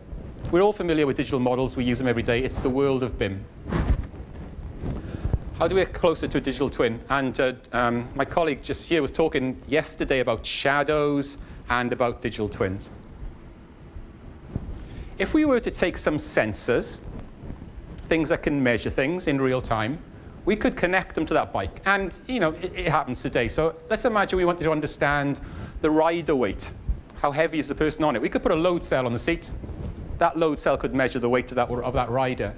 The tire pressure, we have them in our cars all the time, tire pressure monitors, right? We can put them inside of the tire, we can understand tire pressure. The selected gear, maybe the pedal speed, maybe the road speed, maybe the incline. All of this stuff can be done. You can do this, and of course you need some communication to be able to send that information back to what is generally known as a digital shadow. Now, digital shadow, digital twin, digital model, yeah, maybe get a little bit confusing. A digital shadow is generally described as having real-world dynamic information about that physical object, but no way to send information back to that physical twin or to make it change its properties or do something different. What kind of properties would you want to change on a bike based upon that information that you're receiving there? Well, maybe you want to brake, right? Maybe you might have a proximity sensor on the front of your bike there, and it understands that you're traveling pretty quick, and you're about to hit a tree, and you might want to brake. You might want to stop that bike, or you might want to automatically change the gears. All right. So when you get this feedback from this digital shadow back to the physical twin, to be able to do something with it, to change what it's doing or change how it's behaving, that's when you get a digital twin. So we talked about a digital model, which is just a model. created, like we have in BIM. We talked about a digital shadow, which has information about that physical object in real time, time series data, things that change pretty frequently. And we have a digital twin where we can actually control that device as well, that object as well. Now, digital twins are new in construction, but they aren't new in other industries. And we talk about other industries quite a lot. You know, you've probably all seen this digital index that showed AEC construction down there with sort of, you know, agriculture. And right up the top here, you've got manufacturing and automotive and finance who have gone through this digital transformation. When I started work in the AEC sector, it was just off the back of the Egan report, called Construction AECO the sleeping giant, right? I think we are primed to change. And we're going to change by learning from other industries. And this has been spoken about already by other presenters over the last couple of days. Oh, gone the wrong way again. Okay. I'm going the wrong way again. All right, here we go. So, digital twins in automotive, right? So, we've all seen a perfect example of a digital twin. It's a Tesla. A Tesla is, in my mind, the best example of a real-world digital twin that you could begin to imagine. The static data is all the information about the model number, the bill of materials, the part number, specification, supply chain provenance. You know, automotive have been doing this for decades. You know, they can do manufacturer recalls based upon one component that's out of specification because they have that level of detail. This idea of, that we have in terms of golden thread and digital continuity that we're struggling to deal with, automotive have dealt with that decades ago. In terms of the dynamic data, within a Tesla, there are 20 plus sensors that are responsible for understanding environment and space, what's around it, 70 plus sensors looking at vehicle management, and 10 plus sensors looking at driver interaction. And it's a true digital twin because it can make an intervention for you. I don't know if you've seen these videos sometimes, Tesla driving down the road, somebody changes lane, and suddenly the Tesla sort of just moves out the way, right, without any kind of intervention by the driver. We have full self-drive now. We have enhanced security. We have over-the-air updates of this vehicle that you see, every one of us, every single day. Wrong way again. Digital twins in aerospace have been around for decades and decades. You know, it's probably one of the reasons why air travel is the safest form of transport on the planet. Again, model numbers, bills of material, parts number, specifications, static information, things that don't change very often. But the amount of dynamic data that's being collected in real time during flight in an airplane is unbelievable. 25,000 plus sensors in a Boeing Dreamliner. Most of them on the wings. I actually visited a plant in Flint once where they were making the wings for the Airbus, and they were using our mobile tools actually to record how sensors were being placed into the wings. As I said, safest form of transport, simulation and testing, you know, emergency management, and over 2 decades of very safe travel within the aerospace sector. A human digital twin? We are probably all human digital twins. If you're carrying around an iPhone or an Android phone, the amount of information that you're giving to those companies about anonymously, because they don't know who you are, but they definitely know what phone you've got in your pocket, about where you are, what you browse, when you wake up. Maybe, I don't know if they check, if they look at your alarm statuses and so on. Maybe they do. But smartwatches and Fitbits that are measuring your heart rate, that are measuring other aspects of your physical being, are essentially a digital twin.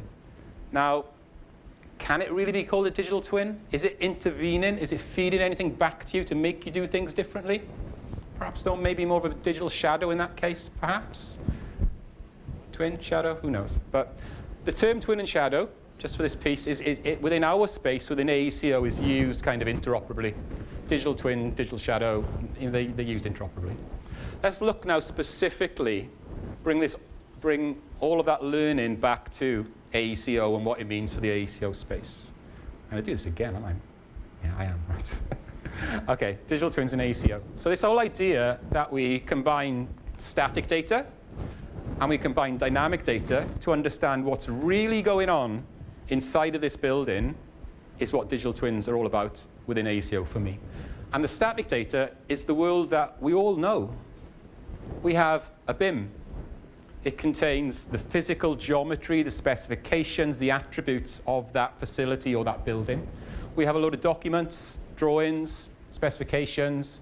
We have an asset information register or asset information requirements which transform into an asset information management list. We have ways to capture changes to the building using scanning, point cloud acquisition that people have talked about. We have O&M manuals about how do you maintain these assets inside of these buildings and make them work properly. All of this stuff is static information in my world. Okay?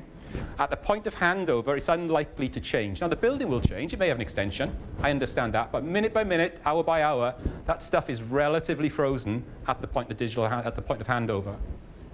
The dynamic information is connected, is about the real operational performance, what's really going on inside of that building. And we can do that in a number of ways. We can connect into the building management system, which is usually the heart of all of the operational technology that you'll see, lighting, ventilation, and so on.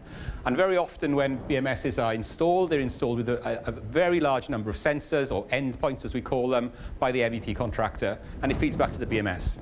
And facilities managers are expected to be able to interpret and use this information. Doesn't happen very effectively at the moment. IoT, we can retrofit sensors, and I'll talk a little bit about that in a moment. Understanding how energy is being consumed, distributed, stored, or fed back into the grid. People. Right? We don't build buildings to be empty, static shells. They get filled with people. They move around, they do things, they work, they operate, they perform their purpose. Where are they, what they're doing, how, where they're hanging around, where is, where there are large concentrations of people, it's really important, and also the environment, and many, many, many other dynamic characteristics that you could work with or consider. This is what we consider to be a digital twin, or what I consider to be, the bottom here is really interesting. If you take a facility or a building, and these are kind of rule of thumbs, okay? It might take a year to design, 2 years to build, and 25 years of operation, right? Let's take a hospital or a school. And in terms of the cost of that over that period of time, 3% of that cost might be in design, 17% of that cost is typically in construction, and 80% of that cost is in operation. So when we build buildings, the most significant amount of time, clearly, obviously, is during operation. But when you think about the tools that go into delivering digital information and BIM, we seem to stop at handover. Everything that we do, and most of the tools that we have available in continuity, because it's important, because things like the Safety Act and the Golden Thread require us to do that now. How do we maintain that digital continuity into operation? How do we maximize the value of BIM and all of the effort and time and money that we've put into understanding this digital information and use it in the operational environment? Because that's why we build these buildings, right? We build a school because we want it to be a great place to learn. We build a hospital because we want it to be a great place to get better. This is the end goal here. We don't build buildings and hand them over to be empty, unoccupied shells. We build them to operate. And what are the drivers that we are looking at? Drivers here. This is quite interesting, I think. Digital continuity and digital compliance. You can't really read what's up there, but it's a reflection of BIM between 2011 and 2020. And essentially, it's saying in 2011, BIM wasn't used an awful lot. 2020, it's used everywhere. BIM is here to stay. This idea of a data-centric industry is here to stay. We're still in its infancy, I think, in some ways, but it's not going away. It's here. It's not going to change. We had the tragedy at Grenville, which led to the Building Safety Act. And when you think about that, how often do we consume anything where we don't really know what it is that we're consuming?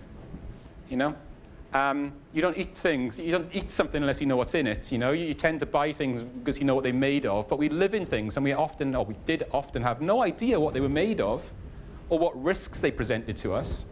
And the Safety Act and the Golden Thread and digital continuity is going to be an important part in that. We've talked about net zero decarbonisation a lot over the last 2 days. Understanding how energy is consumed within a building is quite a vague art at the moment. You know, it's not really well understood. It's well documented that it's not really well understood, and it's the biggest contributor to carbon emissions from that facility, right? Gas and energy consumptions. This idea that we hand over a physical and digital asset, that's been sort of in play for many, many years. But what digital asset do we hand over right now? Minimum viable digital, I've seen it handed over. You know, it's a list, right? It's one step away from paper, I believe. And why should we have a viable digital asset to hand over? Because customers, smart customers, are now making it a contractual requirement that instead of just building a building and walking away or looking after the 1-year latent defect period, they now require the contractor to validate operational performance. So the DFE in England write this into the contractual requirements, right? You need to validate operational performance. Now, how do you do that unless you're measuring something? Unless you have the capability to measure and understand the performance of that building. So this whole idea of digital twins is going to work. And sustainability and carbon footprint, net zero, you know, what gets measured gets managed. And I think this is, you know, something that's really fascinating in terms of the whole digital twin space journey and digital continuity. And I think, again, this is really interesting and a certain degree of aspiration towards the right-hand side of the road here. But right now, we are beginning to sort of create this idea that we need to define data early stage before we even cut the ground. This idea of AIRs, asset information requirements, exchange information requirements, that are during the construction, the design and construction, this asset information requirement essentially becomes an asset information model because these things become real, they become installed, they become part of the system, and they become, you know, real entities. Digital handover, you know, you want to hand over perhaps more than a COBE spreadsheet, right? I think let's hand over that full BIM capability with operational readiness, you know? Let's aspire to do that. Because once you get into operations, you know, you've got your standard kind of facilities management capabilities, tell somebody to go somewhere and do something, make sure it's done, you know. But with a digital twin and real dynamic measurements, you've got this ability to begin to think about how can we automate the building? How can we get the building to be somewhat sort of self-aware and to a state of sort of continual smart commissioning? So it's continually looking after itself. And then ultimately building optimization. You know, understanding the moving parts and the dynamics of a building facility and then applying some really smart technology to that can start to give you some real interesting insights in terms of where can you save wasteful energy without having any kind of impact on the performance or the comfort of the people that are within that facility. I think digital twins are a catalyst for change in this industry. And I think it's going to be an exciting ride over the next 5 to 10 years just to see how that happens. And I think it's going to be driven by the things that we spoke about earlier on, particularly net zero, particularly the rise, inevitable rise and power of AI. My personal view is that in the next 5 to 10 years, AI is going to eat digital construction. Now, I'm not going to tell you how or why, because I really don't know. But we've spent 20 years focusing on data, and we are now at a situation where we, by default, hand over a relatively well-defined, well-labeled set of data, and AI is going to eat that. It's going to eat it up, I think. Done it again. Okay. Legacy buildings versus modern buildings. So it's quite interesting. The building stock in the UK at the moment, 12% of it was built in the last 10 years. Relatively modern buildings, relatively modern technology. They might have an energy model. They will definitely have a BMS. They'll probably have a BIM. They might not have a digital twin, but you know, they've got pretty smart technology, a lot of things that you can tap into. Legacy buildings, and I'll call those more than 10 years old, 82% of building stock in the UK, non-domestic building stock. The interesting thing here, the interesting challenge is, in terms of energy optimization and net zero, legacy buildings have by far the most to gain by being more efficient, but they don't have any, or may not have any digital footprint, and they probably haven't got any smart technology within them. So how do we deal with this problem? How do we deal with I won't use the term. How do we deal with legacy buildings and make them more efficient? I'm going to do, yay, okay. So just a little bit about kind of sensors and sensing technology that I want to share with you.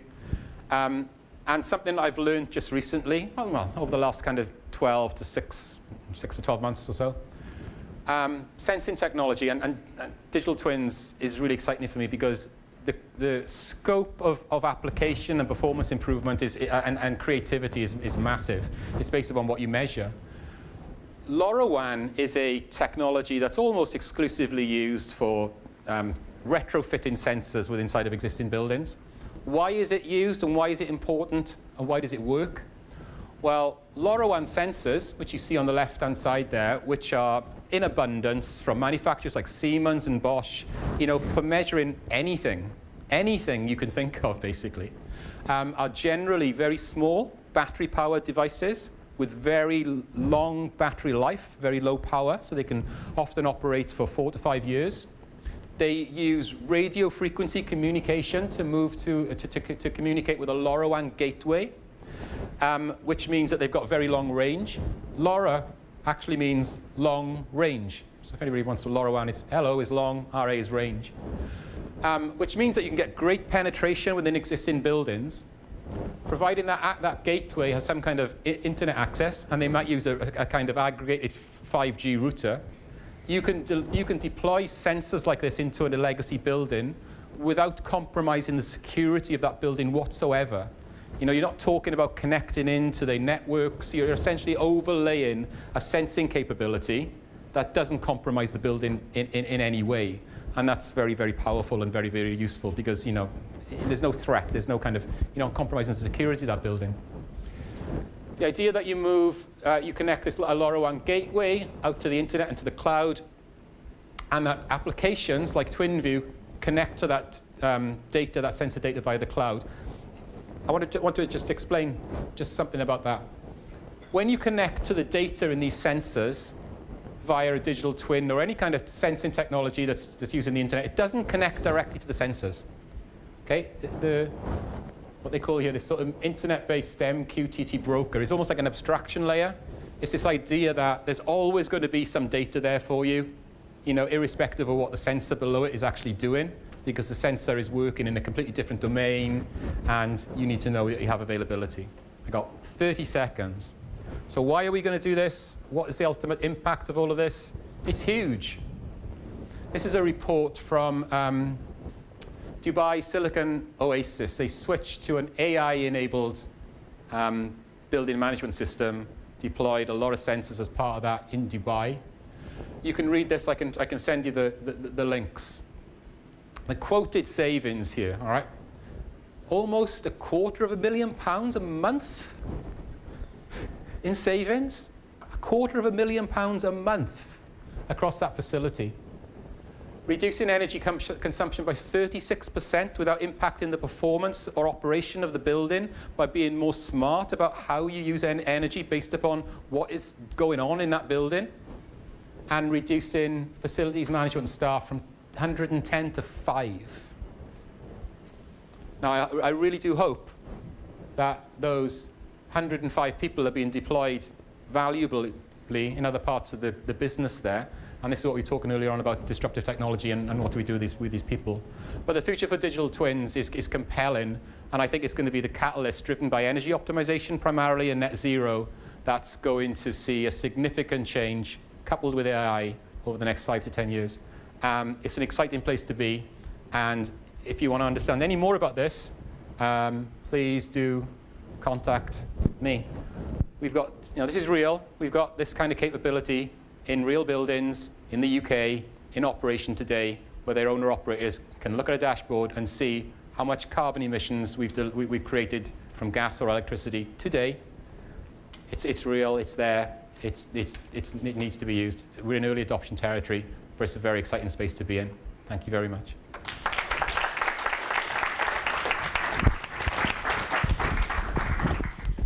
Thank you very much, Richard. That was fascinating. And hopefully now everyone can understand and articulate what a digital twin actually is. I won't test you. Maybe we can test you in the break. Up next, we've got an equally exciting presenter. Oh, did you need to... and we're very lucky to have Holger come and join us today. And he's actually going to be giving a live demonstration of what he's been preparing. So without any further ado, I will hand straight over to Holger Kessler.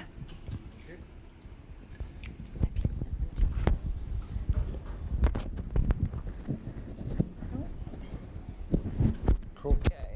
Thank you very much, and thanks for Stuart for persisting to get me here to talk. A hard act to follow. It's like following a TED talk.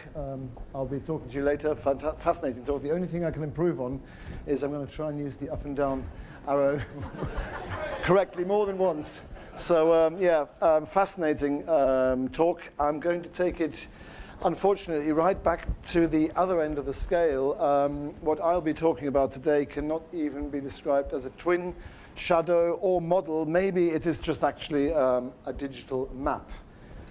Why do we need an underground asset register, and how will it hopefully, or most likely, down button works, help industry?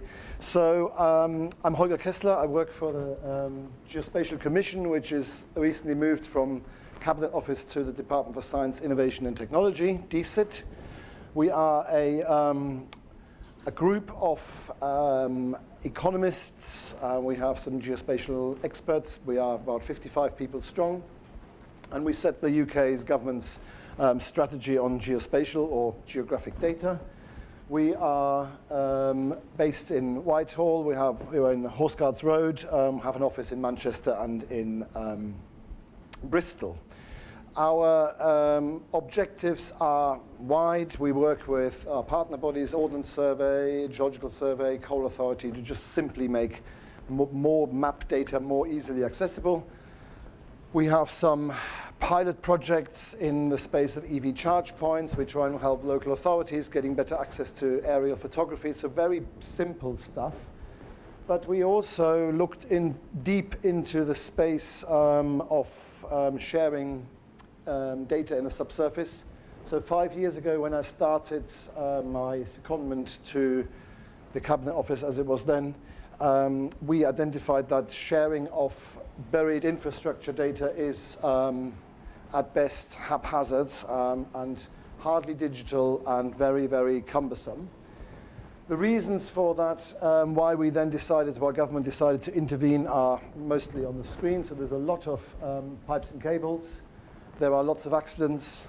There's a lot of low productivity in the sector, as we've just heard. And we decided to start off with some pilot projects. There were already initiatives in London and in the northeast of England. There are, of course, also already existing systems in Scotland. And we started to scope, pilot, and now we're in the build phase of what is now known as the National Underground Asset Register. As I said, it's not anywhere. I mean, sometimes friends of ours, Mark Enzer, for example, who we've been working closely with, we have been working with the National Digital Twin Programme all the way through. Sometimes we might refer to ourselves as the beginning of a digital twin or shadow, but really it is just simply an interactive map of all the pipes and cables of the United Kingdom. And we also think we're in an exciting space. And the analogy I was going to actually draw to your talk, it's a bit like we wouldn't be eating if we don't know what's in it. Well, we seem to be running a country and cities with not knowing anything really what's going on beneath our feet, which I find just staggering. So we hope we will also be part of this revolution in the coming few years. Whether AI will eat it all up is another interesting topic I'd love to take further, because there's obviously, as you heard yesterday, a lot of security and critical infrastructure issues associated. So I will give a little live demo in a moment, and I'll be also we've got a Q&A session after the whole, cool. So I'll use my time. So a bit like throughout the whole 2 days, we have spent a lot of time on standardizing data. So it's very unbelievable how many versions of a valve or a pipe or pressure they can be across the country. We have now 180 of the 650 asset owners, by which we mean, by the way, gas, electricity, water, telco, district heating, all smart motorway cables, any apparatus really that's buried under the streets and under our land.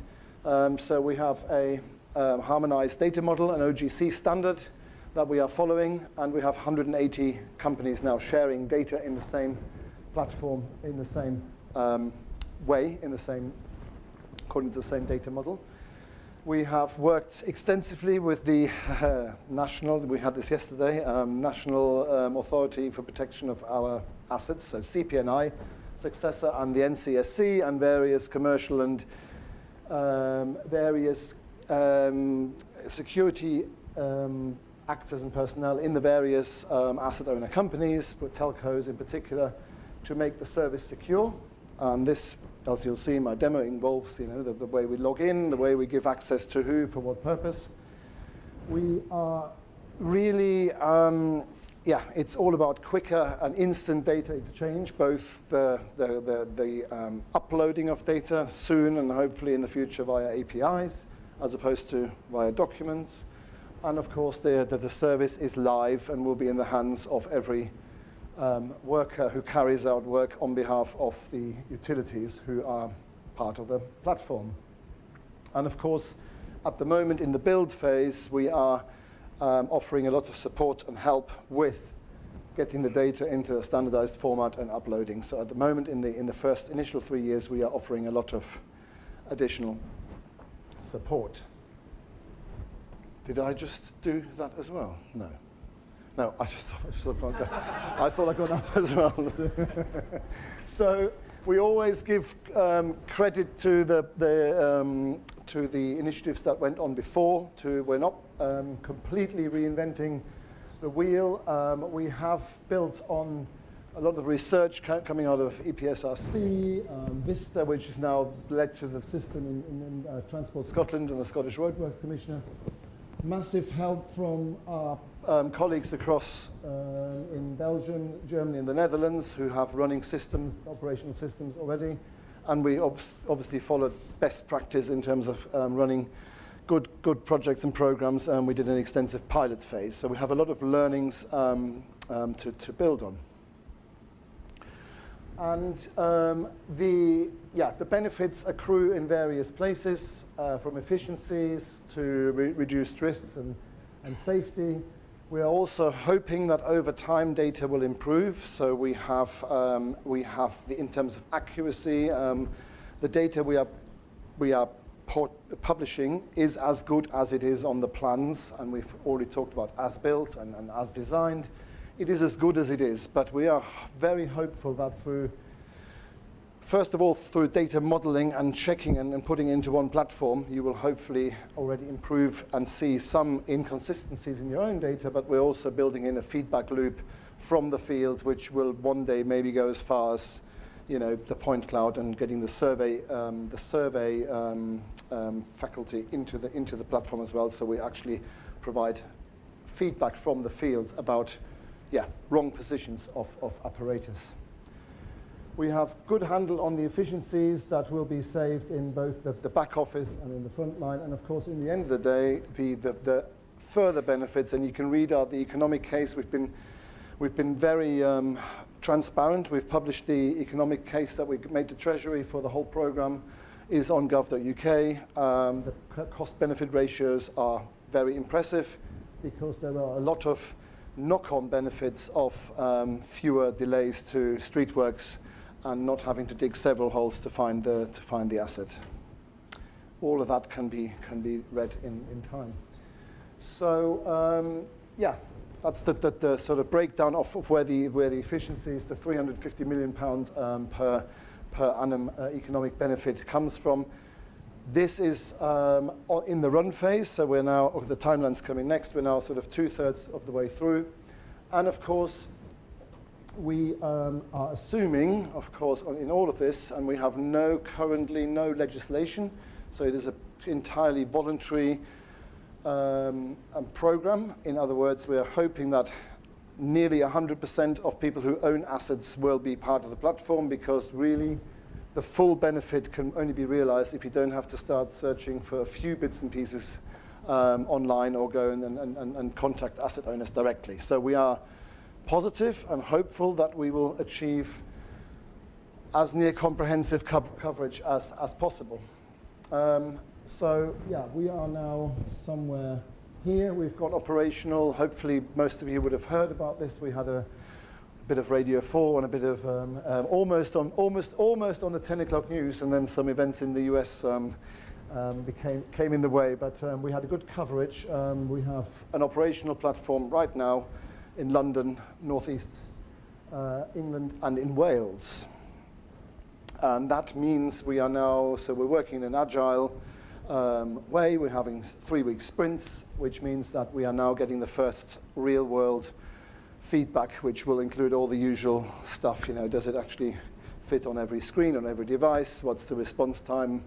It's raining. Is the light good enough? Middle of the night, emergency responses, and also we were now at the stage of gathering real world user feedback.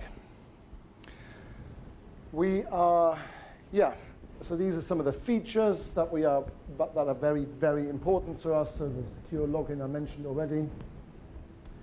I will give a little live demo of this. We are definitely hopeful that in future we will be interoperable with others. So at the moment, NUA will be a single secure platform only accessible via a lockdown portal to people who need it, which are the utilities and the operators and their maintenance and their contractors. But we have built in future, and that is for the security, commercial and legal reasons. But we have built in interoperability, so unique streets and property reference numbers, for example, could be used to, for example, link out to other systems. One obvious one might be the street management and street permitting system, or it might be your local authority and you might want to do some searches based on particular bits of road, and so interoperability is built in. Yeah, and I'm going to show that part in the live demo. And that's the platform, but as I said, I'll hopefully have a few minutes at the end to show you all of that. I'm now going to try and retrieve my water from somewhere down here. I've got it. So we've put out a public consultation, and the reason that slide is there is just to highlight a few. Obviously, no consensus was found among 164 people who should pay for this in the long run. So at the moment, Treasury has put in £23 million for the build phase. As I said, that's over the 3 years. But then at some point, nothing like this comes at no cost. So we are looking into a operational model for September 24 and onwards. There has generally been acknowledgement that some legislation might be useful. And again, we have precedent in Scotland where the Scotland Transport Bill does mandate the use and the consideration of volts, which is the equivalent for the north.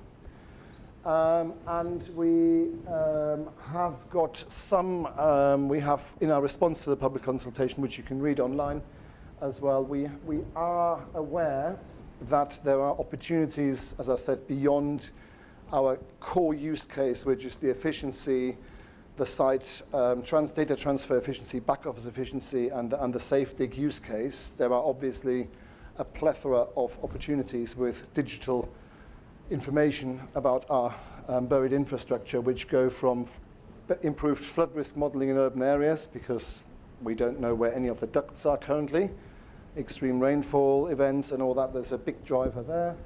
On the other side, we have people in DESNZ, Department of Energy Security, Net Zero, with district heating rollout plans. We have EV charge point plans. We have lots of telco infrastructure going in the ground, and all of those, and particularly your industry, because hopefully I've made this clear, at the moment we are not looking at the private sector use cases. So this is for statutory undertakers and local authorities at the moment, but there will be use cases for the wider private sector.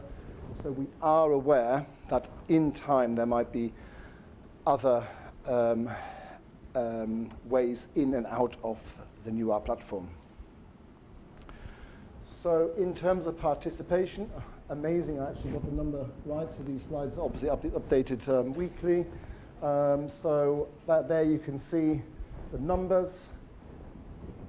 This is the crazy figure, which is why this project is so complex. So we do have 324 local authorities, all with bits and pieces of gully, drainage, electricity cables. We have the gas, electricity, water, the telcos, and then various other small upstarting district heating projects. So a lot of people to talk to, and this really, these two very boring sounding bullet points that's really the heart of it. I mean, the heart of NUR, the learnings are collaboration, trust, all the usual change management vocabulary, but really what's underpinning it all are solid legal agreements with each individual asset owner and between them and the Cabinet Office or in DCIT in the future, which give us permission to share their data with everybody else for the purpose of the stipulated use case. And of course, the other pillar is that we now have 180 thereabouts data sets transformed into a common data model, published out, checked and validated by the GIS data and whoever needs to be, all the officers in the organizations, and agreed to be correct. We're working with a lot of, I was hoping amazing. I've just pulled this off our drive, and the team has actually updated, so I now can read out the National Protective Security Authority and the NCSC have been core to this all. Without them, there will be a no-go with this. Lots of the big central government departments for the various other use cases, transport, district heating, 5G rollout, lots of advice internally from the IPA. They're a big client and big advisor, of course. We're working with the OGC in terms of the data model. HSE is obviously essential to all of this, so hopefully, potentially one day, NUR might find itself into HSG 47. There's another important caveat. NUR does not replace the safe digging workflow and the safe working procedure. It just simply replaces the process of obtaining the plans and getting them to site. This here is our supply chain. So Atkins have been awarded the contract for the build phase, working with the OS One Spatial. Our important partner up in the north is Transport Scotland. And then we have support from Welsh Government, the Greater London Authority have been extremely helpful here, and GeoPlace, which is an organisation close to the Ordnance Survey, working with all the local authorities. Great, perfect timing. So some nice quotes from Hawke, from some of the people in the private sector. People who've been, Joe Parker, who's been in this business for almost her entire life. So obviously everybody loves a bit of NUR. And get in touch with, on the usual stuff. But if you search for NUAR on gov.uk, you'll see the bits and pieces that I've mentioned. My phone. Yeah, I can get one of the phones.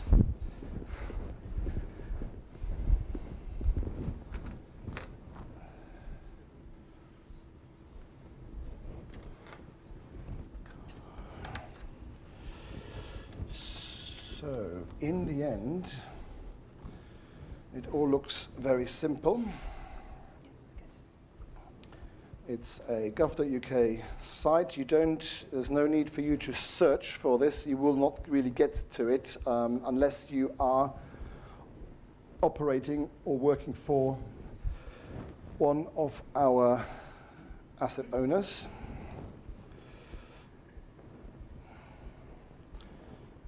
Eight, 9, 7, 8, 8, 7.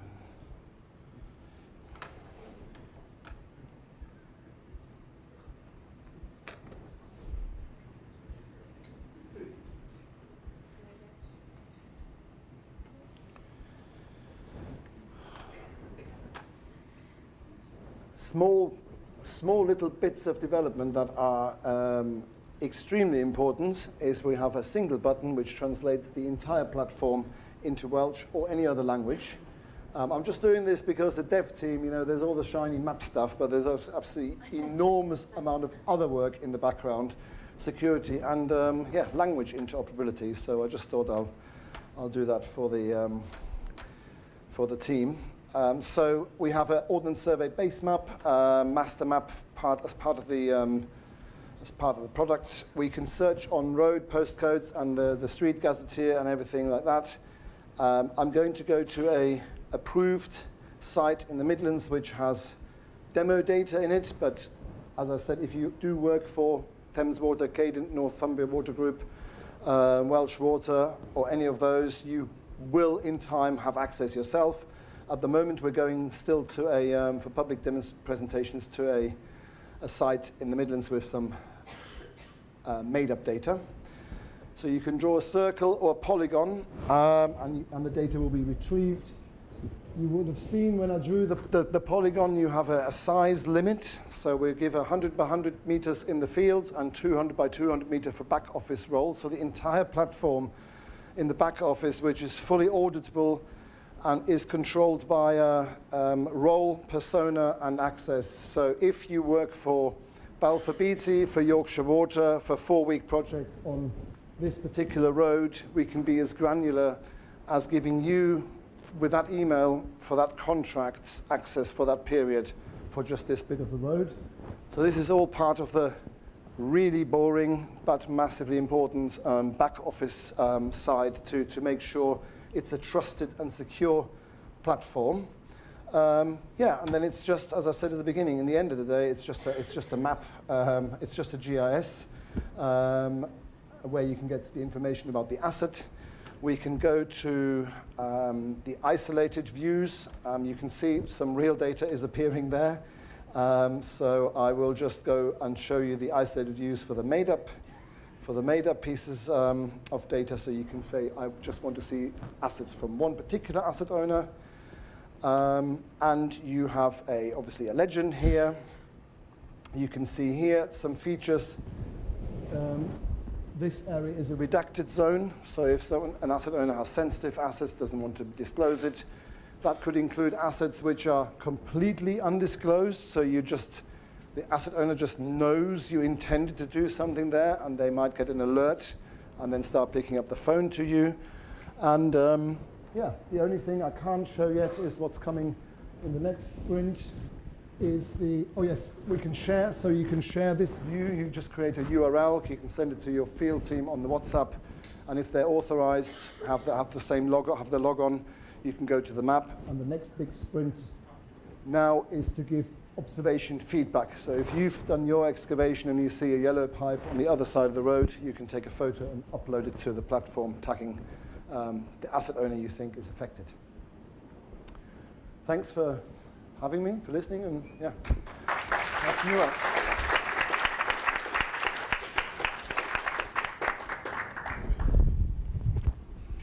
Oh, I need the other bit. Thank you very much. And hopefully people are inspired to get involved. Now, quick technical.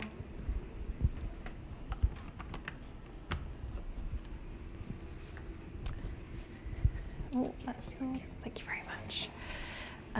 And our last presenter before we go to a quick break is Jennifer Thompson from Machine Max. Now, you are the Chief Growth Officer. Now, that is quite a title to have, so hopefully you can inspire us to be more innovative, taking on this morning's theme, and grow as an organisation, as an industry.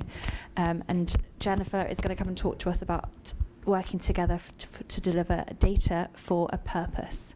So, Jennifer, welcome to the stage. I don't really want to clip that to your lapel.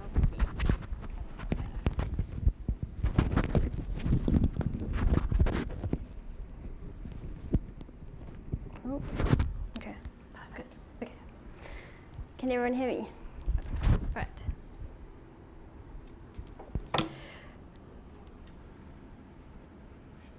Okay.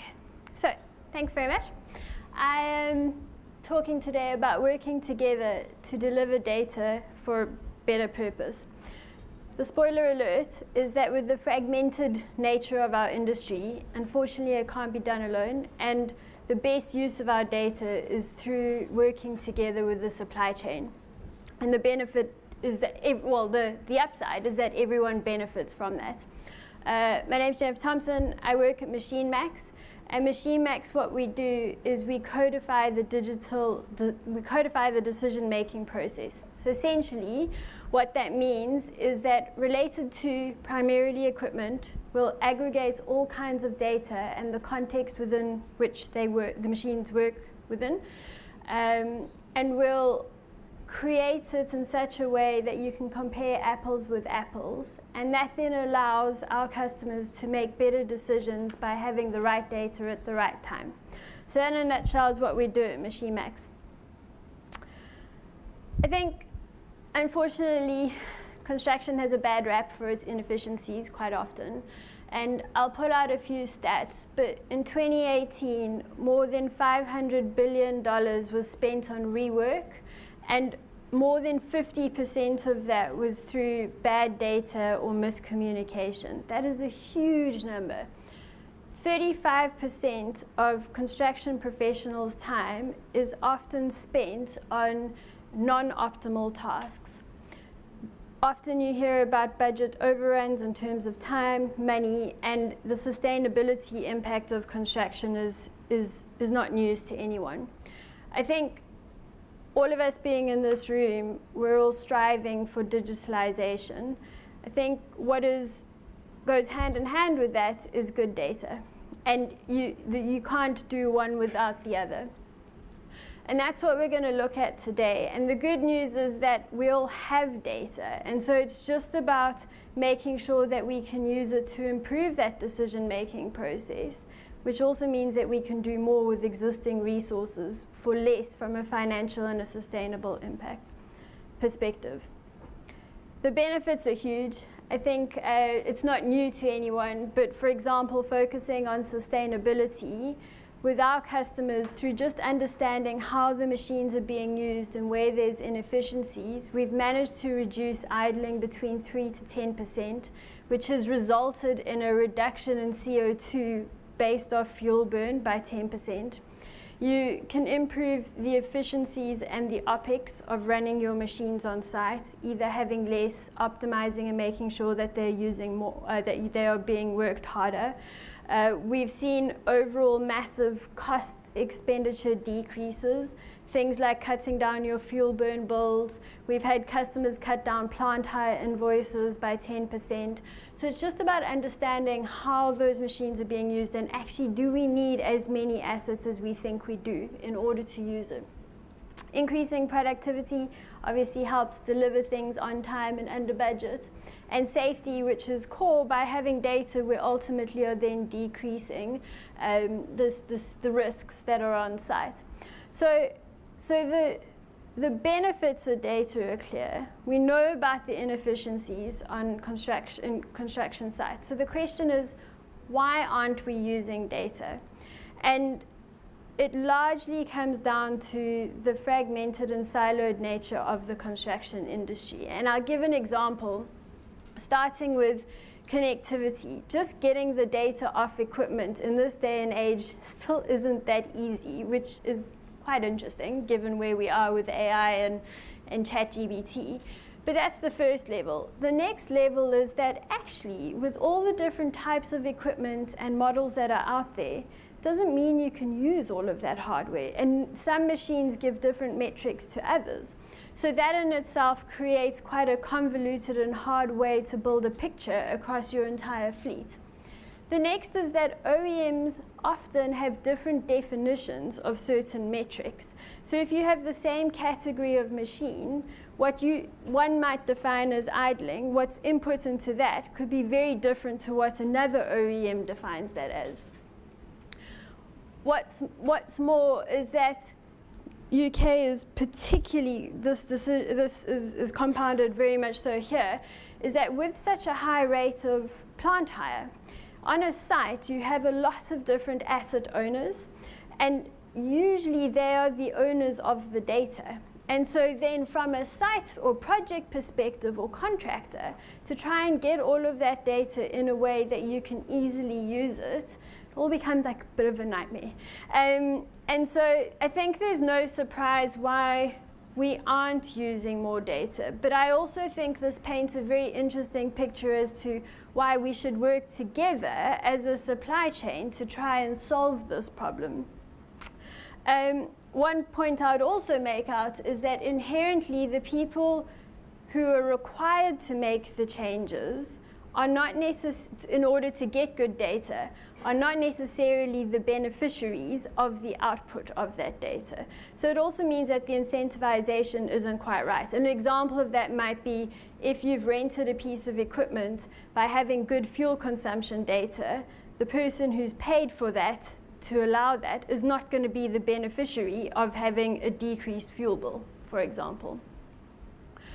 So the question is then, what can be done to work together in order to get this? There are some standards in the industry. It's not as dramatic as perhaps the picture that I'm painting. I think what is good is that has set the tone for being able to work together and get a baseline of data. What these standards don't cover off, the standard is AEMP 2.0, is the consistency. So one of the big questions we often get asked is, can you just give us maintenance alerts or different kind of metrics that are coming off machines? And none of that is prescribed. Different models, different OEMs have different amounts of data that they give. So you can't necessarily consistently provide all certain type of alert for all machines on a particular site. The frequency of data. The benefit of data is to be able to act in the here and now. You want to know when something's being used inefficiently, if you can make a change immediately. And more often than not, this data is not live, it's retrospective, and that's a lot harder to make changes when you're getting alerted to potential issues. Data's the new oil, is what everyone talks about. And so what we're starting to see is a lot of hoarding of data. But given the industry and the way in which the supply chain is set up, actually that becomes quite hard, because then it means that there are lots of systems solving the same problem for perhaps the same types of machines, because everyone feels that they need to have their own system to generate that data. It also means that you can't look at this typically from a neutral perspective and map out who can use the same set of data, and it also compounds the inefficiency in terms of paying for different systems. And lastly, the standards, what they don't have right now is an element of future-proofing.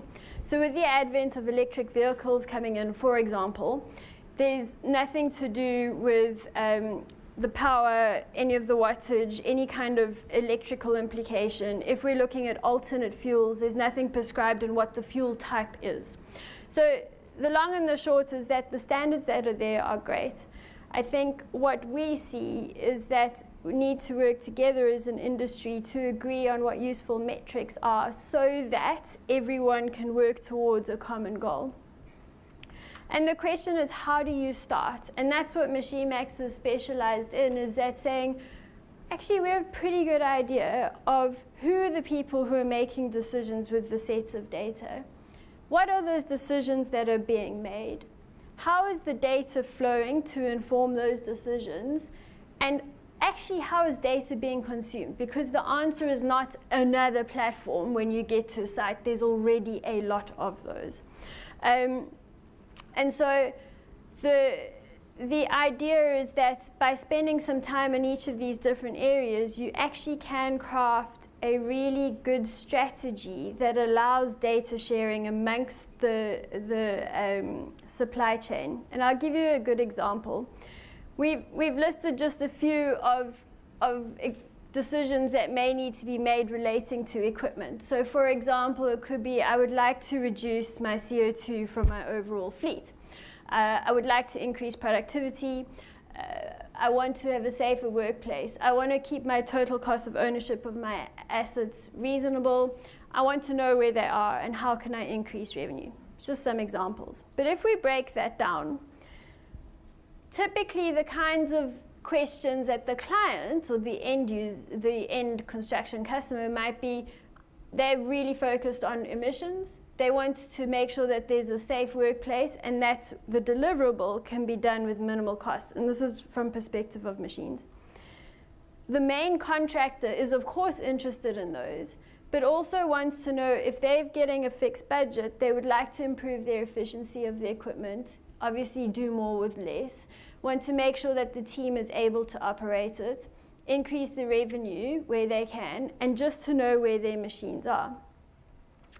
If you then look at your plant hires, who ultimately are providing those equipment, they want to know that same kind of information.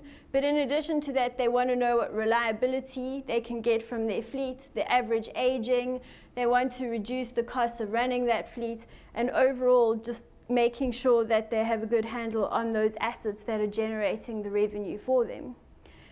Then if we take a sidestep in the supply chain, there's tech providers such as us, as well as dealers who want to know things like, I want to be able to service my customers' equipment. What are the hours of these machines? Can we better provide services and provide parts to them? And just in general, people on the periphery who are trying to look at that information. Now, the cool thing is that all of those decisions are using the same underlying set of data.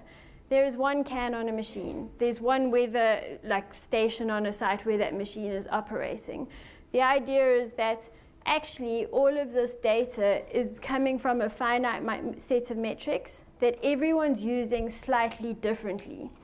So working on that, we then mapped out, if we just took two sets of data, the finite number of metrics that are coming from a machine and weather.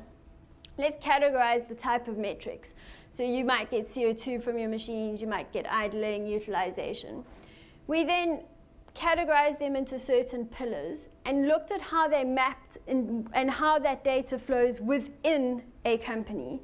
So within a contractor, who are the departments who are using that data to make decisions under these different lenses. And as you can see, that data is flowing around everywhere, and that's even within a single company. But we've already gone through, within the entire supply chain, how that same set of data also helps everyone else. So it's really interesting in taking a step back and seeing who can use the data, how can they use it, and why.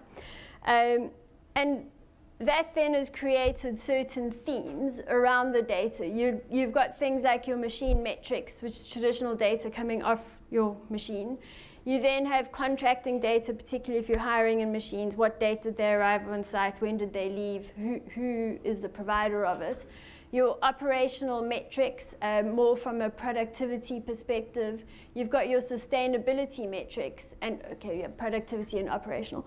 So there's only a finite set of data. It's being used by lots of different people, and the way that the industry has been set up is that we're creating lots and lots of systems to use the same data, which is then perpetuating those inefficiencies. So the plea and what we do is work with our customers and take a step back, map that all out so that we can work together to deliver all of this. And by doing that, and someone referenced this graph earlier, which made me a little bit happier, is that move construction from one of the most inefficient industries and digitalized industries all the way up by working together so that we can improve that productivity. I think that's me, and thank you very much.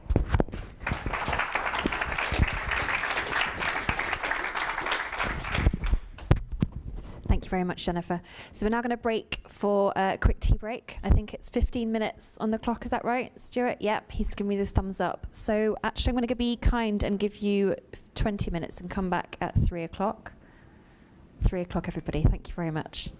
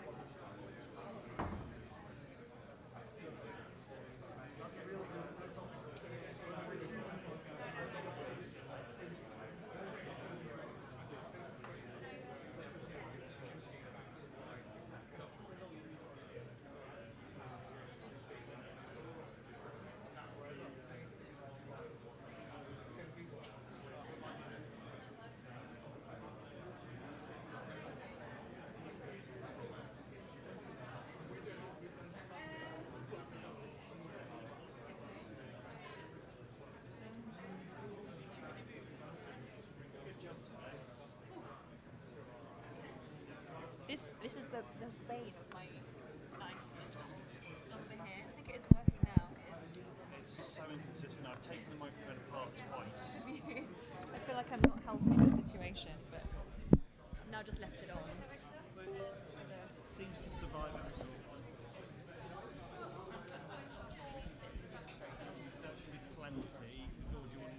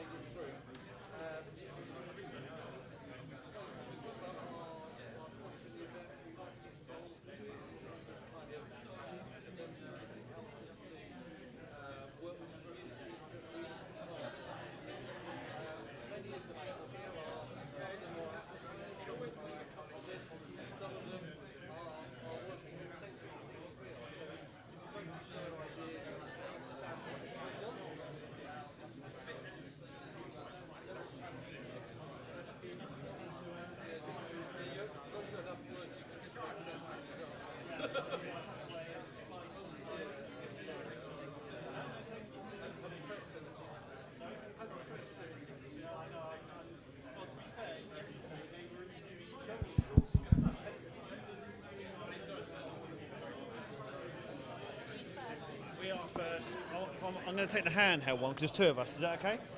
Sure.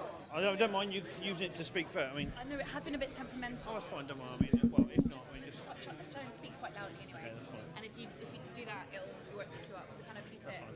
mid-chest. Mid-chest. Robin. But I'll get John to get clips on.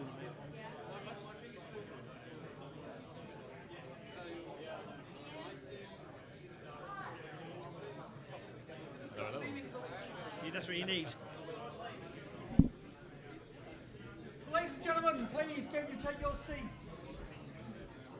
And don't forget, I might have done the last set of burpees, but you're going to do the next set. I don't see very much movement. Oh dear. Ian, they're not listening to you. I'm looking at you. And I'm looking at you too. Right.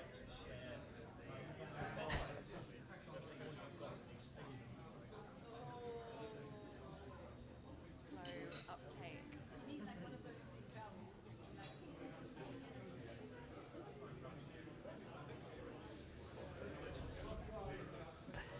Okay, everybody. So just quickly take your seats. Thank you very much.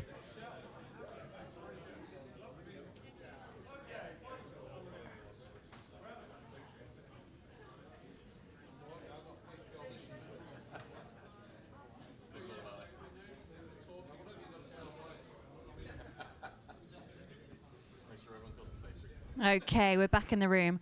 Thank you very much, everybody. We have two more final presentations to get through this afternoon, and we're very fortunate to have a wonderful double act standing right next to me. We have John White, Technical Solutions Manager, and we have James Glue, also from Ether.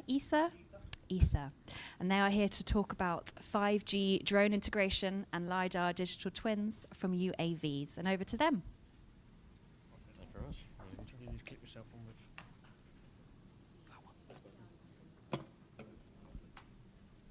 Excellent.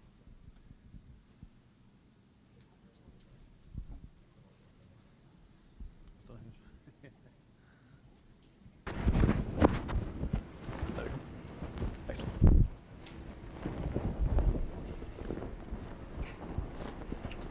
Down here. Down area. Good afternoon, everyone. Right, so my name is James Glue. Hopefully the picture matches me, and I'm not an imposter today. But so I am head of sales at Ether, based down on the south coast in Chichester, and I basically have a background in retail.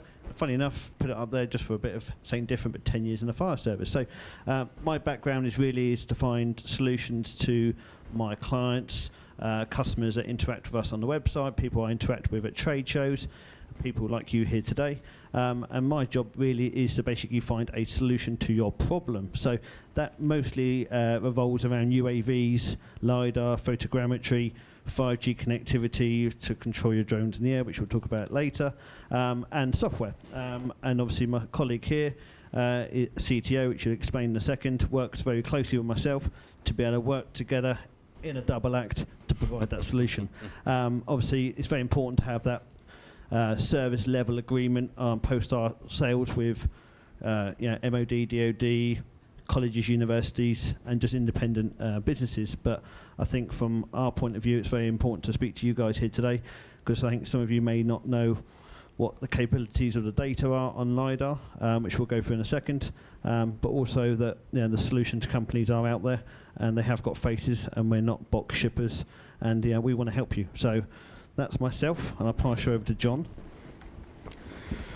Cool. Yep, so I'm the second half of this double act.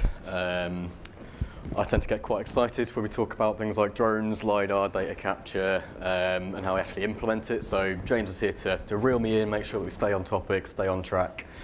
So I'll say thank you to all of the previous speakers who have made this a very tough act to follow, but we will do our best. So as James said, I'm John, I'm the technical manager for Vantage UAV Group. My background is primarily in sort of drones for media, from building drones, manufacturing and integrating. More recently, taking a step into the geospatial world, so how we can use those drones not just to take pretty pictures, but how we can use those for actual, actionable geospatial data capture, regardless of medium. So I think what we aim to sort of convey here are just how versatile drones for data capture can be, how widespread the applications are, and just stimulate a little bit of thought as to how these can fit into your particular sort of sector of the construction industry.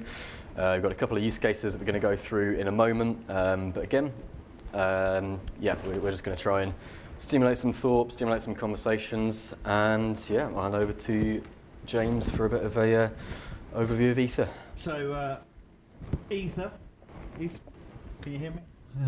There we go. Talk to it then. So Ether, or Aether, some people call it, but Ether is part of Vantage. So we're two companies split in half, and how we work is one provides the solutions and one side provides the service, and these two work very closely together to provide a full solution to some of our clients. Not all clients maybe have the infrastructure in place, the systems, the pilots to be able to put a LiDAR and UAV in the air. So what we can do is offer a secondary solution where we do that for them.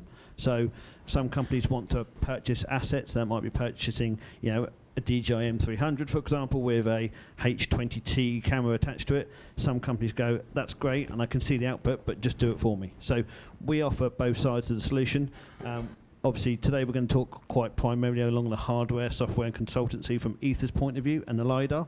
But obviously, from a point of contact from Ether, we're very focused on basically driving new technology into the market. So we go to a lot of clients, we go to a lot of demonstrations, we've got to go to a lot of seminars and partnership days to basically bring you the latest technology that's available across the globe. Last week we were in France, a partner day, and there we were networking with some very modern, very high-tech VTOLs, hexadrones, quadcopters, which can be very beneficial in the UK, especially as the transition away from the Chinese market. So it's very important right now to be ahead of the game, to understand what's available. From the software point of view, software is probably as important as the hardware, as we all know, as that's what gives you your deliverables at an accurate level. However, software can be quite hard to understand. You may not have the training resources, you may not have the technical knowledge behind that. Again, from us, we understand where you are as a business, understand if you have the infrastructure in place. If not, we can train teams in your industry. We can obviously attend your business. We can obviously do the data for you. We can even do from A to Z for you.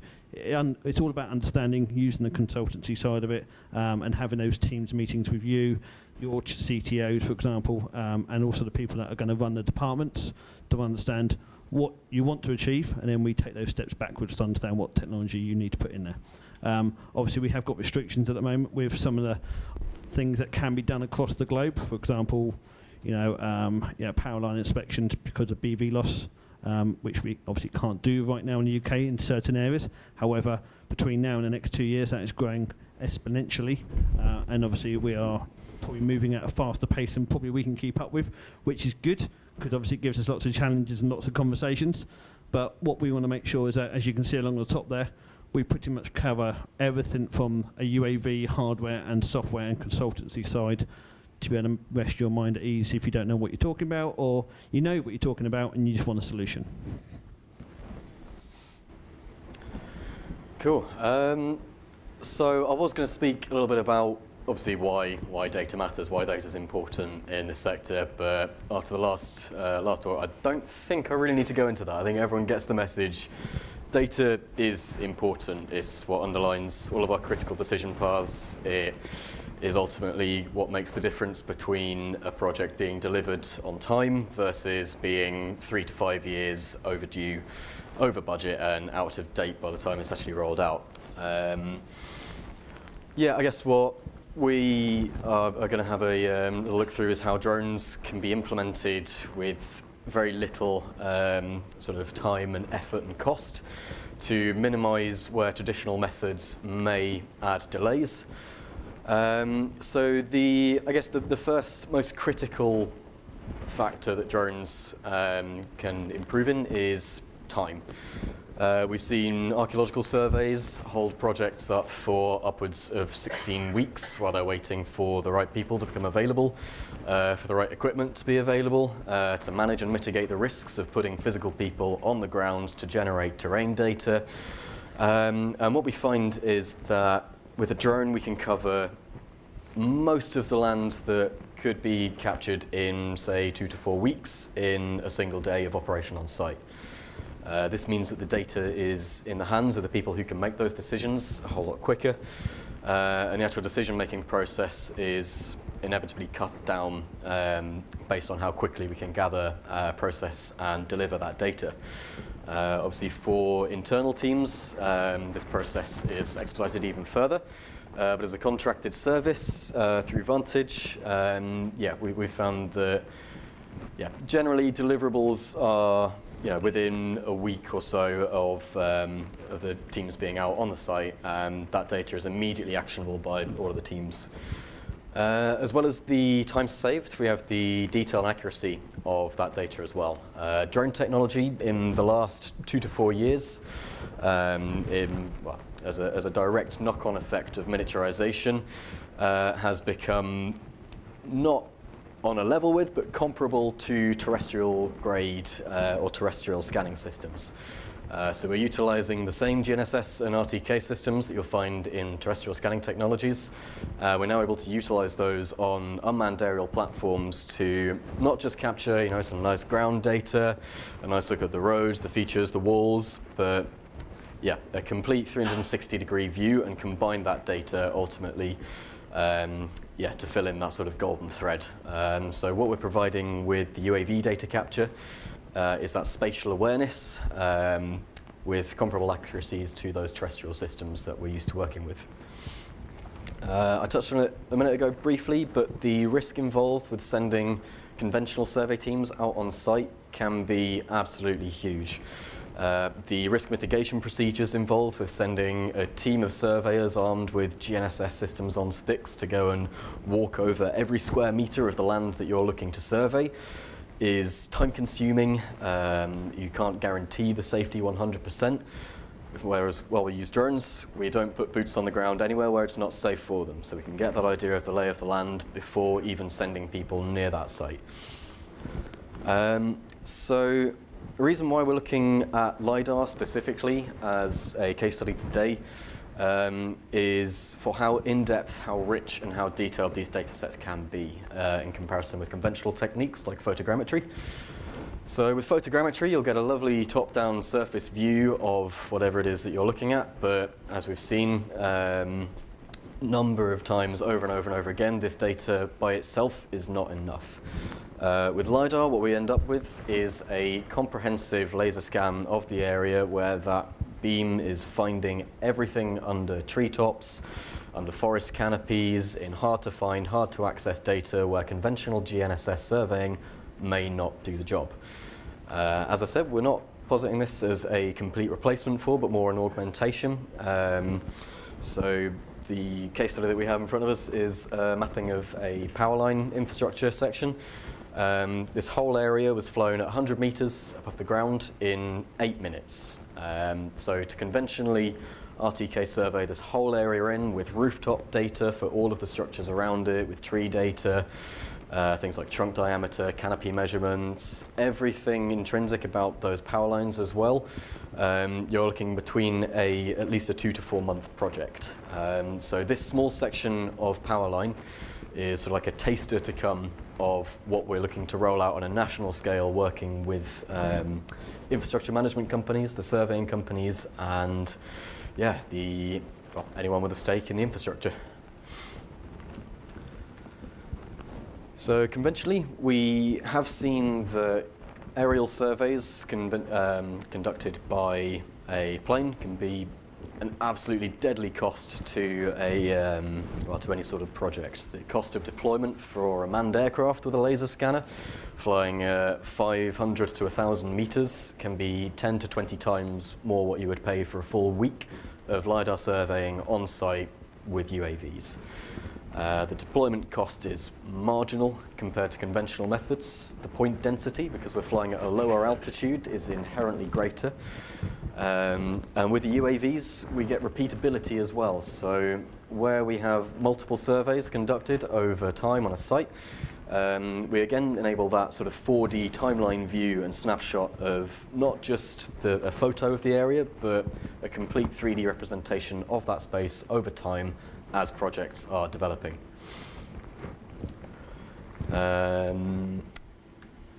Cool. I think, let's talk a little bit about the outputs themselves. So we've had a very in-depth, detailed education section on digital twins. So a couple of our terminologies in this, I think we've managed to keep the word digital twin out there exactly.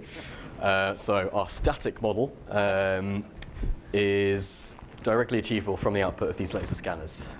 So what Ether provide the tools to complete and Vantage provide the service to complete is essentially the frameworks for building these static models to then imbue as either a Revit model or a fully built digital twin actioned with live sensors accurately, reliably, and most importantly, repeatedly. For this particular power line use case, we were looking at 2D and 3D vector maps. So taking the laser scans straight into a CAD environment and then turning those into vectorized plans that are quite sort of data efficient. They're very light on how much data is physically used. We're able to make use of that in a 3D space that I'll touch upon shortly. We can manage vegetation and clearance distances, so this is a critical function of the aerial programs for people like the National Grid, National Rail.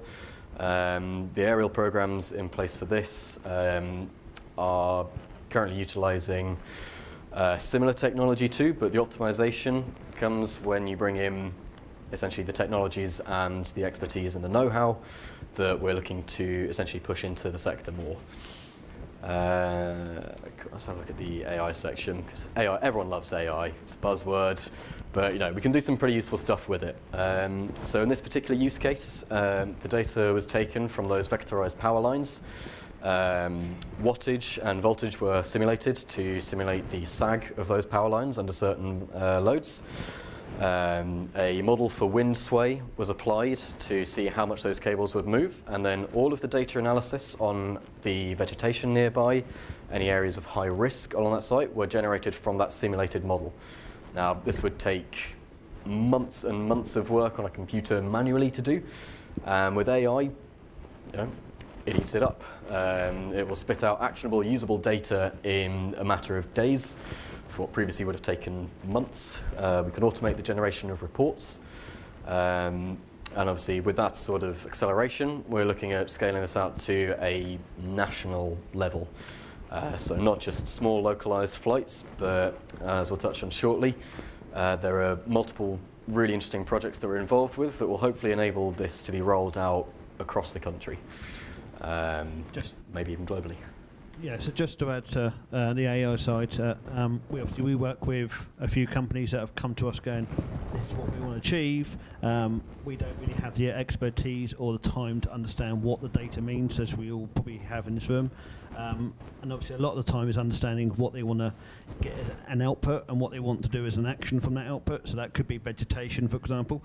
So sometimes actually some of the work is actually more about understanding what you want that data to be turned into as a finalised product, if that makes sense.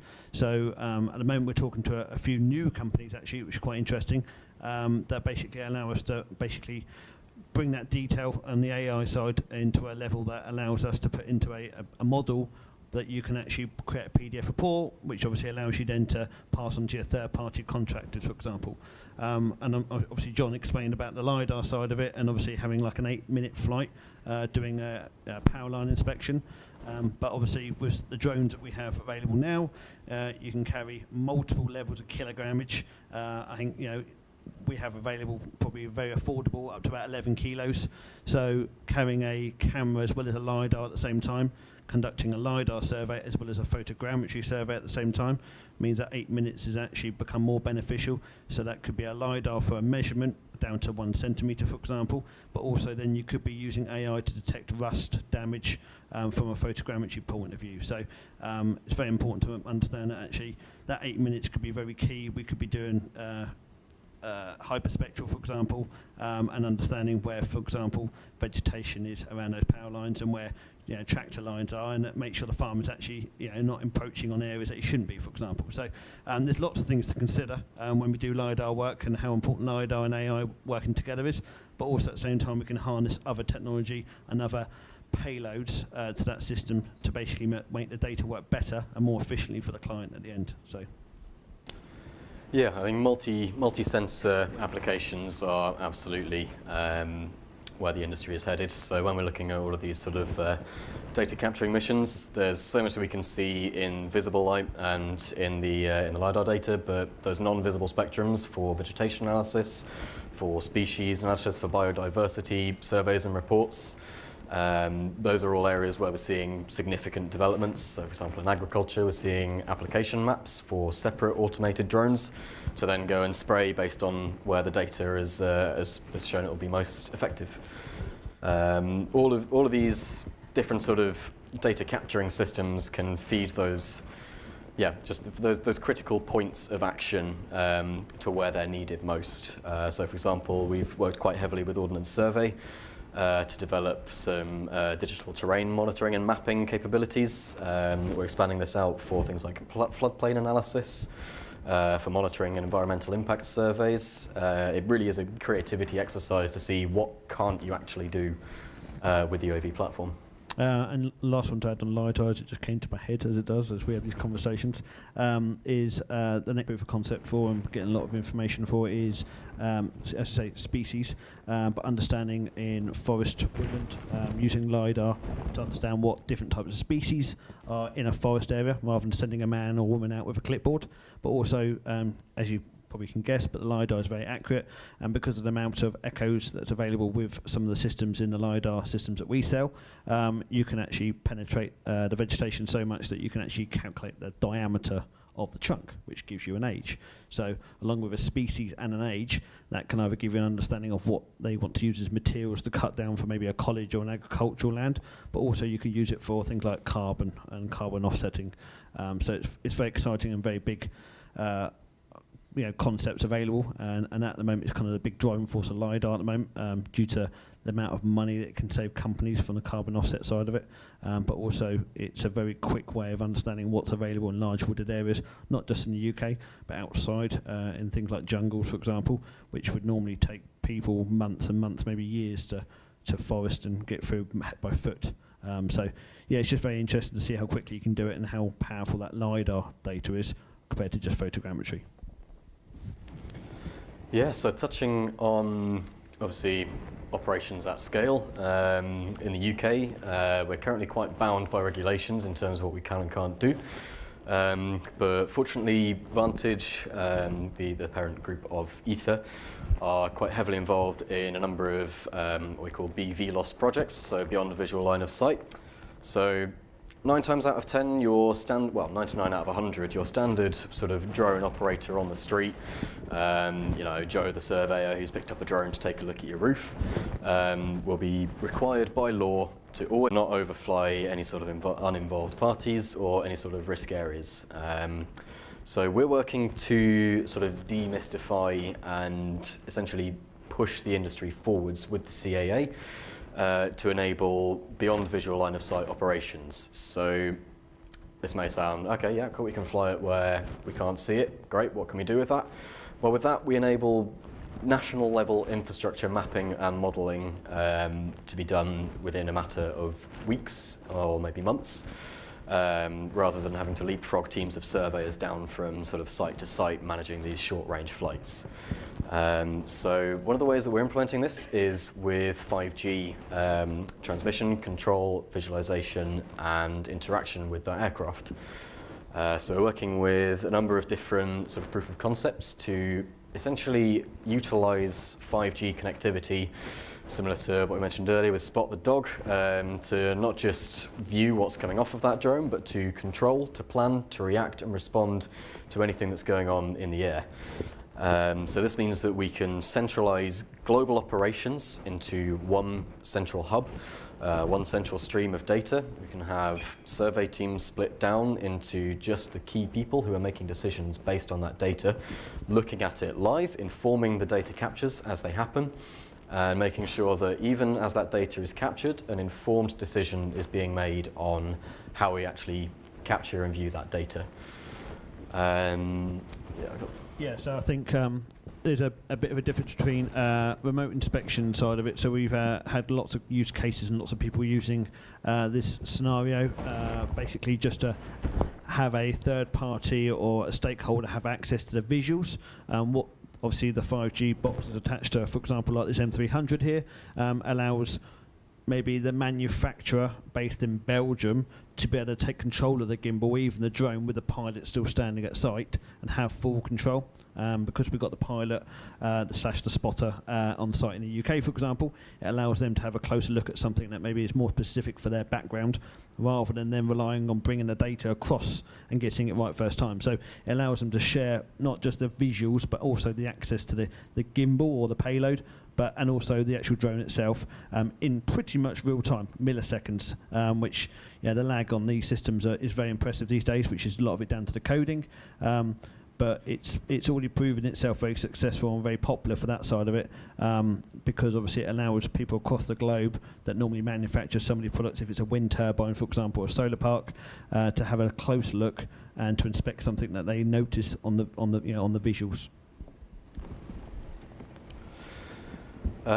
Cool. So we were going to end up with a quick Q&A, but I think we've only got 4 minutes left. So yeah, we'll have open for Q&A. Any point, feel free to come and ask any questions for us. What we'll leave you is where next with drones. So Ether, as we've already mentioned, is fully set up to establish your internal drone teams. If you even have a couple of people on the ground who say are interested in drones, they are absolutely the best people to be putting forward for this.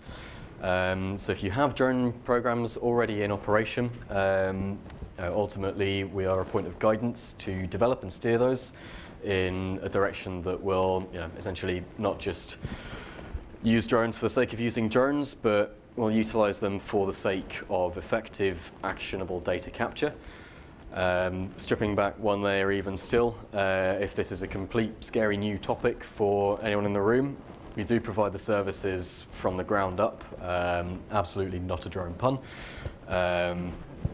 But yeah, that complete 360 solution to capture, deliver and help you action that data. I believe with 1 minute to go, that is us. Yeah, so we've put a few business cards around. It's probably a bit easier than trying to manage to speak to everyone, but obviously connect to us on LinkedIn, obviously an email. But if you want any more information, speak to us as soon as possible, obviously, while it's still fresh in our minds. But we're more than happy to set up calls and even proof of concepts to be able to obviously push these services and systems forward in your business. Thank you very much.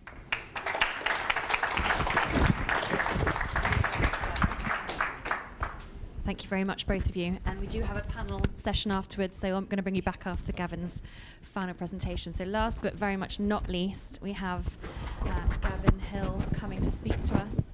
Now, Gavin's come from the University of Sheffield, and they are their Advanced Manufacturing Research Centre, the AMRC. And so Gavin is going to introduce lots of cool tech in construction to us. So over to you. Cool. All right, folks. I had a really long title, but then I got really bored of it, so I made it different. So I just said, look, I want to talk to you about cool stuff going on. And to be honest, I was actually, in kind of the interactions that I've had with Stuart and bits and pieces, I was expecting to come down and talk to what I suppose is the stereotypical construction audience. And I was expecting to talk about some stuff, and you kind of go, oh, look at that. Look at that, and then I'd get a bit of an ego hit, and it'd all be great. But fundamentally, everyone in this room really seems to be quite far. Sorry to be a pain, could you stand by the lectern? Yeah, okay, fine. Right. I can't stand still, I can't do it. So I'll lean. It's just going to be a really awkward video, isn't there? It's just like some random voice coming out of the heat there. Anyway, yeah, so, you know, everyone here really seems to kind of get this. You seem to be the people who are already interested in innovation and really trying to drive it forward. And that is really inspiring. You know, if I was to talk to you guys even 5 years ago, I think that this room would be a little bit different. I also think that when I talk to the more stereotypical people that I do tend to talk to in construction, they probably have a little bit more of a closed mindset than what I've seen. So I'm going to go through the same presentation, but I'm going to try to tweak it a little bit. I'm going to try to talk about things in a slightly different way, all right? But yeah, just before all that, just to explain what we are and how I've come to be here. So from the Advanced Manufacturing Research Centre, which is part of the High Volume Manufacturing Catapult, and there's a load of our centres across the UK. All that means, realistically, and the bit that I want to get out at the start with, is that about a third of our funding, about a third of what I do is government funded. So that means about a third of what I do should be just generally helpful. So if you've got a question, you're like, oh, how do I do this thing? You know, at least 1 in 3 times you ask me, I should give you an answer without there being anything attached to that. And it's also really nice because I don't have to sell anything anymore. It's a lovely, lovely space to be in. But it kind of, the reason that I'm highlighting that is just from some of the stuff that we spoke about earlier on. You know, you're talking about innovation. How do you do innovation? And it's really hard, right? There's cultural aspects, there's bits that you have to do there. But there's also this bit, and we had a bit of a discussion around lunch on it as well, there's this bit where, I'm going to say construction doesn't necessarily get the best conduit for funding innovation from the government. You have other industries where they're just a bit better at, or maybe more established, or maybe the industry lends itself better to it. But if I was to talk about my main work, most of my work's in aerospace. We've got a lot of growing areas in construction. We do rail, we do automotive and medical, but they've got a lot of those areas just different and more easily approachable funding streams to help support innovation.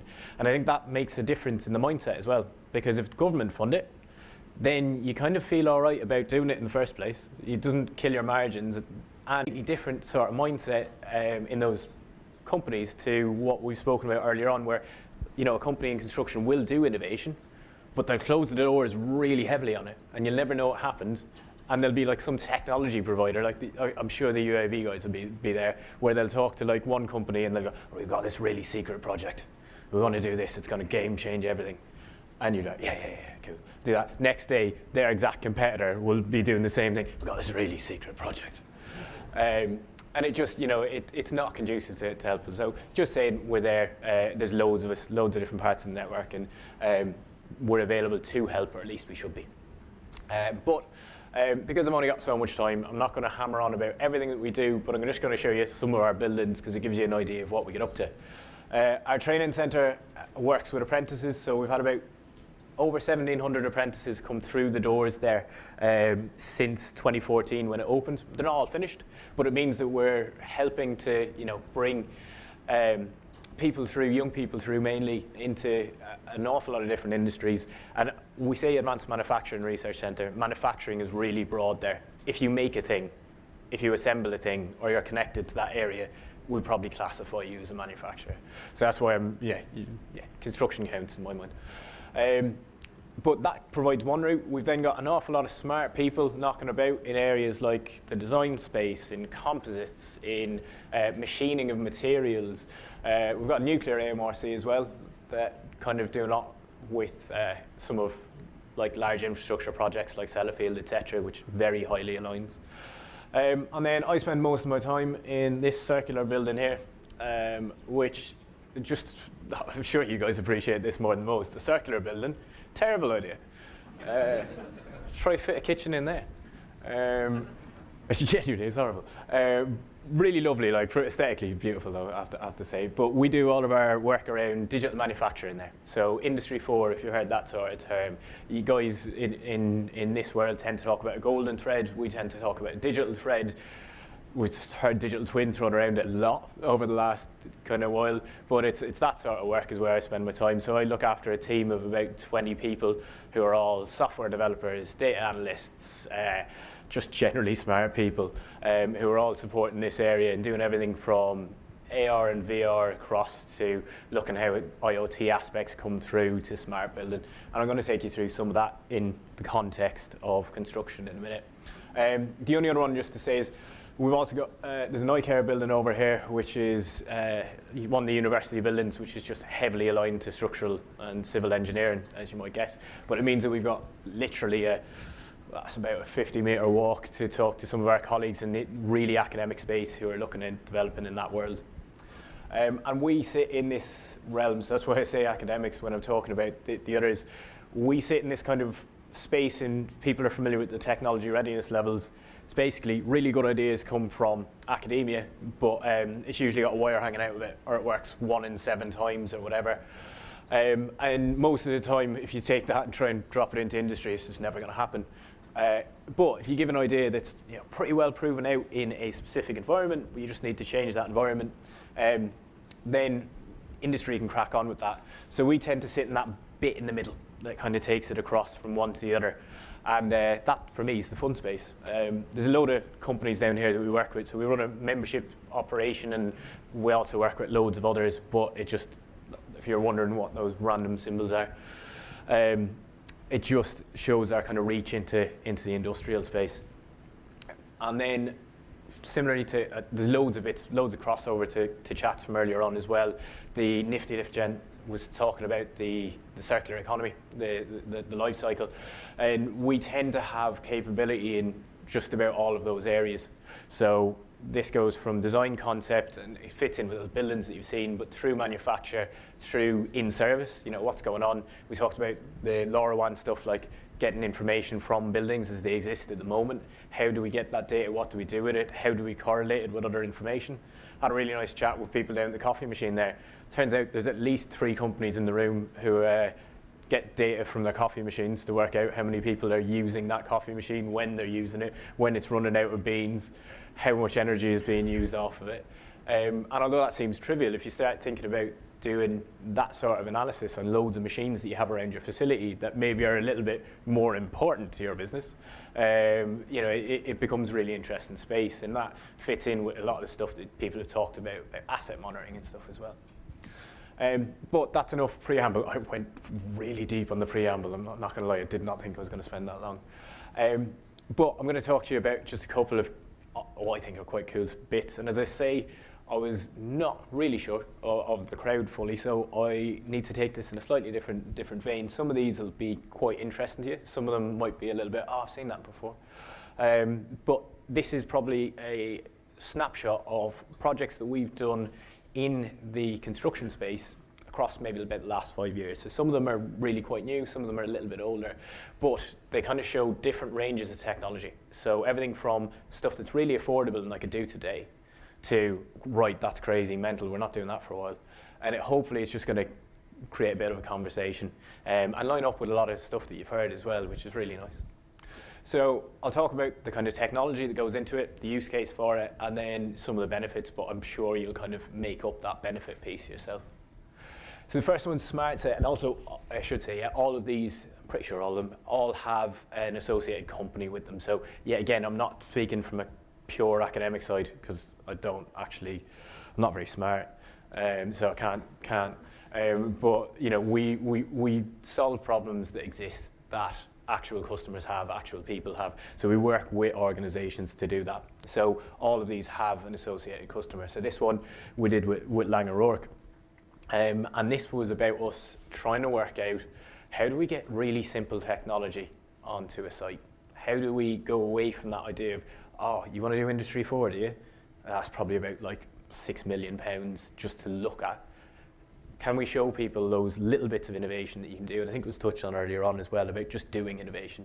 This is one of those bits where it's like, right, I can just chuck a couple of grand at that, or a small amount of money, and we can see what we get out of it. And that de-risks the next involvement, the next type of innovation you want to push through to your boss or the business.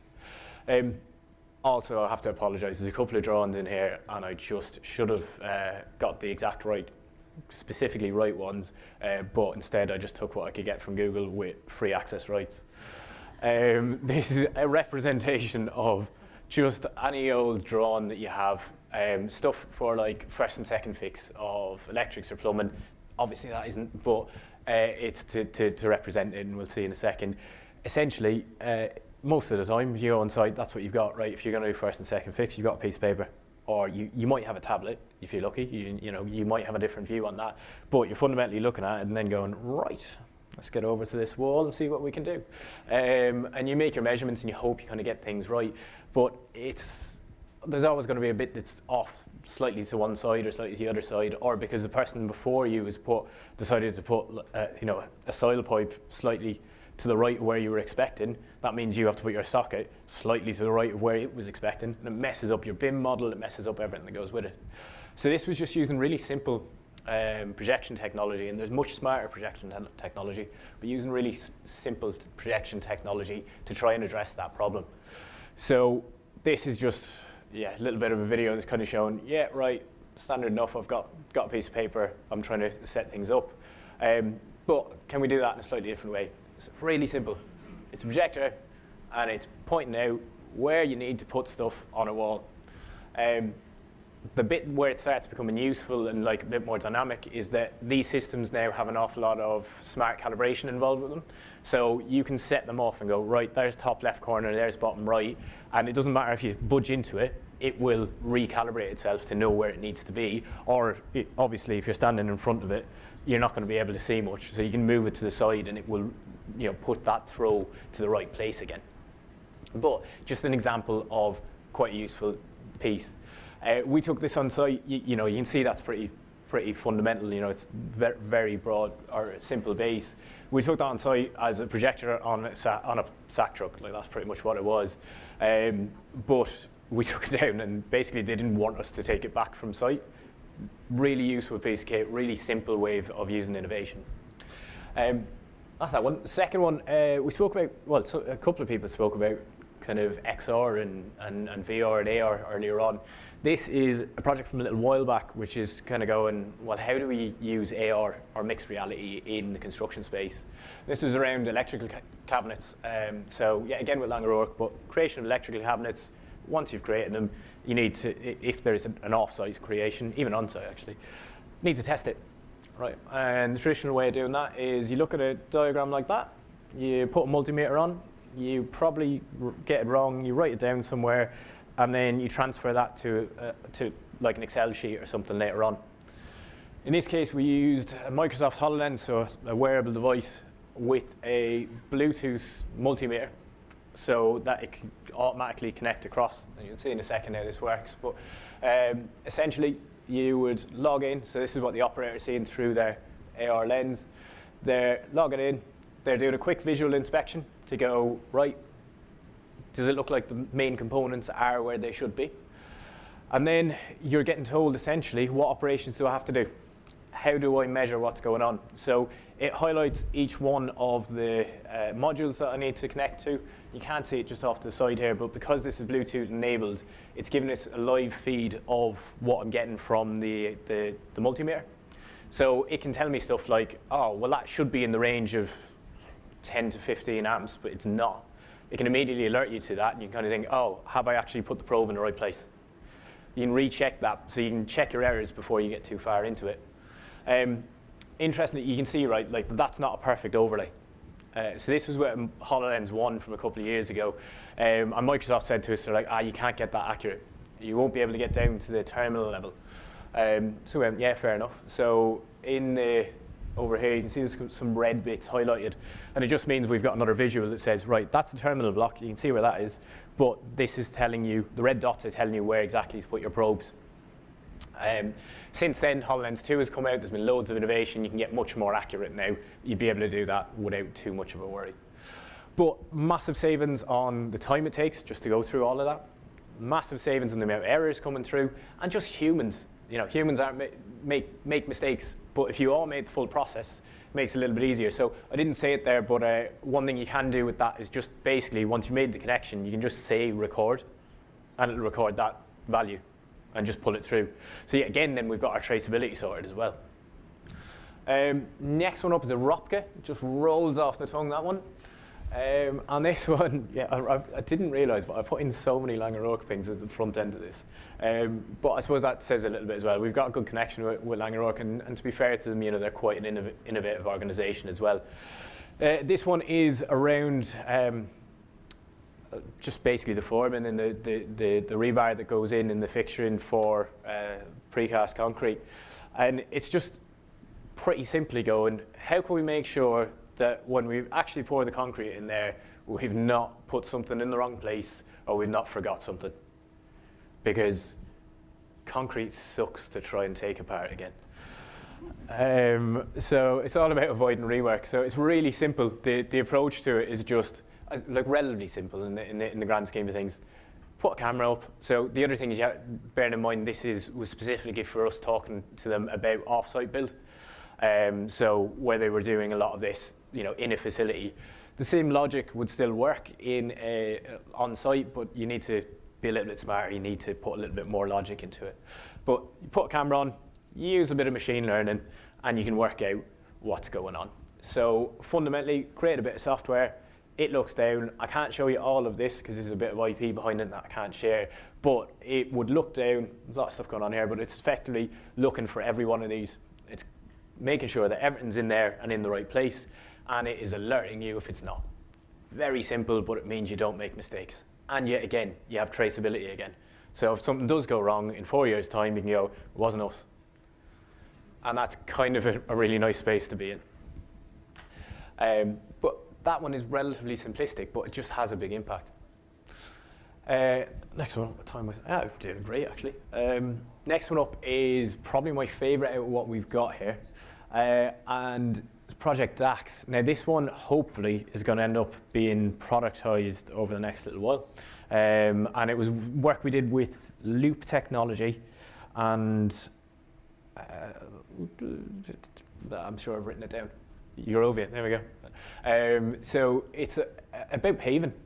So, you know, how often do you go out, just walk down any high street and someone's got a console out and there's about 15 people around them trying to suppress, you know, the dust coming up. There's someone else there just making sure that all the health and safety's went to as it should do. And there's like loads of the public coming over going, could you be a bit quieter, please? That's a problem. It's fundamentally a problem, right? We come out and we go, yeah, well, we're doing paving, we're going to do it here. Why are we doing it here? Why are we doing it on site? That is a bonkers thought, but we've always just done it. So this is a bit of a project and went, right, can we do it a different way? So essentially we used a bit of scanning and a bit of robotics and some smart kind of digital strands in behind to enable this. So what happens is you get, that's actually a LiDAR scanner, but when we started with LiDAR scanner, some of the new iPads actually have some depth capability on them. So they can do depth calculations for us. So we're able to do this with an iPad. By basically you coming along and going, right, we've done most of the paving, but we have to get around that lamppost and there's an edge there and there's a bit missing. You come along and you scan that bit that you haven't done. So scan that through, creates a map. That map gets turned into essentially jigsaw pieces of the types of paving that you need to put in place. And interestingly, it saves a lot of stuff like waste as well, because we can get an inventory of all of the bricks that we do, or all the paving stones that we do have. We can also say, right, if it's, you know, a third of a paving stone or more, we're going to hold on to that as inventory, and I can use that for the small bit later on, rather than it just getting chucked at the end. So it means we cut down on that.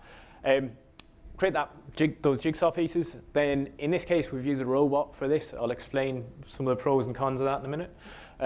But we use a robot to cut out our paving stones, and it also marks on them with a bit of a scanner. It puts on, potentially prints a label on them to say that's piece 4. Piece 4 is going to go in that hole. We then chuck that onto a lorry or wherever, bring it out on site, and then, you know, it's fundamentally just dropping it down. So there's some videos that explain that, which makes it a little bit easier for me, and also so much easier to understand when you can actually see it. So I'll let this play through. But you can see we're getting that scan, we're looking at how we would position that, and then we're getting a robot to mill that out.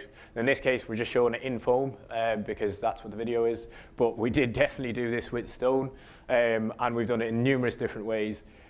There's a reason that you don't see cutting bits like that used to cut stone very often. You know, you always see a blade. Yeah, one of the main reasons for it is on occasion, if you give it another like 2 or 3 seconds, you start making lava.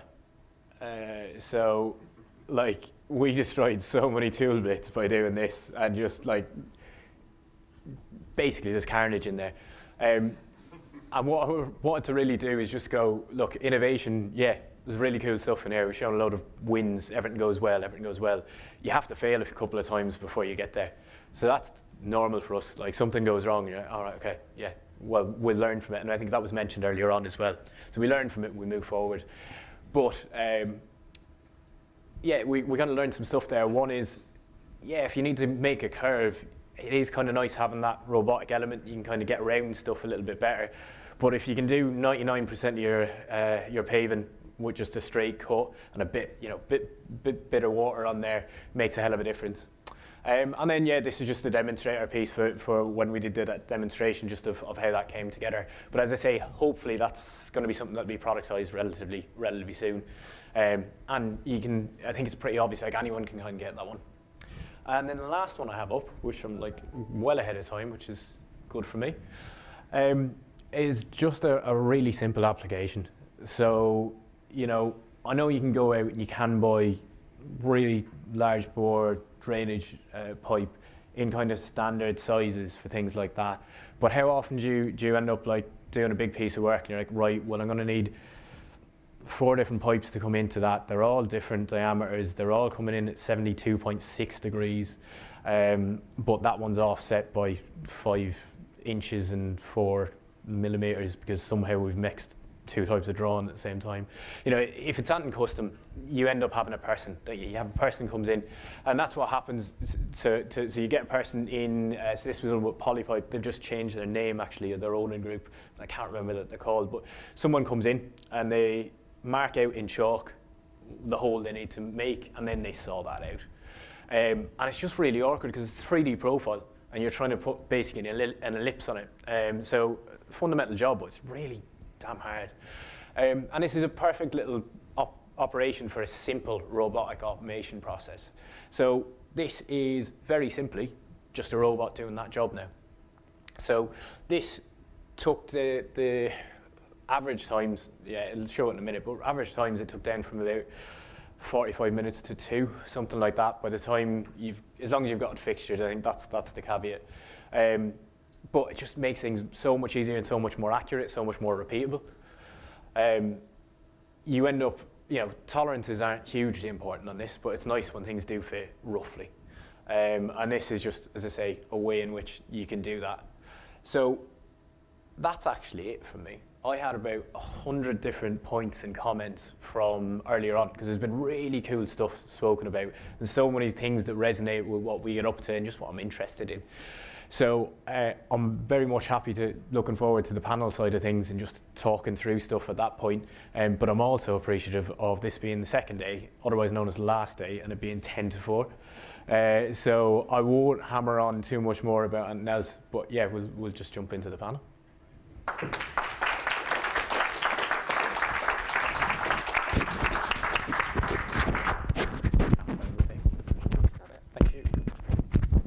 Thank you very much. So if our speakers from this afternoon can all come up, please, we can open the panel session.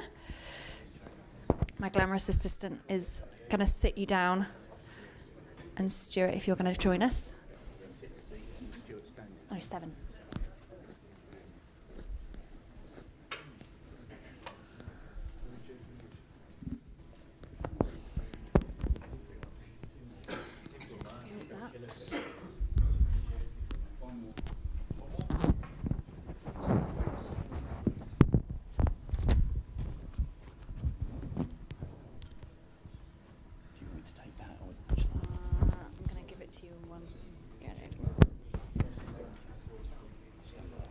Is Jennifer around? She's gone. Ah, extra chair. Okay. So Martin, I wanted to ask you firstly, in terms of government and policymakers, there are some very stringent commitments to targets that are being pushed out there, specifically one being net zero. But in terms of what that means, and actually the challenge is becoming exponentially more of a challenge as we get to that, for example, 2050 state. So how best can we help a supply chain at all levels of the supply chain leverage data, leverage process, so that can be a much easier challenge to meet? Thanks for that. You're welcome. Interesting question. I'll answer it from my point of view, okay? Yep. Not necessarily the company point of view, but from my... David's smiling, right? So from my point of view. So it was interesting. I was in China last week with the yards and that we use, and was really impressed with what they were doing from a net zero point of view, which wasn't what I was expecting. And so that's great. So I think by constantly us having the conversation with our supply chain and driving that conversation. So if we don't talk about it, it's almost like, well, they didn't mention it, so we won't do it. But by engaging with people with the conversation, it's just about scope 3 for our space in construction and supply chain, then we start getting some active conversation. We start talking about whether, say, like with Machine Max, which is a Shell invested company, where we say, well, do you always need diesel cherry pickers? Could you use electric? Could you use hydraulic? And then some people don't even know that even exists. And I was quite pleased to see that, say, in one of the yards in China, that they were also looking at that, replacing some of their equipment, and they were looking at how much energy they used per day compared to how much they generated. They had solar panels on their roof. There's all those things is when you start actively talking about it, you can see where that low-hanging fruit you can deal with. And great to see earlier in the year, I went to Construction Excellence about supply chain management of logistics.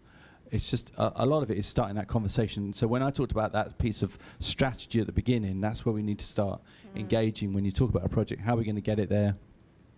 Is it modularization? But that means logistics of shipping around the world. Can we just build locally and more circular economy? Very good answer. Okay. If you could pass the microphone to Richard, thank you very much. So Richard, you mentioned that you believe the next 5 years will be pivotal in terms of the construction industry and AI and machine learning. But what do you think are the real main catalysts for this pivotal change? Great question. I think perhaps there are three. I think there are some pressures global pressures that everybody's facing that are almost irresistible. Net zero, energy scarcity, and I think the energy scarcity and energy cost is something that everybody's felt over the last couple of years, right? So they become tangible, they become real. You got CFOs all over the country thinking, how the heck am I just going to continue to operate this business with 3 times energy costs and so on? So I think those pressures are important. Plus the golden thread, digital thread, the things that we talked about. The things that are just unacceptable from this point onwards, not to have that level of data. I think generational change is really key to this as well. I was trying to convince people 20 years ago to give up a pen and a piece of paper, and it was hard work, right? They didn't want to do it. Why should I do that? This is how I do things. But I think there are digital natives taking up senior positions now that have known nothing other than the internet and instant access to information and just want things when they need them, and they are coming into sort of kind of transforming industries and expecting more. And then I think the final one is just the emergence of AI and machine learning and everything that goes with that. I think we're only beginning to scratch the surface, but the speed of change with that level of technology is just phenomenal. So I think those three things coming together are going to finally wake the sleeping giant. And as I said earlier on, we're starting from a very low base anyway. So the gains within our industry are amplified massively compared to other industries. So yeah, I think it's those three things. Wonderful, thank you. Holger. Oh, you want to answer? Go for it. Add something to it. Fabulous. Yeah, thanks. I would like to add that the need to collaborate as opposed to compete to actually win some of these battles. I can hear it everywhere. I think we are beginning to see that profits and margins are still important. We live in a market economy, but we are also seeing the value of other outcomes and the value of nature and the value of well-being being maybe costed in at some point. So there are, for example, even at treasury level, reconsiderations of other models than just measuring profits and margins. And I think that will eventually also help and be a game changer in how we work together. And talking of working together, you mentioned that you've got 180 asset owners already engaged with your program. So of those remaining companies and asset owners, what's been the biggest or the greatest reason for their resistance to joining up? And then counter to that, how is the program trying to inspire them into action? Great question. So I'll start with the local authorities are, of course, struggling for resource, skills and capabilities. So we are helping them actively to help each other. So for example, the Greater London Authority are helping the boroughs, and we're hoping to spread out capabilities, and then we've got some funding to help with data transformation. On the other end of the scale, so let's just point at the best sector is the water industry, even though they get a lot of bad press in terms of innovation and data sharing. They're right up there. They're just like all came and shared. They are the deepest. They have the biggest amount of stuff to dig through. And then we have the telco sector, for example, is the data sharing barriers are mainly the competitiveness, as we have a lot of building out and a lot of gold rush type situation where sharing at the moment is not the highest on the agenda. But again, positive news, they're all coming on board. The incentivization is, in the end of the day, we want to be working smarter, more digital, and it sort of just makes sense to be more efficient and more safe rather than walking around with bits of paper. And I think the generational change is clearly part of that as well. So. Absolutely. So John and James, I was wondering, and thank you very much for your fascinating introduction, well, for me, to the insights of drones, because I didn't think it was that, insightful, I guess is the word. But in terms of the potential use cases, what's currently not being maximised by the construction and operation industries, and which ones do you think, what's the perceived barrier, I guess, for the deployment of those use cases? Oh, that's a very good question. I think for me, certainly around the LiDAR adoption and the adoption of LiDAR technology, the biggest potential use case for it that we don't see being utilized is that pre-site acquisition of data. So even when people are considering what land to acquire, the potential that certain sites have, even the environmental impact, and monitoring how their construction projects will impact that environment in terms of floodplain analysis. It's being criminally underutilized in the UK. I think the biggest blocker for that are probably the conventional survey companies that are being drafted in. They see maybe, this is fantastic, a 4 to 8 weeks worth of work for us doing our stuff on the ground. With a drone, we can do that data capture in 1 day, 2 days, a couple of days of data processing, and have that in the hands. That's not actionable. The time scale alone of it is quite scary to some companies, but what we're trying to leverage is the volume of work that is out there for that sort of sector is absolutely huge. The benefits far outweigh the cons. Yeah, so John was saying it in a very vague and very good term, but obviously some people are very scared of the fact that drones are replacing people and boots on ground. So, when a drone can go out and, as John says, go and cover several hundreds of hectares in the morning, whereas that would normally be 4 months' work for a surveying company. For us to pitch to a surveying company, it's very difficult for them to buy a drone and buy a LiDAR system, because it's basically telling to half their workforce.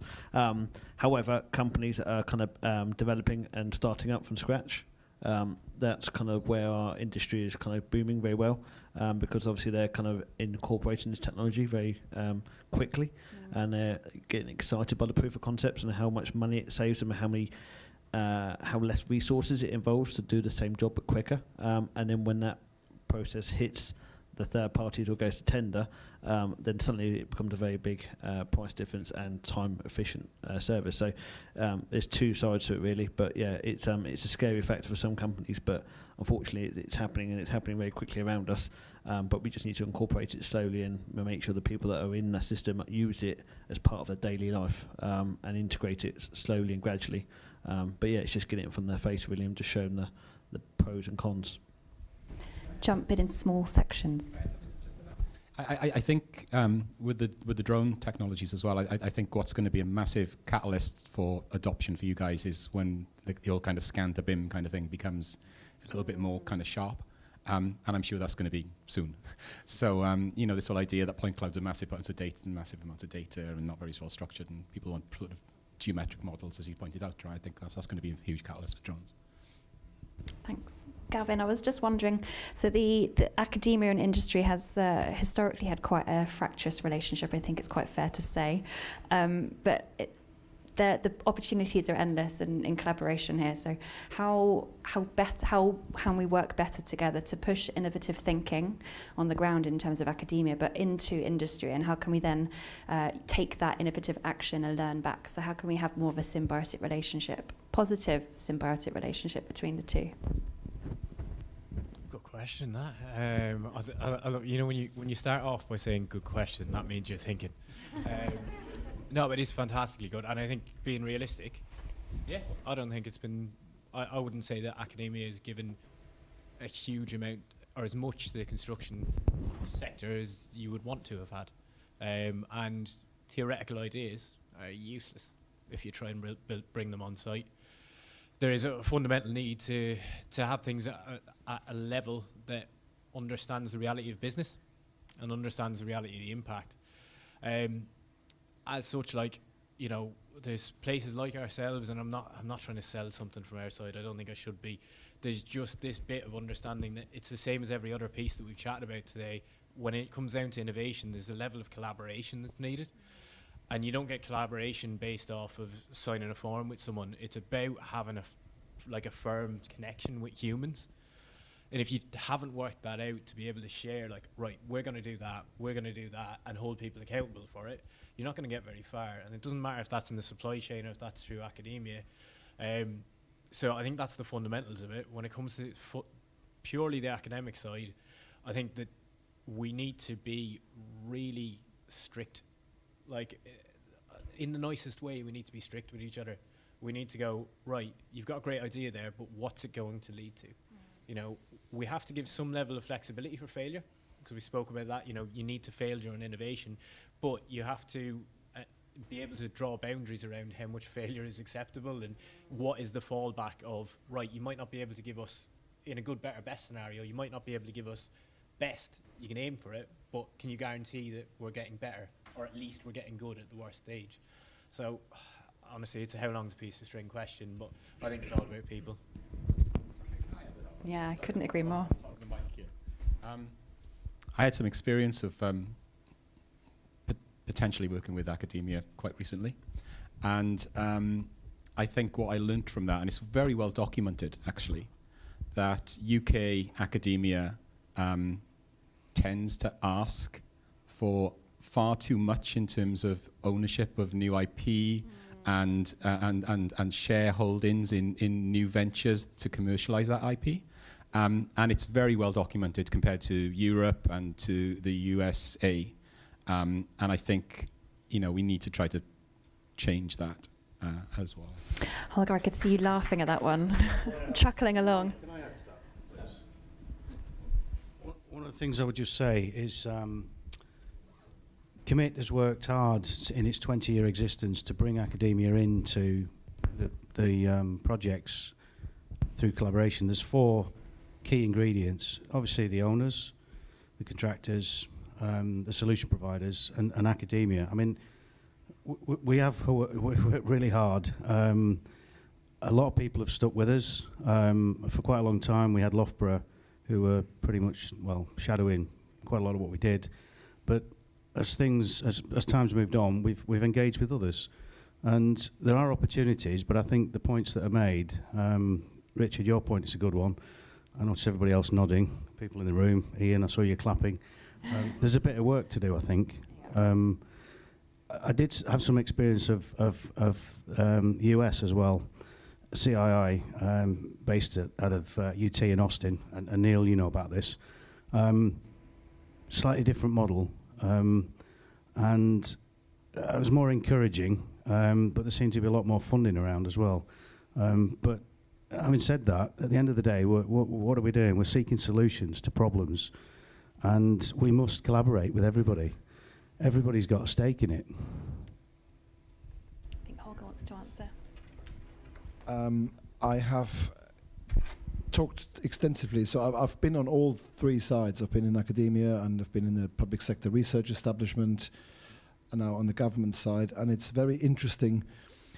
The universities, no one acts as they are just because they feel like it. There is a reward system. There is an it's the incentivization that has led I believe, the UK academic system into a very competitive area that I don't think was originally the intention with universities. The intention, as I can see from history, was it was a place for learning and for studying and having ideas and having space to think about random and crazy things. And when something pops out, others, the gap bridgers or the innovators, pick it up.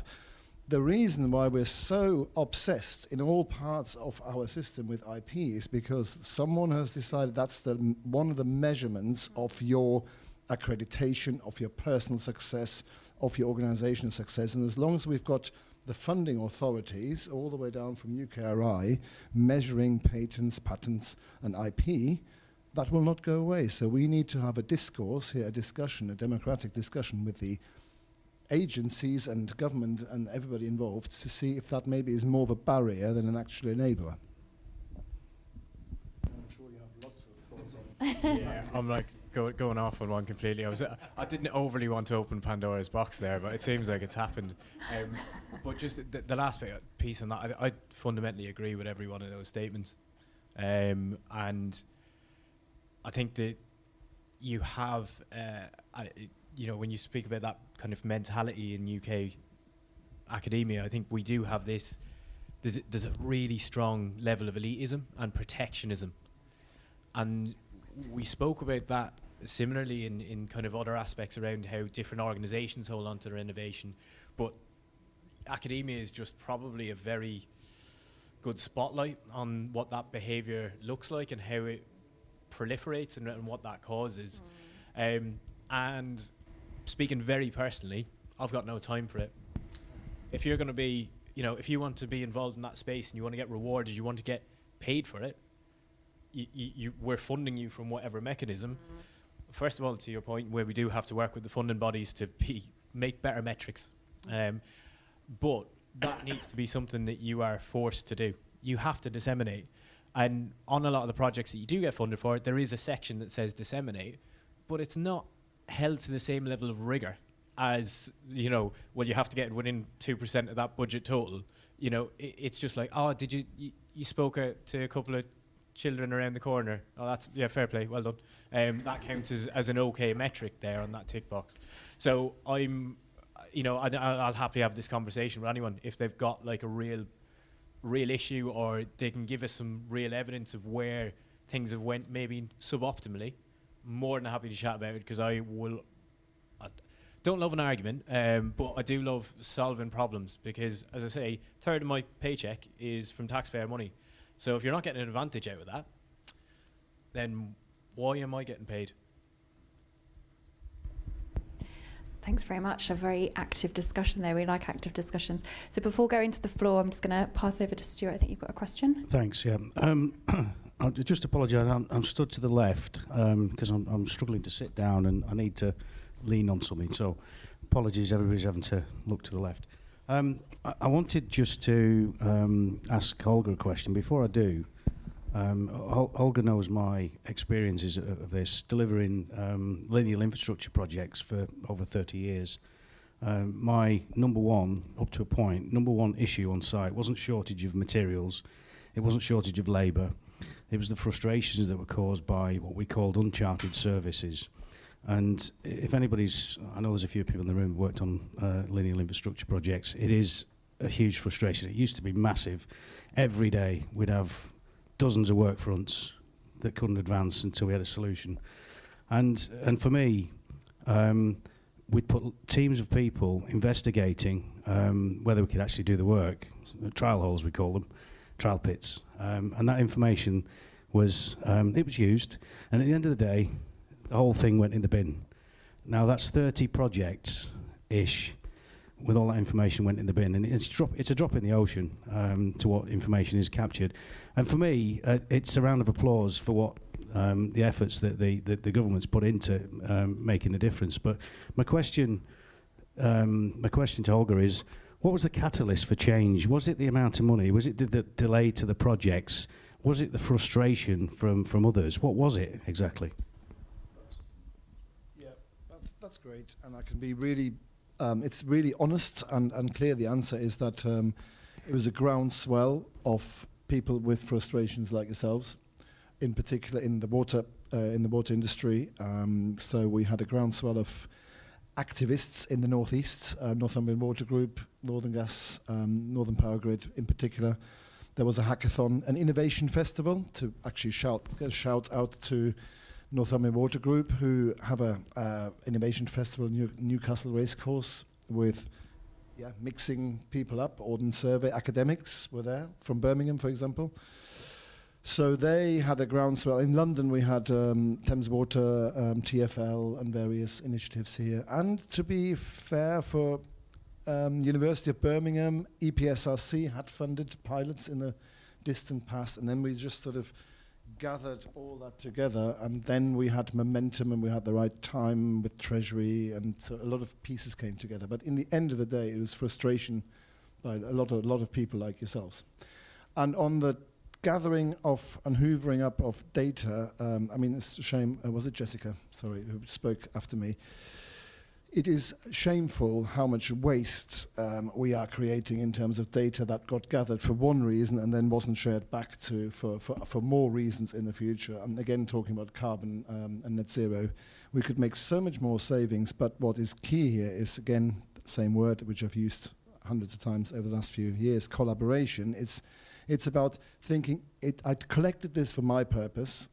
I'm not going to put it in the bin because there might be someone else. It's a bit like we put stuff in the library, don't we? We thought, I've written this book, but maybe someone else is going to read it in 30 years' time. So we have a British library, and you have a greater sense of purpose to contribute to something as a whole. And I hope we're getting there with Newer and then hopefully other initiatives as well. Just quickly, just to say, I've heard an awful lot of really good stuff today, and I've really enjoyed this. This has been great. It's been one of the best days I've had in ages. Maybe it's just because they let me come down south. But I've seen this come through loads of times in what we've done. I want to really call something out. Like there's a looming issue with this sector, and other sectors are probably a little bit farther ahead. It's exactly what you've kind of spoken about. It's data. So there was an issue where we didn't have data. Then we had a load of data that we didn't have any metadata associated with it, so it was useless. And then, you know, to your point, there's people holding on to data, but the big one is around the interoperability and the connections. So a lot of people have spoken about standardization of data and how do, I bring that into the systems that you were talking about. But even in that, it ends up being isolated to an organization or a platform or a tool. This is the exact same conversation in healthcare, in construction, in in manufacturing, literally everywhere, from your smartphone and your smart house to just what you've described there around earthworks. So I just wanted to say there's a lot of stuff that I put up and a lot of stuff that people have spoken about that are isolated, really good case studies, but what people are driving towards is going, right, how do I integrate that with all my systems that I already have, or the other 5 trials that I've done? And then that's where the bottleneck comes and nothing gets to move forward. So that's a real blocker for innovation, and that's going to be, no one called that out up until you said it, and that's just massive. It's going to cause us all whole loads of problems for the next 10 years. I've got one more. Really interesting is just looking at the whole picture. Where the UK exceeds, clearly, is in financial services. And the one place where we have an open, and it's called the Open Banking Standard or something, emerged 10, 15 years ago. So in the sector that we are obviously very good at, we have data sharing and standardization, and we had it very early. So it's quite interesting, why is it there and not, because probably 20% of GDP, and that's why we did it. Sure. Thanks. So all I was going to say is I first came across NUA maybe 2.5 years ago. We ran a webinar with our dear departed friend, sadly, Jeff Zeiss, and Ian will clearly remember the webinar. We ran over by half an hour, and then we went to penalties, and that webinar, the discussion went on for weeks. It went on for months, and I remember one thing about the initial presentation. And if anybody wants to have a look at it, go back and it's there for it's recorded. Have a look. One thing that I remember Jeff saying, he did drew a comparison, and he said the US do a few things that we were doing in the UK. Jeff was, albeit Canadian, he was involved in some of the activities in Europe, and it was enlightening for a lot of people. So yeah, I just wanted to share that. And Holger, the reason this started off in the first place, because it's vitally important, certainly for the construction sector to see, because the frustration I had, I've already talked about it, it's shared all around. You can't go to work because there's a service in the way. And you've got to stop and get a redesign, and the prolongation on the projects was, well, it would make you weep most of the time. And at the end of the day, the taxpayer picks up the tab. And that's, that was frustrating. But so, sorry.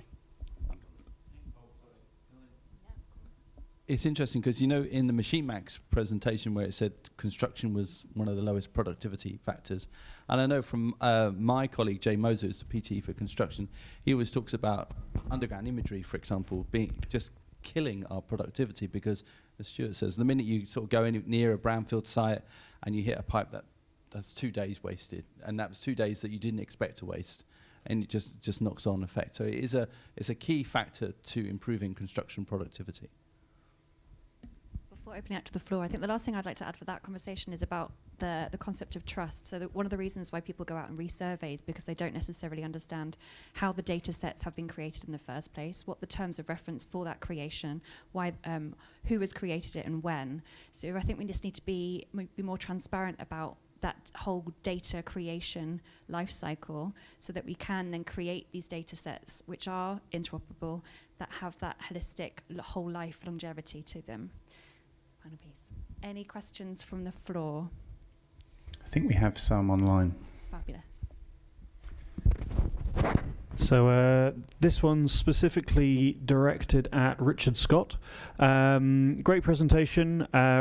Raises a concern I have about digital ownership. Lots of companies have data on assets, whether that's objects or people, but who should have the rights on its output from the DT? So effectively, who owns the data and who should be allowed to access it? That's an interesting question. I guess my immediate answer to that would be, and this might just be the way that I framed it in my mind as part of this kind of digital twin journey, that the rights to the data are the asset owner within the facility or building. And bear in mind that I'm pretty much blinkered into facilities and buildings when I talk about digital twins. So yeah, I guess that would be the answer for me from my perspective. All right, so I'm not quite sure whether I answered the question correctly, but within the sort of from the perspective of facilities and buildings, it's going to be the asset owner who owns that data. So I think in manufacturing, we're probably a little bit farther down the line with digital twins or with, I suppose, data wars on who owns what. I think that you're 100% right. It's your stuff, it's your data, or it should be. But because people are developing business models that revolve around the data, there are areas where that's not the case. So if you come along and go, oh yeah, I will put in all of that, I'll put in all of that asset tracking hardware for 80% off, or for free. Like, well, what are you getting out of it? Oh, I own your data, though. Yeah, there's an as-service model. You've helped to put that into context, actually, because we've had some kind of real-world experiences of this. Now that I've sort of settled in my mind what the question was. Yeah, you do get vendor lock-in, right? It does happen, particularly with BMS systems, which are, have a huge amount of kind of facility data, available to them. And that's really kind of frustrating. The situation, I won't name any particular projects because it's confidential, but it's a very big project. It was a very big customer. They wanted to do something very specific with their data, and essentially they were told that data is not available to you. Now, yeah, okay, there's ways around that, in terms of the technology. But I find that extremely frustrating, and I think that it's wrong, practically. So in our case, in the underground asset register case, the ownership is exactly as you said, with the asset owner. So if Thames Water owns the pipe, they own the data and give access and permission to approved others who have a reason to see that digital asset. I wanted to throw in a little bit of a philosophical point here.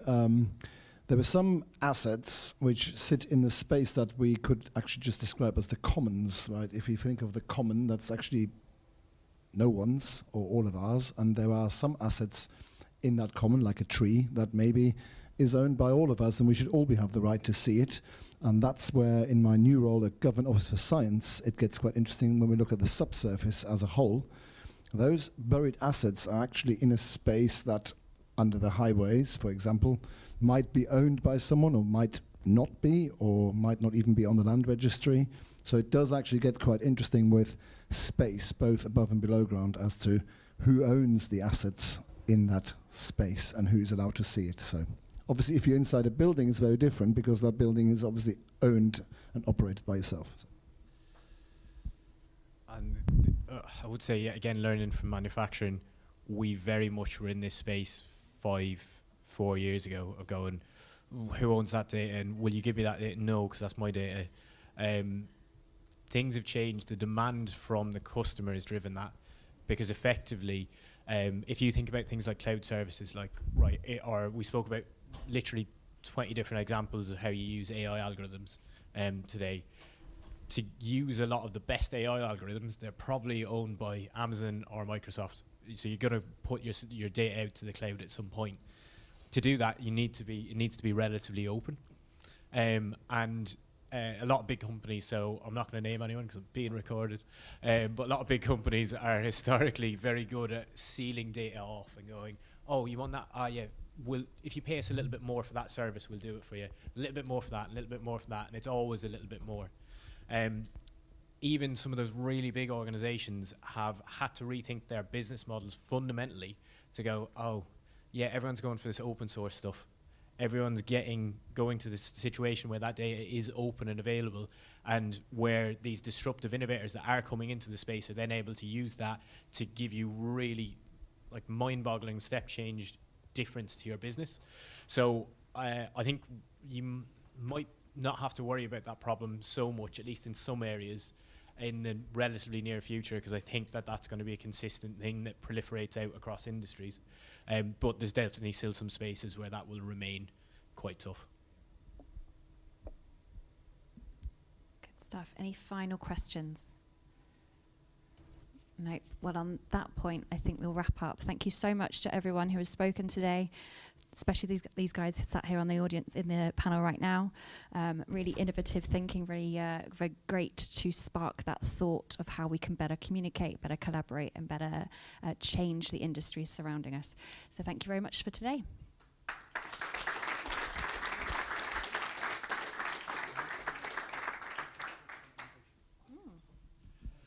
Right. Sorry, everyone. Just going to go slightly off script here. Just want to talk about innovation. We've covered a lot of innovation today, and it's sort of sparked some conversations at the back of the room. And we know there's been innovation platforms talked about. So Innovate 18 from Crossrail, i3P, which came out of that, Thames Tideway uses some innovation as well. There is a real lack of information sharing in an open, transparent, but also trusted manner. A lot of these innovation portals seem to suddenly disappear out of the reaches of the SMEs. They sort of get paywalled and locked away, which is a real shame. And despite the best attempts of some of these innovation platforms of being open to SMEs, they're really not. And I'm just thinking, as a community, as COMIT, we've got our projects, so commit to 5G, commit to safety, commit to AI, and commit to sustainability. I'm thinking that really our next project that we should look at is commit to innovation, and maybe start our own innovation portal. So just show of hands, non-committal at this point, who would be interested in engaging within a program such as that? Okay, that's everyone in the room. Right, there we go. Our next COMIT project is Commit to Innovation. We'll work out the plan on this, and because really it's you guys sharing, and to use an Innovate 18 term, pinched with pride, being able to go out, grab an innovation, build on top of it, one-pager saying, this is what I think it's going to do and what I'm going to try and do with it, and then a one-pager saying, these are our results. Don't do it, it's never going to work, or yes, this is brilliant. I'm thinking, we'll get a working group together, and anyone who wants to get involved, please do come see me after, because I think as a group here, there's innovators in the room, there's people who have been wanting innovation, there's people that have tried to innovate and been stifled. Let's push this forwards as a community, and yeah, let's take this to the world and innovate in a way that's open, shareable, and trusted. So many thanks for going off script. I'll hand you back to Stuart. Thank you, Max. That was very good. Okay, so the next part of the afternoon, early evening, is the awards. Now, we were due to do this yesterday, but of course the train strike put the kibosh on that. So I'm just going to finish off with the awards and a few thank yous. First off, can I ask Vanessa to come and lend a hand, please, Vanessa? Thank you. So, as I mentioned yesterday, the awards, the STAR Awards, the Special Technical Achievement Recognition, recognises the personal contributions of COMIT members who have given immensely, mostly of their own time, free time, and energy to support COMIT in achieving its aims and objectives. As you all know, we've been out without a COMIT conference since 2019, and this conference is what we consider getting back to normal. So, without further ado, I'm going to go straight into this because, well, we need to finish on time. First up, this gentleman has been involved in COMIT for quite a number of years, or a keen supporter, an awesome supporter, for 10 years or more, and has consistently helped COMIT and its wider community with shared ideas, wisdom, thought leadership in supporting COMIT's work, including projects. He is a strong advocate of collaboration and drives innovation for better outcomes. And that's the very backbone of why COMIT exists. So, Martin, I'm going to invite you to come up and thank you.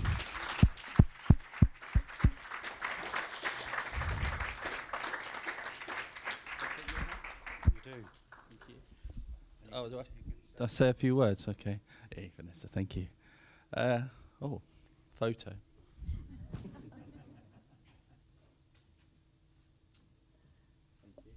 Thank you, Stuart. All right, a few words. Okay. So, yeah, how long have I been a COMIT member?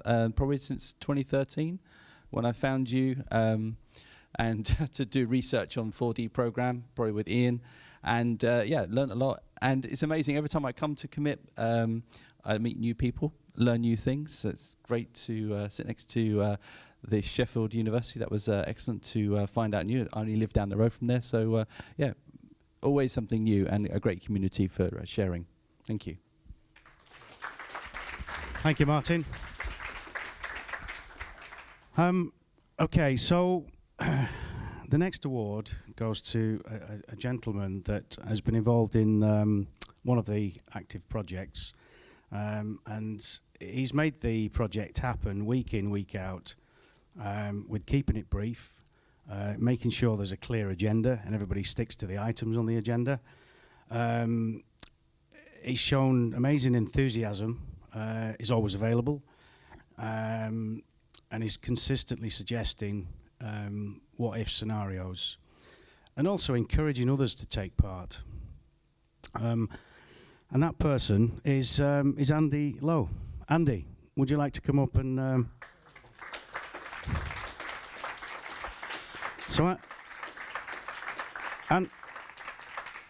Andy's with FC Labs and heads up the safety project. So, would you like to say a couple of words? No, not really. No, thank you very much. That's lovely. It's a very nice surprise. Yet I don't feel that way. I feel that every single week we all turn up, especially Vanessa and yourself as well, and everyone else at the Commit to Safety group. It's kind of what makes it really special, and I feel that we move forward and looking forward to the year ahead. As we mentioned earlier on, if anybody wants to become more involved, then we'll get in touch and get in touch with me. And yeah, it's an exciting space to be in. Thank you very much. Thank you very much. So, the next gentleman, at the moment I mentioned 21 years and Oracle Primavera, you know exactly what's what. He's been involved with Oracle Primavera for that time, and what I will say, he's been a fabulous contributor to Commit and its community, and has worked tirelessly throughout his involvement, supporting not only the growth of membership, but facilitating community days and generally expanding the great work that Commit does. So, Mario, over there in the left, would you like to come up? Thank you very much.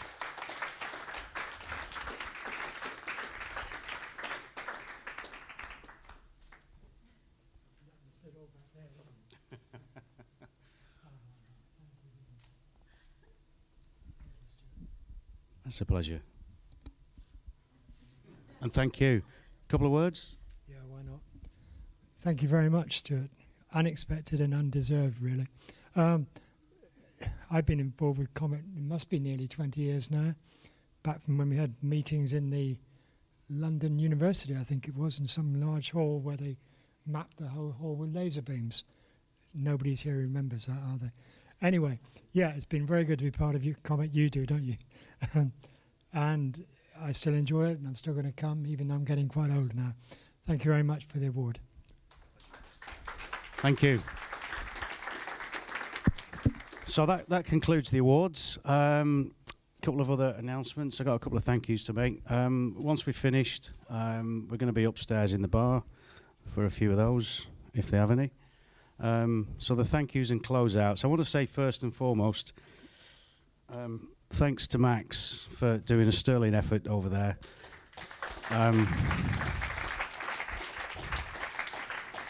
I just had a vision of the caricature gentleman spinning plates, and I think there was maybe 7 plates in that caricature, but I think Max has had about 10, and none of them have fallen off yet.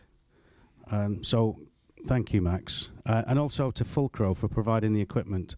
I mean, there's a I don't know, a plethora of items over there, which I don't think we could have done without, to be honest, particularly with the challenges of the rail strike and having to stream a GoToMeeting in and then send it back out on YouTube. So excellent job. Thank you, Max. Thank you. Just a recap of what I said earlier. Podcasts. We've started the podcasts. If you've got an idea for a podcast, I have a long list. And I promise you, now that we've delivered the conference, I will get back to you. Quite a lot of you in the room have approached me already today. Some are on the list from previous. We will get to that. We've got the projects. We've now got, what will that be? That will be the 9th project. 2 are very active. The others are embryonic and developing. Innovation. It was one that we discussed, and thanks, Max, for raising that. Please reach out. We'd love to have people involved in any of them. The Commit to Drones project, Tony's been heading out. I mentioned that this morning. That's going really well. I'm not going to raise any puns, but talk to Tony. Drones, awesome. Community Days, I'll come in a minute with that. We've got 2 more this year, and we are looking for opportunities for next year. And webinars. Anybody's got any suggestions for webinars? We said we'd do less this year than what we did last year. We were flat out last year and delivered less than 1 a month, or more than 1 a month rather. And we're happy to take suggestions for this year. I want to say thanks to the sponsors and supporters. Excellent support this time. Glenn, your team was phenomenal from start to finish, so thank you very much. A special thank you to you guys. I want to also thank Site Desk for the bar for last night. I want to thank Machine Max. I want to thank TwinView, Innate, and of course Shell, and Ether. Sorry, Vantage UAV, Ether. Thank you guys, awesome. Thank you for support. Again, just to recap, the new website, there's the QR code for that. A lot more information we've populated. We've been inundated with requests in the past for a members area. We have a members area. So information will be available, and certainly for this session, for the conference rather, in a couple of 3 days, max. I don't want to put any pressure on you, but whenever you're ready. So the next thing is, where's Victoria? There she is. Victoria, would you like to walk this way? Because I want to say a thank you to you. You've done an excellent job. You supported my immobility, if I can call it that. Your formation of questions, I thought, was absolutely superb. Cajoling, nurturing, suggesting for today, I thought was second to none. Thank you very much. Thank you. And I have something special here. If I can just not be stuck to the floor here. Thank you. Thank you very much. Thank you.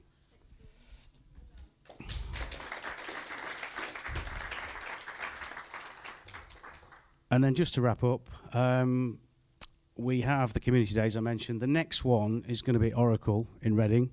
That's in their research and development centre. We were there 17 years ago when there was 1 building on site and a massive field.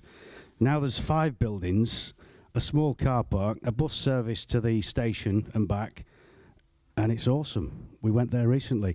And the other thing I'll say is if you're travelling by train, because you can go from the Elizabeth line takes you straight there in no time. And the dedicated bus service, the Oracle dedicated bus service, takes you to their office. So it's awesome, awesome. We'll see you there. And after that, we're at IFS in Staines once again. IFS have hosted us several times, and on the 30th of November, we're there again. So hopefully we'll see many of you there. We are looking for locations for community days for next year. So if anybody's got any suggestions, come see me, email me, message me, whatever. Happy to discuss. Yeah, Glenn, I know you've done that several times. We've had some awesome sessions. Last year was, well, it was fantastic. JCB, Nifty Lift. We also went to Red Bull Technology Centre. Well, that was facilitated by Siemens, who are not here today. Another active member in that field. So that's all I've got. But I would like to say, Ian, would you like to come and say anything to part before I put the final slide up? No, just thank you very much. Thank you very much for all those people who stayed online with us for the last 2 days, braved the rail to come in yesterday, just about-ish. It was amazing how many people were here because of the strikes. Lovely to see so many people here today. It's a real affirmation that we haven't completed what we started in COMIT. What was it, 20 years ago now. Every year we have that soul-searching question: have we completed it? Should we close down? Should we stop doing what we're doing because we've done what we set out to do? And actually, I asked that question quite heavily to myself this year: have we done it? And actually, I've looked around today, we haven't done it yet. There's so much to do, there's so much passion out there. on my word. So thank you very much for everything you've done so far in the last few days. Thank you, Ian. Cheers, Bobby. And thanks to Sandy as well for yesterday. Awesome job. And thank you to everybody else that's participated, attended, cajoled, presented, and anything else I've missed. Tweeted. Oh yeah, thank you, Paul. How many hits have we had? Okay. Yeah, brilliant, brilliant. And the other thing I'll say as well is Jerry, thank you very much for your support. I know we've worked quite closely together for the last several months to make this happen. Brilliant, thank you. Thanks very much. So, we're going upstairs, I believe. To the bar.